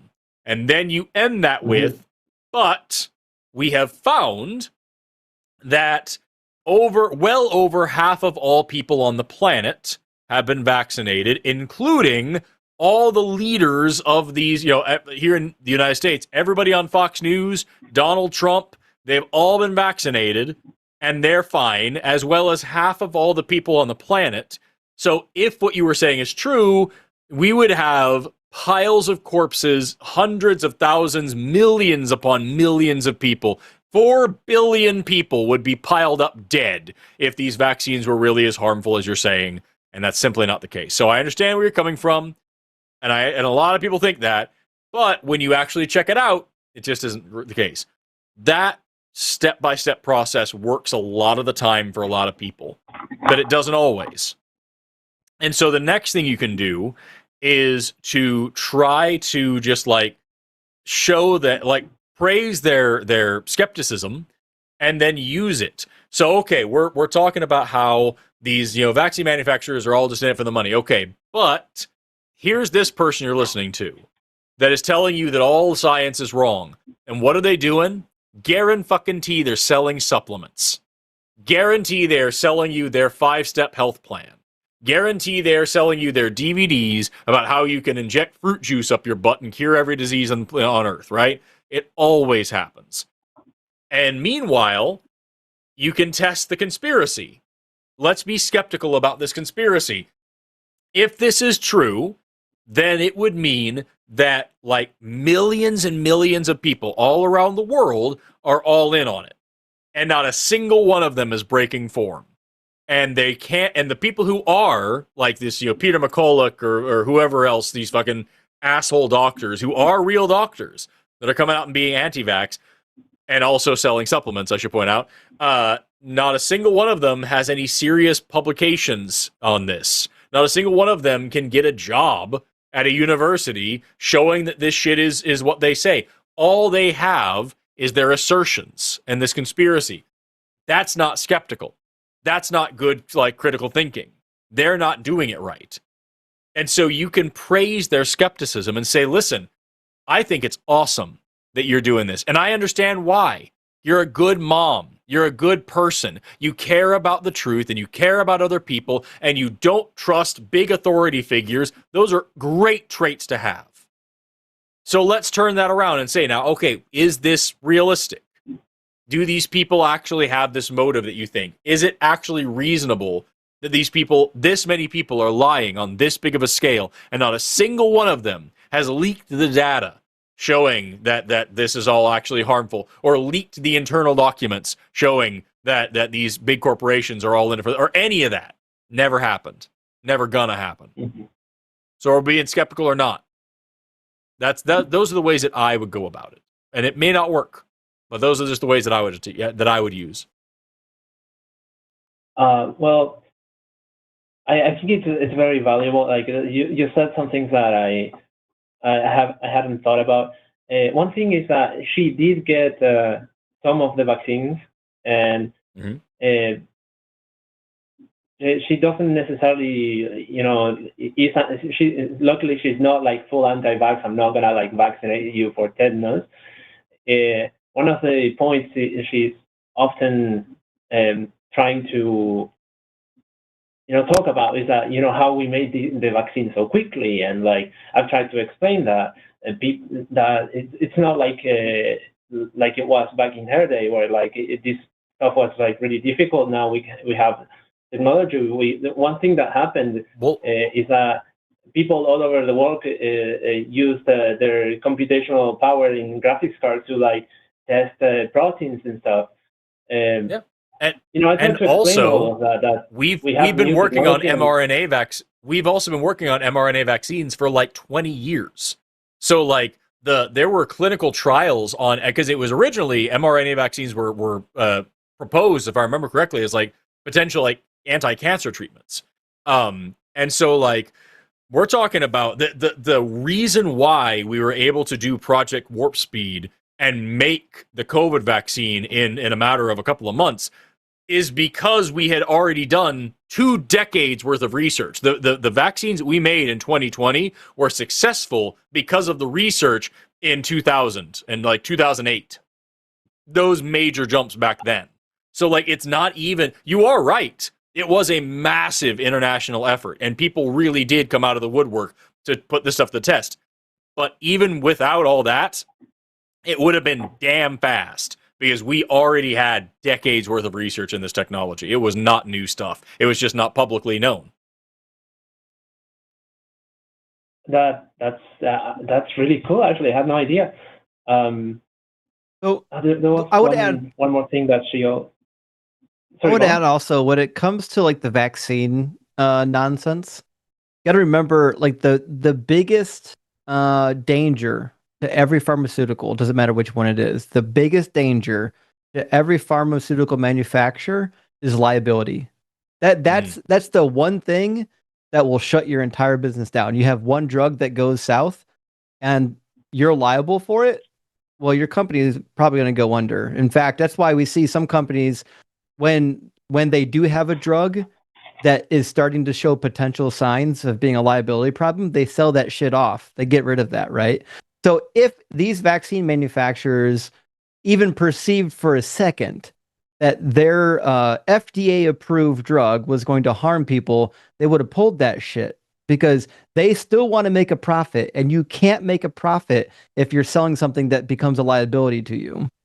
I'm pretty sure that's what happened with the Johnson & Johnson vaccine specifically. It wasn't harmful. It wasn't like it was killing people, but it wasn't good enough, and they didn't want to do the PR of saying like, hey, here's these complications, those ones, and so they just fucking pulled it. Yeah, so I used to design at the end of the day, machines. we're capitalists. It sucks. I used to design machines for the biopharmaceutical industry, and I'm telling you what, if there's one thing they do not fuck around with, it's reducing liabilities. That's it. That's the name of the game for everything I've ever designed.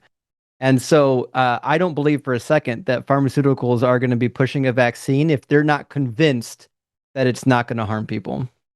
Right. Yeah, and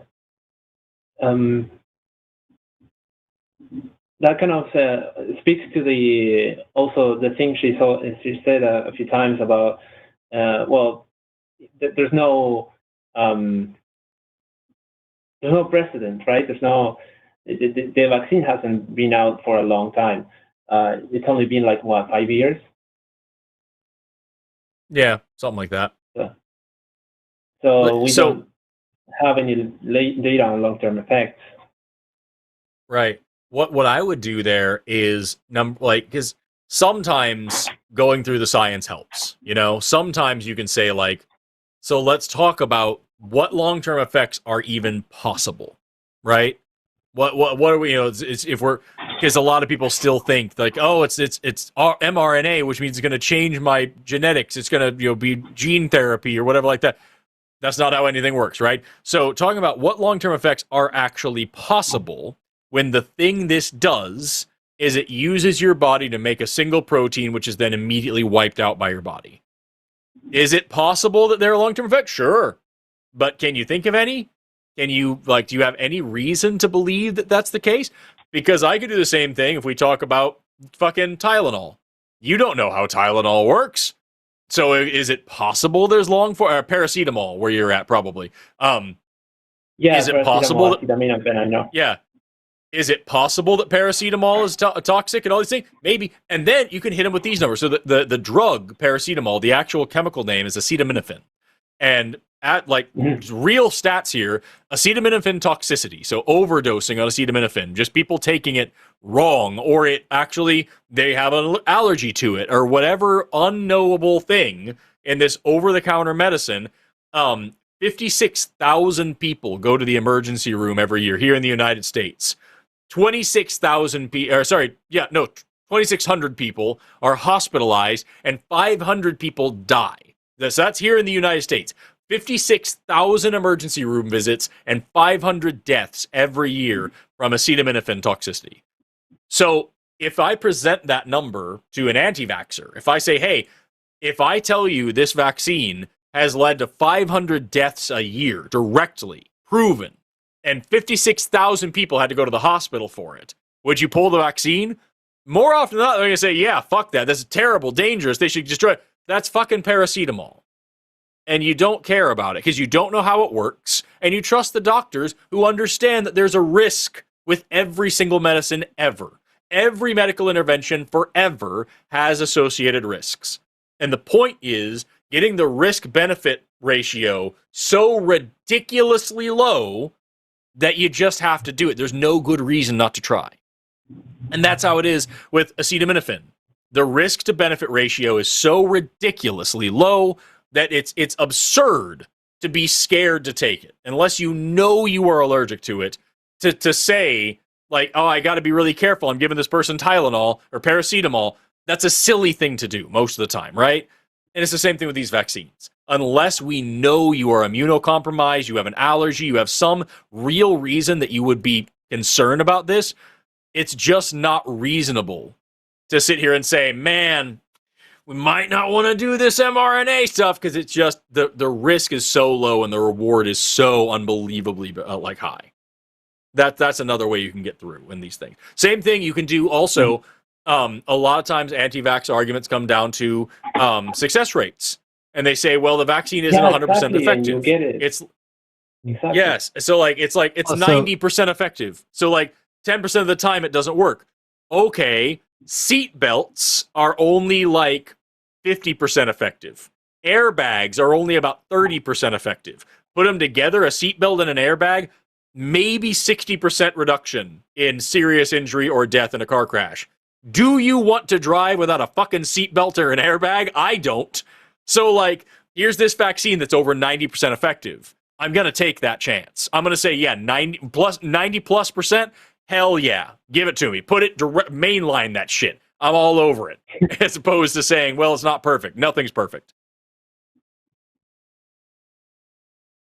Well, I think you answered all of my questions, and I want to thank you. And I want to say that I love the show. I love what you're doing, guys, and we need more reactoria.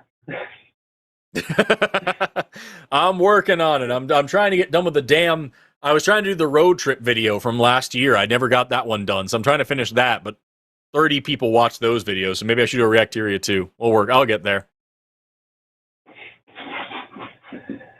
Anyway, thanks so much, Raphael. I appreciate you calling in, man.